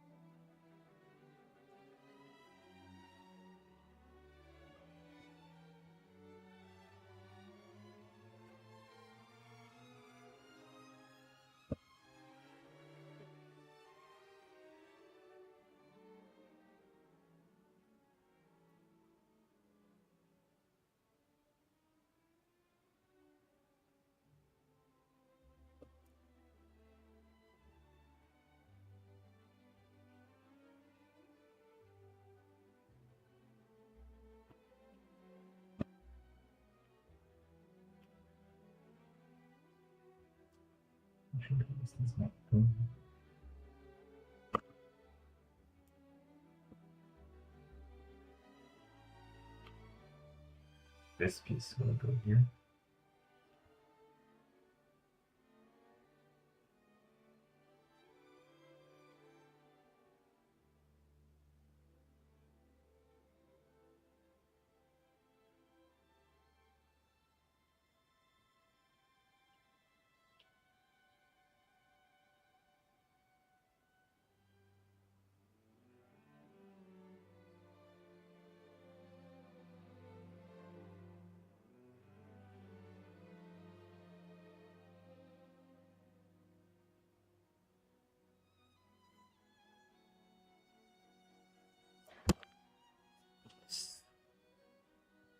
Laptop. This goes here.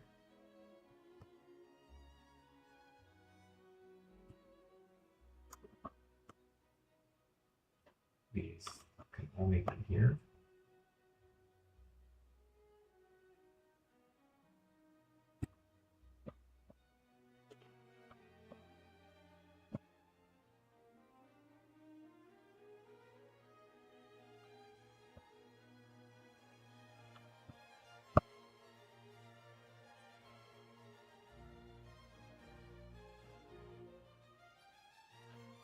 So I need to use this piece somehow, somewhere along the line.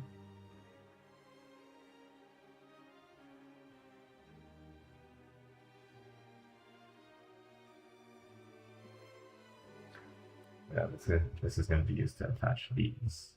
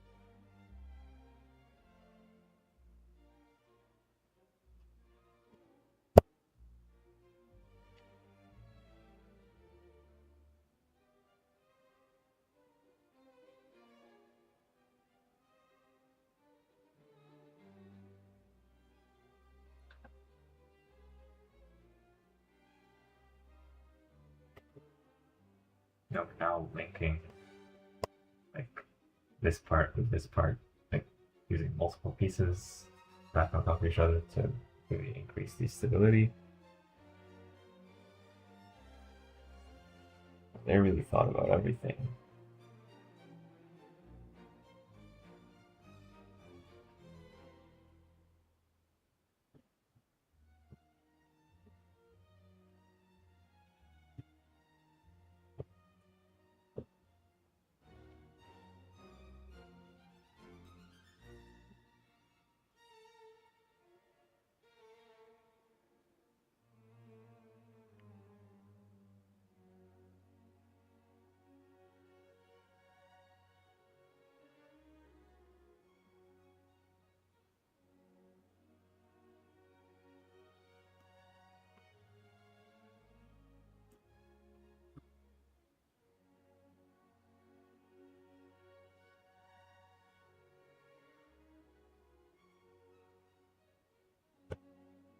I use these pieces for the awesome space tower to reverse the direction of the studs.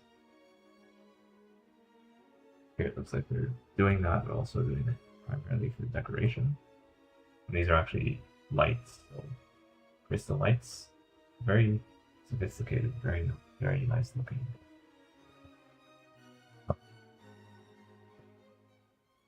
pretty sure we'll have a similar one on the other side.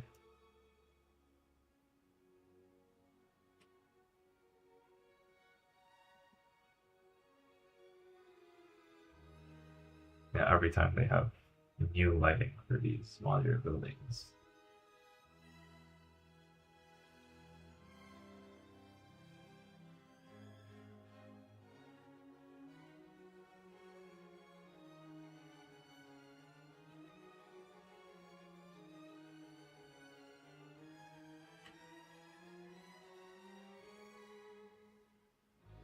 I don't know if it's attached directly or not. Maybe there's one level then with this. So I have to make sure.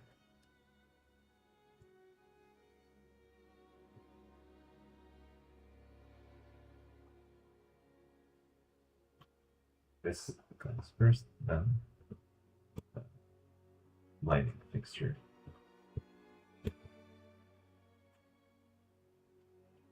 And now we have this.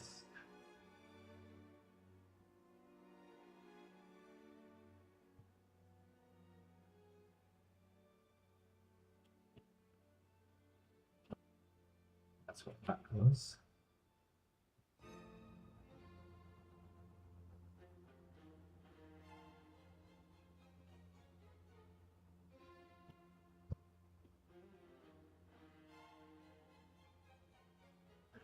I'm adding the tiles now just to get them out of the way.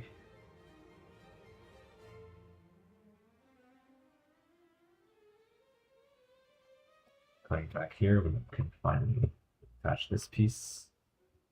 Attach these.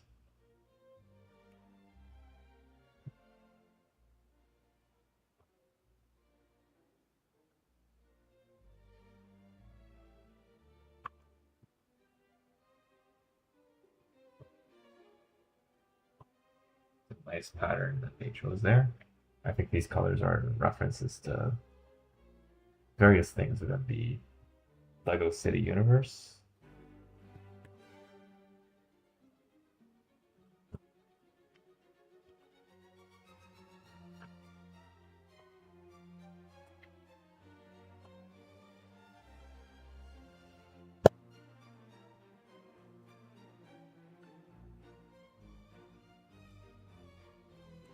Using this piece here just to cover some of the gaps. Still a little bit of a gap here, but not too bad for working entirely within the LEGO system.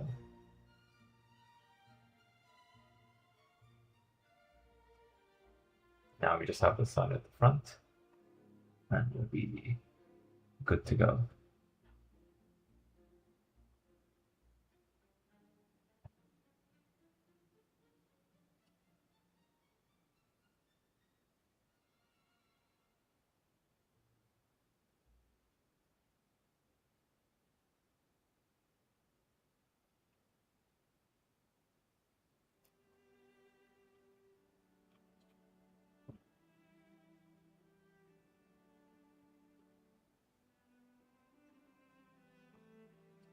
So just for reference, here are the remaining parts.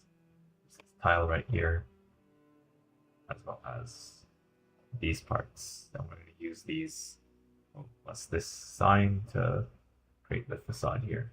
So we're very close to finishing bag 8.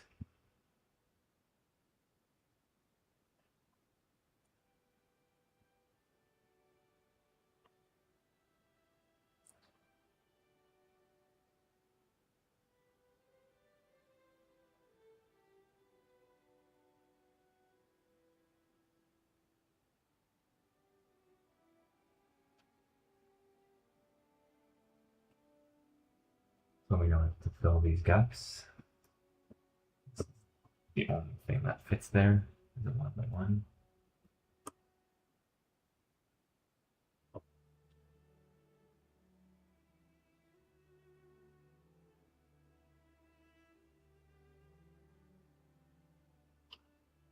And here, my guess is that we're going to do this.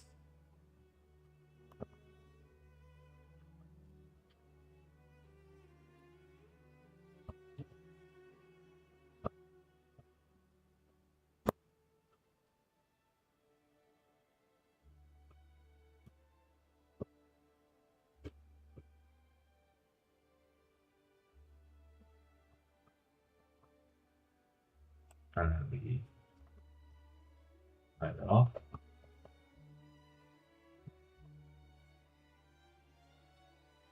Going from the bottom up.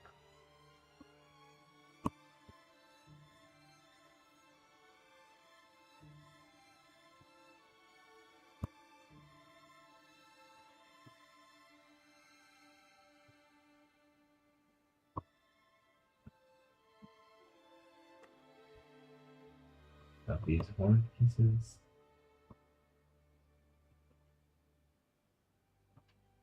That'll look like a mustache.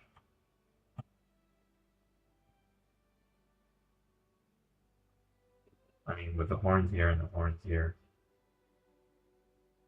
it really sends a message that this is like a traditional type of store. Very old-timey, very classy, very classic.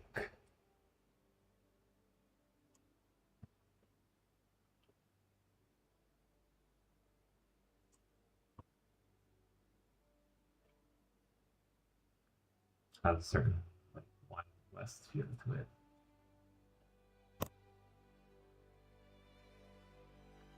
This is not attached directly. There's something that is needed to attach it. right?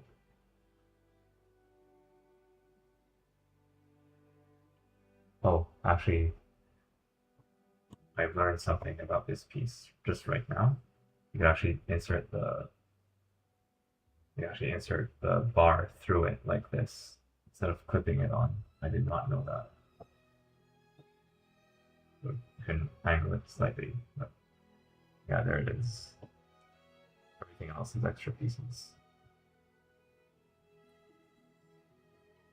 Bag 8 finishes the ground floor of this modular by doing the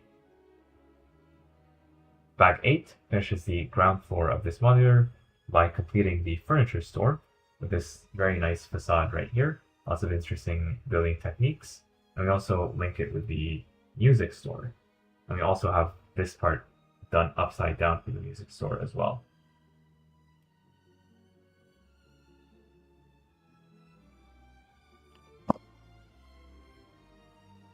Put away the extra pieces. I think the jewel is the most important one in this bag.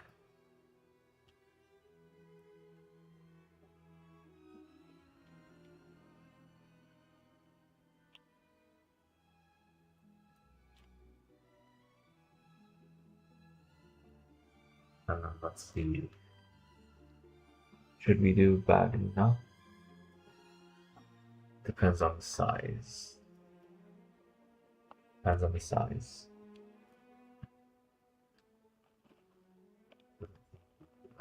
We don't have to, like, we can build it independently from ground floor. Let's take a look.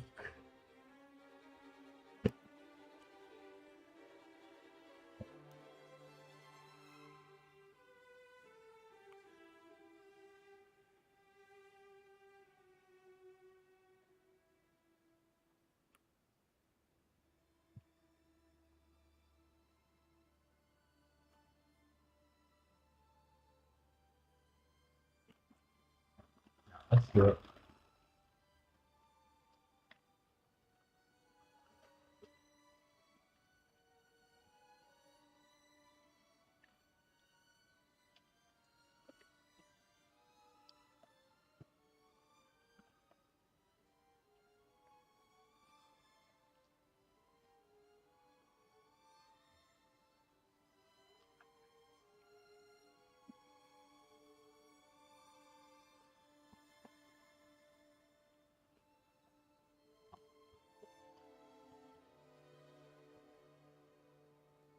Basically, just lots of plates here.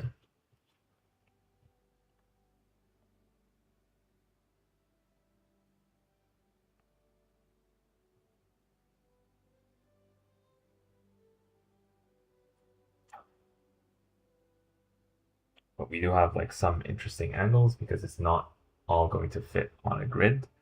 So there's some stuff that's going to be interesting here.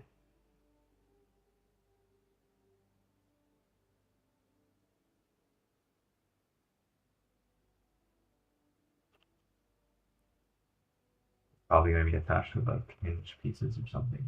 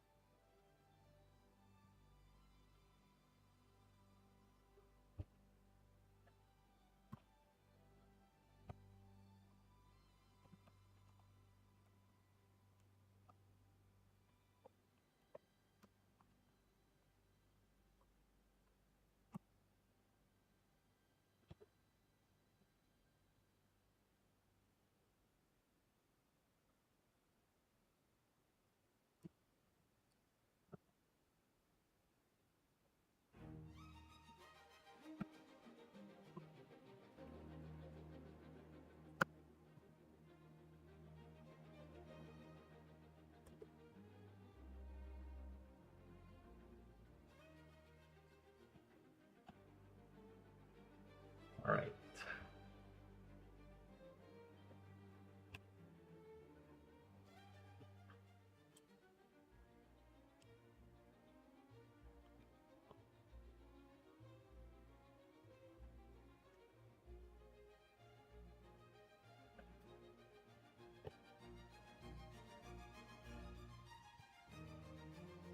Actually, we're not going to use hinge pieces. We're just going to use like these rounded plates, which is a technique that's very simple but very effective. And I like how this designer has really maximized the use of this technique.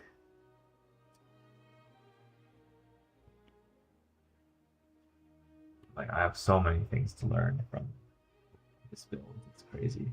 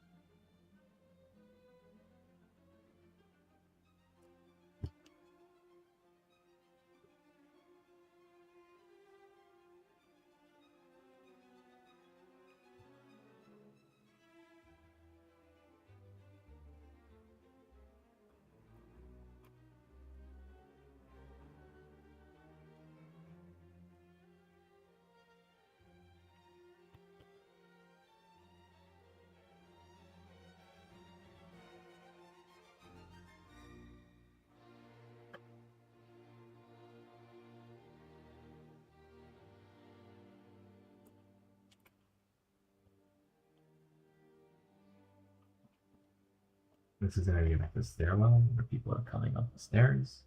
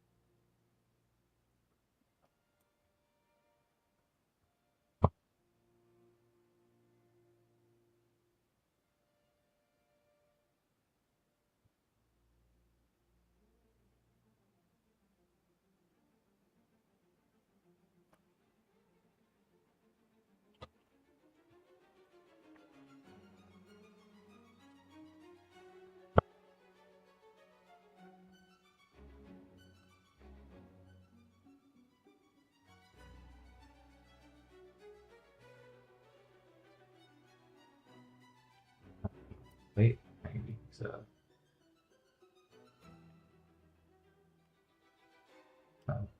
4x6 here, 2x6.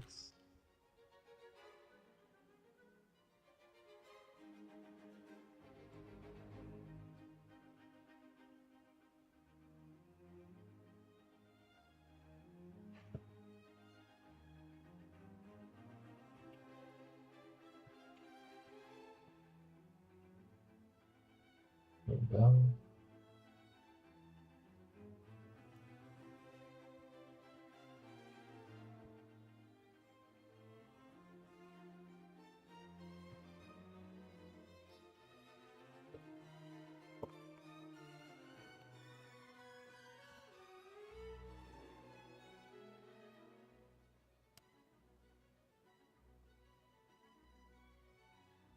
This is going to be one of the borders of this part of the grid, and there's going to be another part of the grid that gets set up right here. So in a sense, this is very similar to the boutique hotel.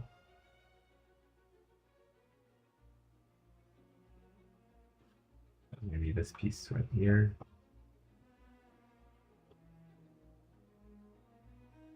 Yeah, basically, it's going to be an angle similar to this one.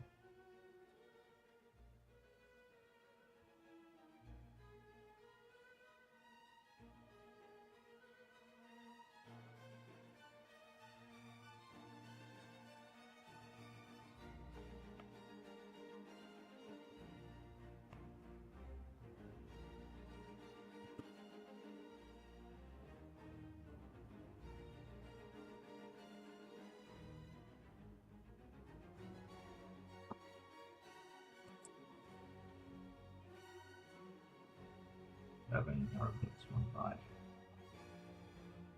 I guess at this point it could be a 2 line. 6.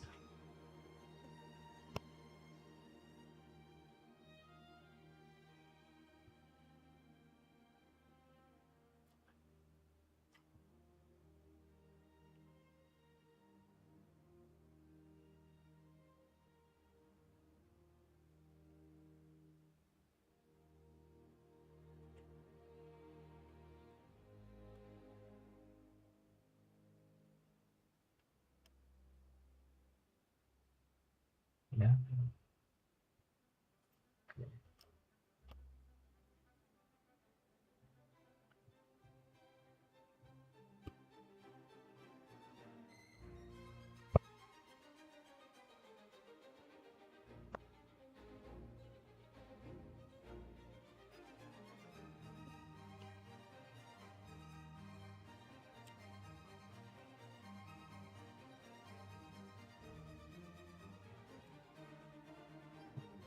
Tile right there. Um,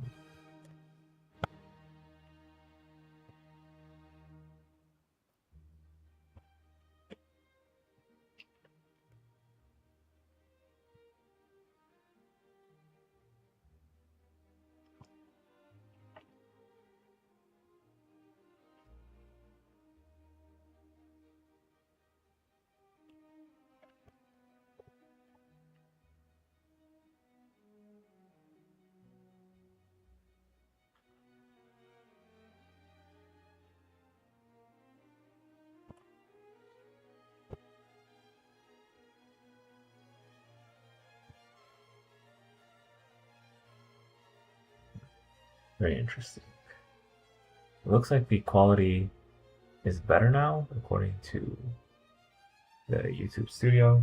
I still don't see anything in the chat, but the quality looks to be green. It used to be like yellow before, so hopefully that's better for everyone who's watching.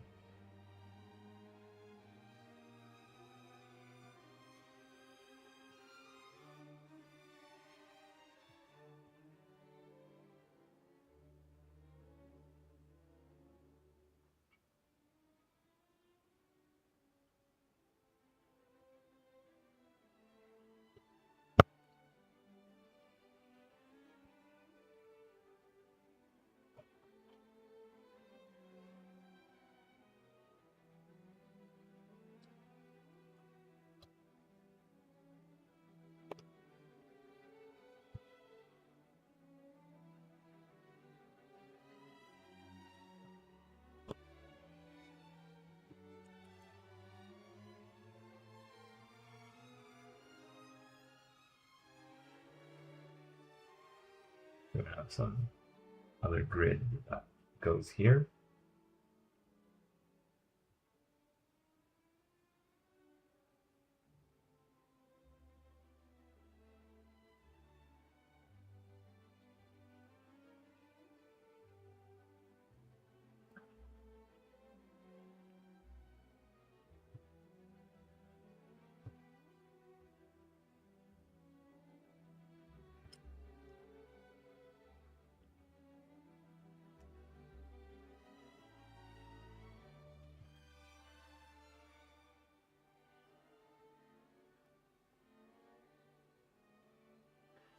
And now we're starting to see it take shape.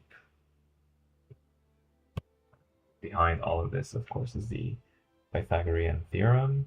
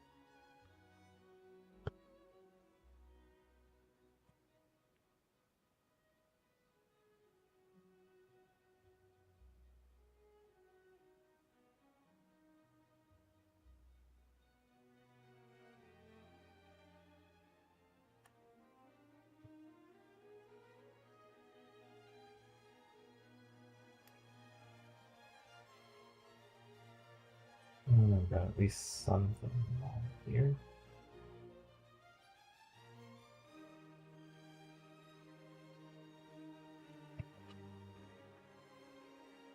I think it's this piece.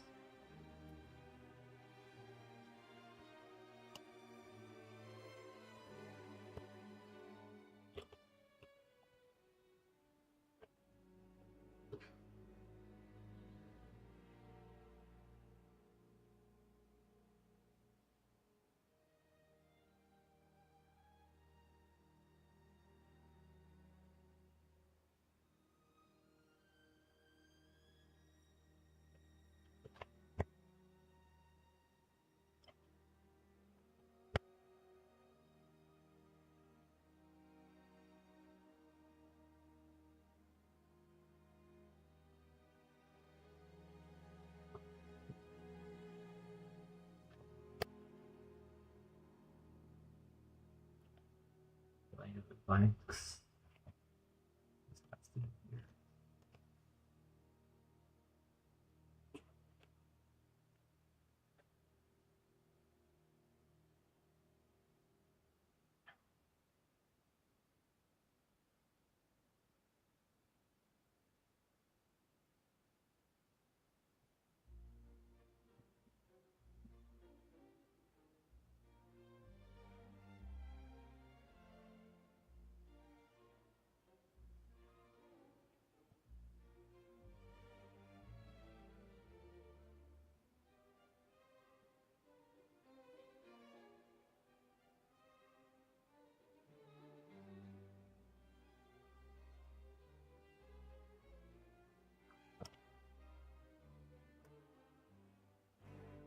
Maybe this goes here. This goes down there.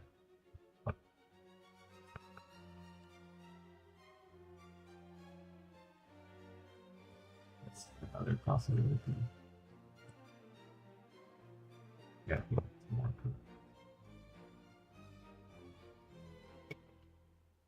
This would go here, and this would go here. Yeah, that's what makes the most sense. So they'll link everything together from the other side.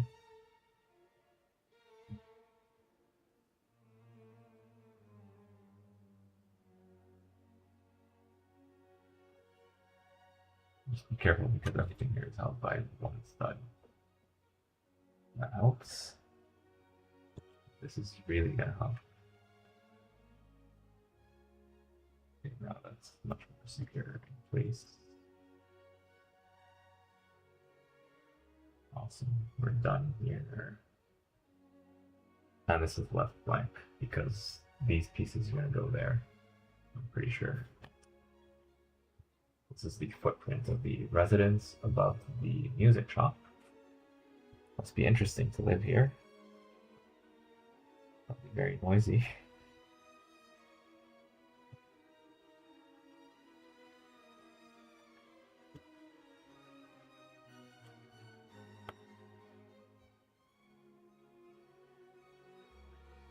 Oh, this gap to fill. There we go.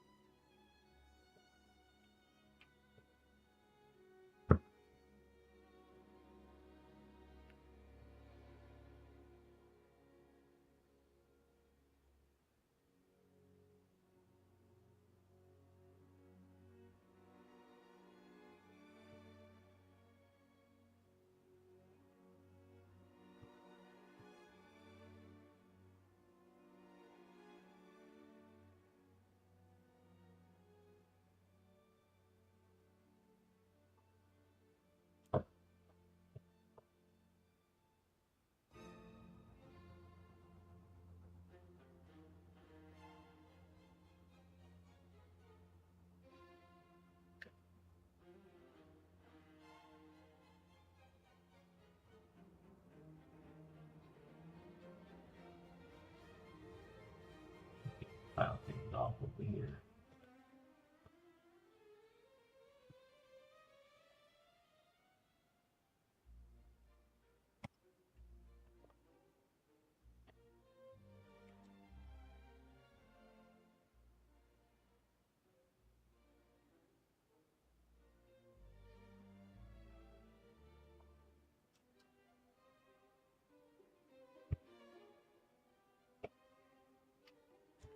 I don't know why they're doing this. It's probably just for texture.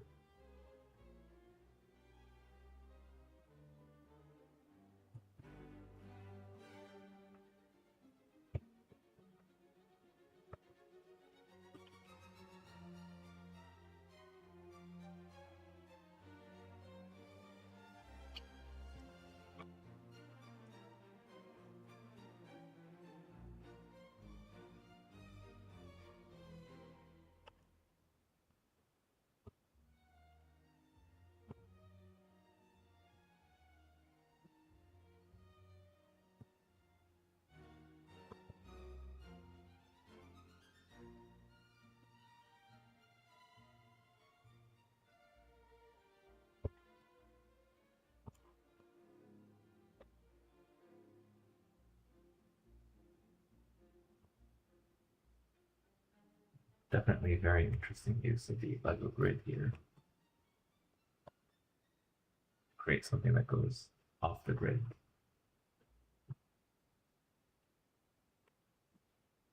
Now we have like a bit of carpets to do here.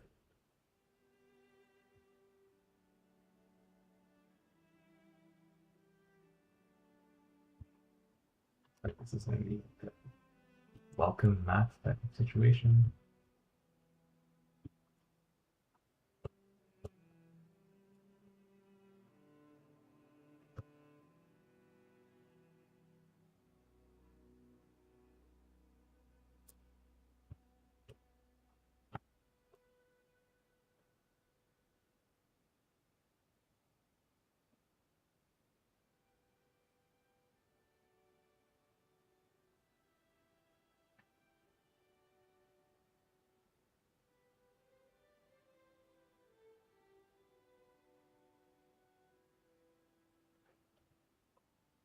And here you gotta put these red tiles and plates in like the proper spot. This is extra, this is extra. Extra. Extra. This goes somewhere around here or internally here. I'm not sure yet. Actually, it goes. We already have one here.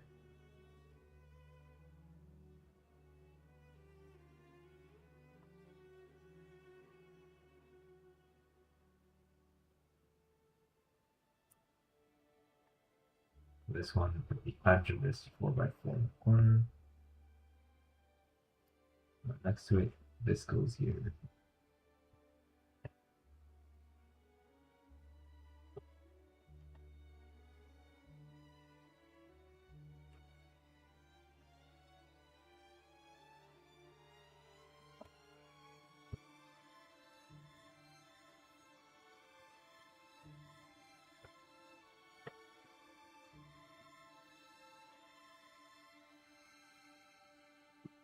This goes there.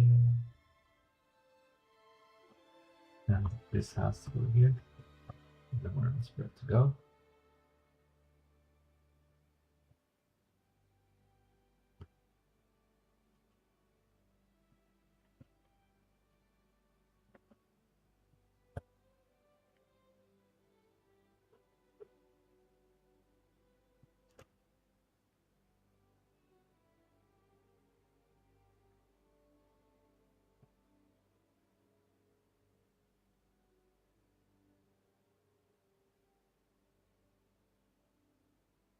It looks like we put these tiles here, here and there. That doesn't make too much sense. Okay, this goes here. Use these tiles to fill the gaps.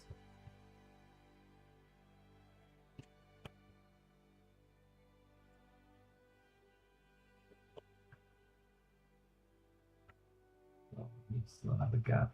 Well, we still need to use this one.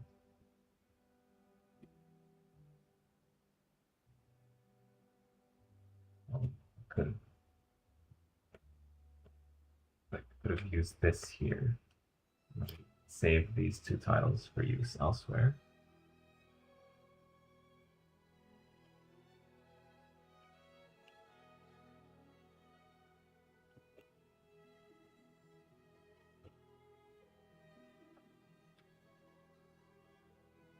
I think that's the idea.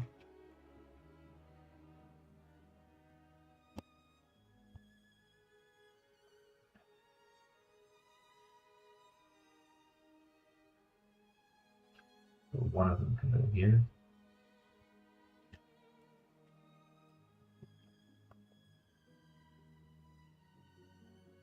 The other one, I'm not sure where it's going to go. We'll find out, I guess.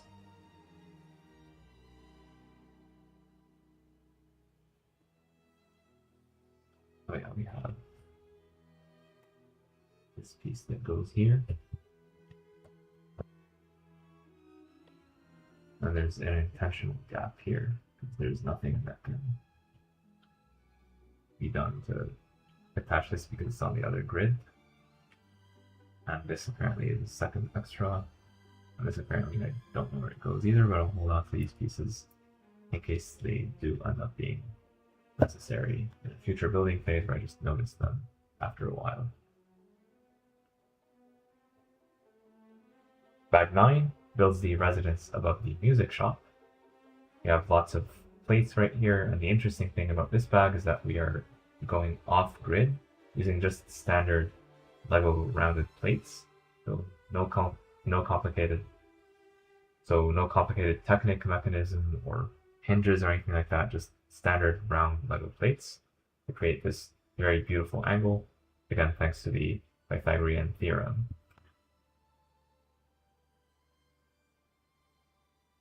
I'm just going to look at bag number 10.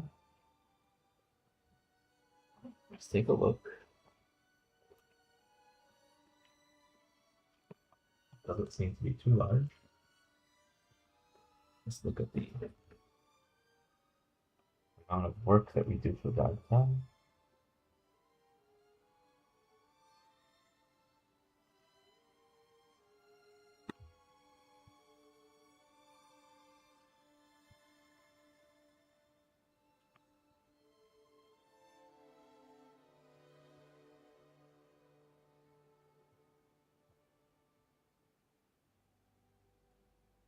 Looks like bag 10 is going to be more of the same. Building this part right here with another, like more of these, like here we actually will use some hinges. It's still the same general idea.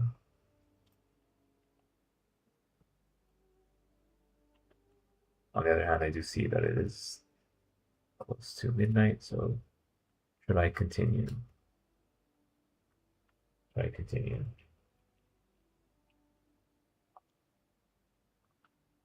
There are not a lot of viewers. The chat does not seem to be working, so I think actually I'll wrap it up for tonight.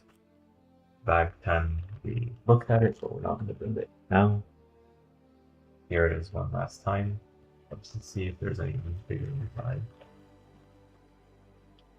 Not to my knowledge. So we're going to be building this bad boy tomorrow, and we'll see how far we can advance. So on day 1, we built the gift of purchase.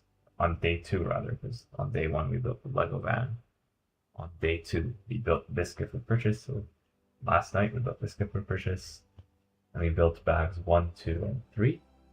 Today we started from bag 4, we went all the way to bag 9, so 5 bags. And tomorrow we'll resume from bag 10. So yeah, thank you everyone for tuning in. If you tried to chat but your message did not go through, I'm really sorry about that. I'll try to make sure this doesn't happen again next time, although my control over the way things work on the YouTube backend are very limited. So I'm not sure exactly what I can do to address this, but I'll probably go back to the settings that I had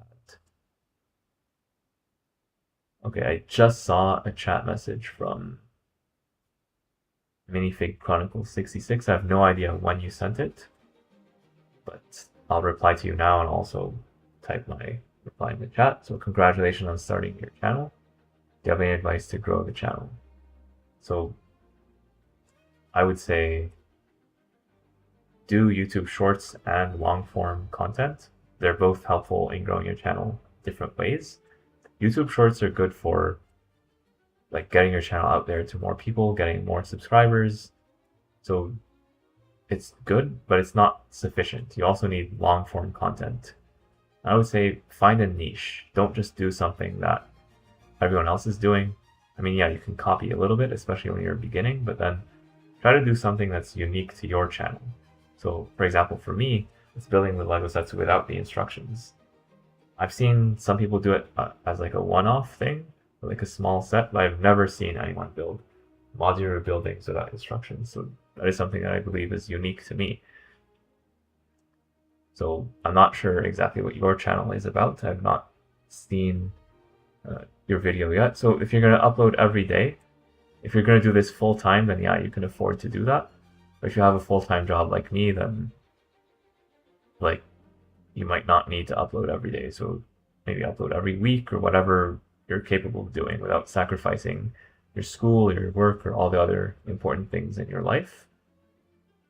And the other thing I would say is don't be afraid or embarrassed to self-promote your channel. Of course, do things legally, but go to your family, your friends, your neighbors, anyone else who you think might be interested. Go to various events and just say, hey guys, I have a YouTube channel. Make a QR code for your channel. That's something I did early on. And just show people, here's my QR code, scan it, and it will take you straight to my channel where you can subscribe. So if you do that, if you do all those things, and you work really hard, you have to be patient, then you can grow your channel slow and steady. And you never know what will go viral. Like, look at all the YouTubers who went viral in the past. Like, they have like one video that just pops off. Totally random, totally unexpected. You could put in a ton of work into a video and you have like 5 views on it. But then you have a video that you just... Okay, so it looks like my live stream is cut off for whatever reason. Yeah, you get the point. Like, effort does not necessarily mean that you get like the best possible numbers. And don't obsess over the numbers. At the beginning, it will be slow. Sometimes I would get like 0 views on a video, 1 view, 2 views. Like, don't let that discourage you. Keep going. Keep pushing through.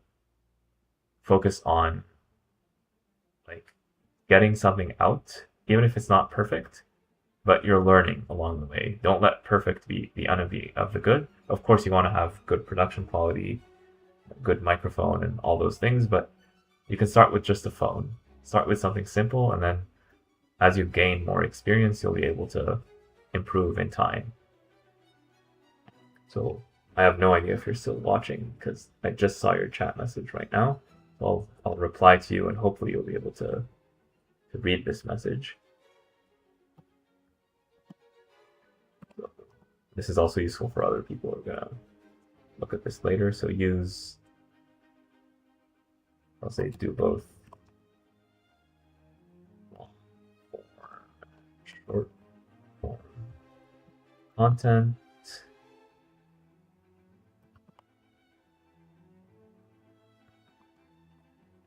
Upload on a consistent schedule.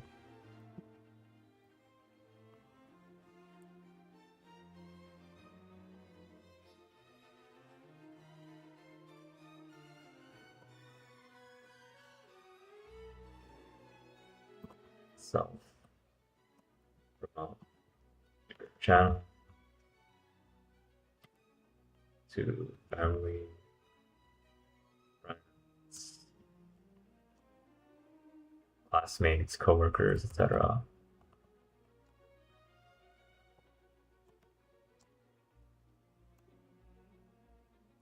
As I also go to events.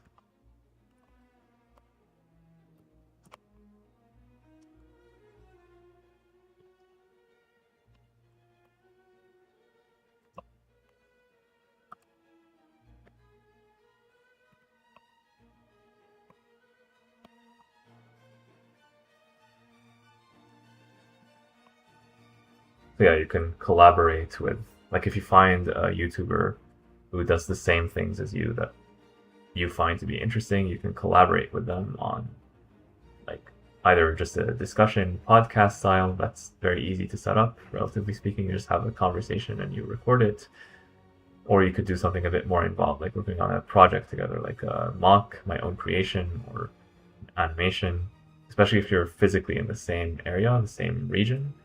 That can really help. So yeah, those are just some things that you could do to grow your channel. And yeah, be patient and have fun with it.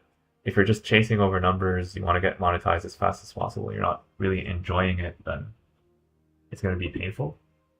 But if you're enjoying it, you're doing it for fun, and then you let the numbers come afterwards, I think it will be a much better experience. So yeah, I still don't see your chat message on all my devices. I had to go into like YouTube Studio. When I was about to shut down the stream, that's when I saw the message. So something went wrong with the behind the scenes today, and I apologize for that.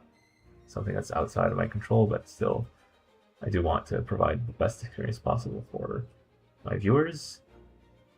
So yeah, thanks again for tuning in, whether you're watching this live or watching the replay afterwards. And I'll see you again next night, basically much later today, January 4th, 7 or 7:30 p.m. Subscribe with notifications so you don't miss that. And I'll see you soon. Bye bye.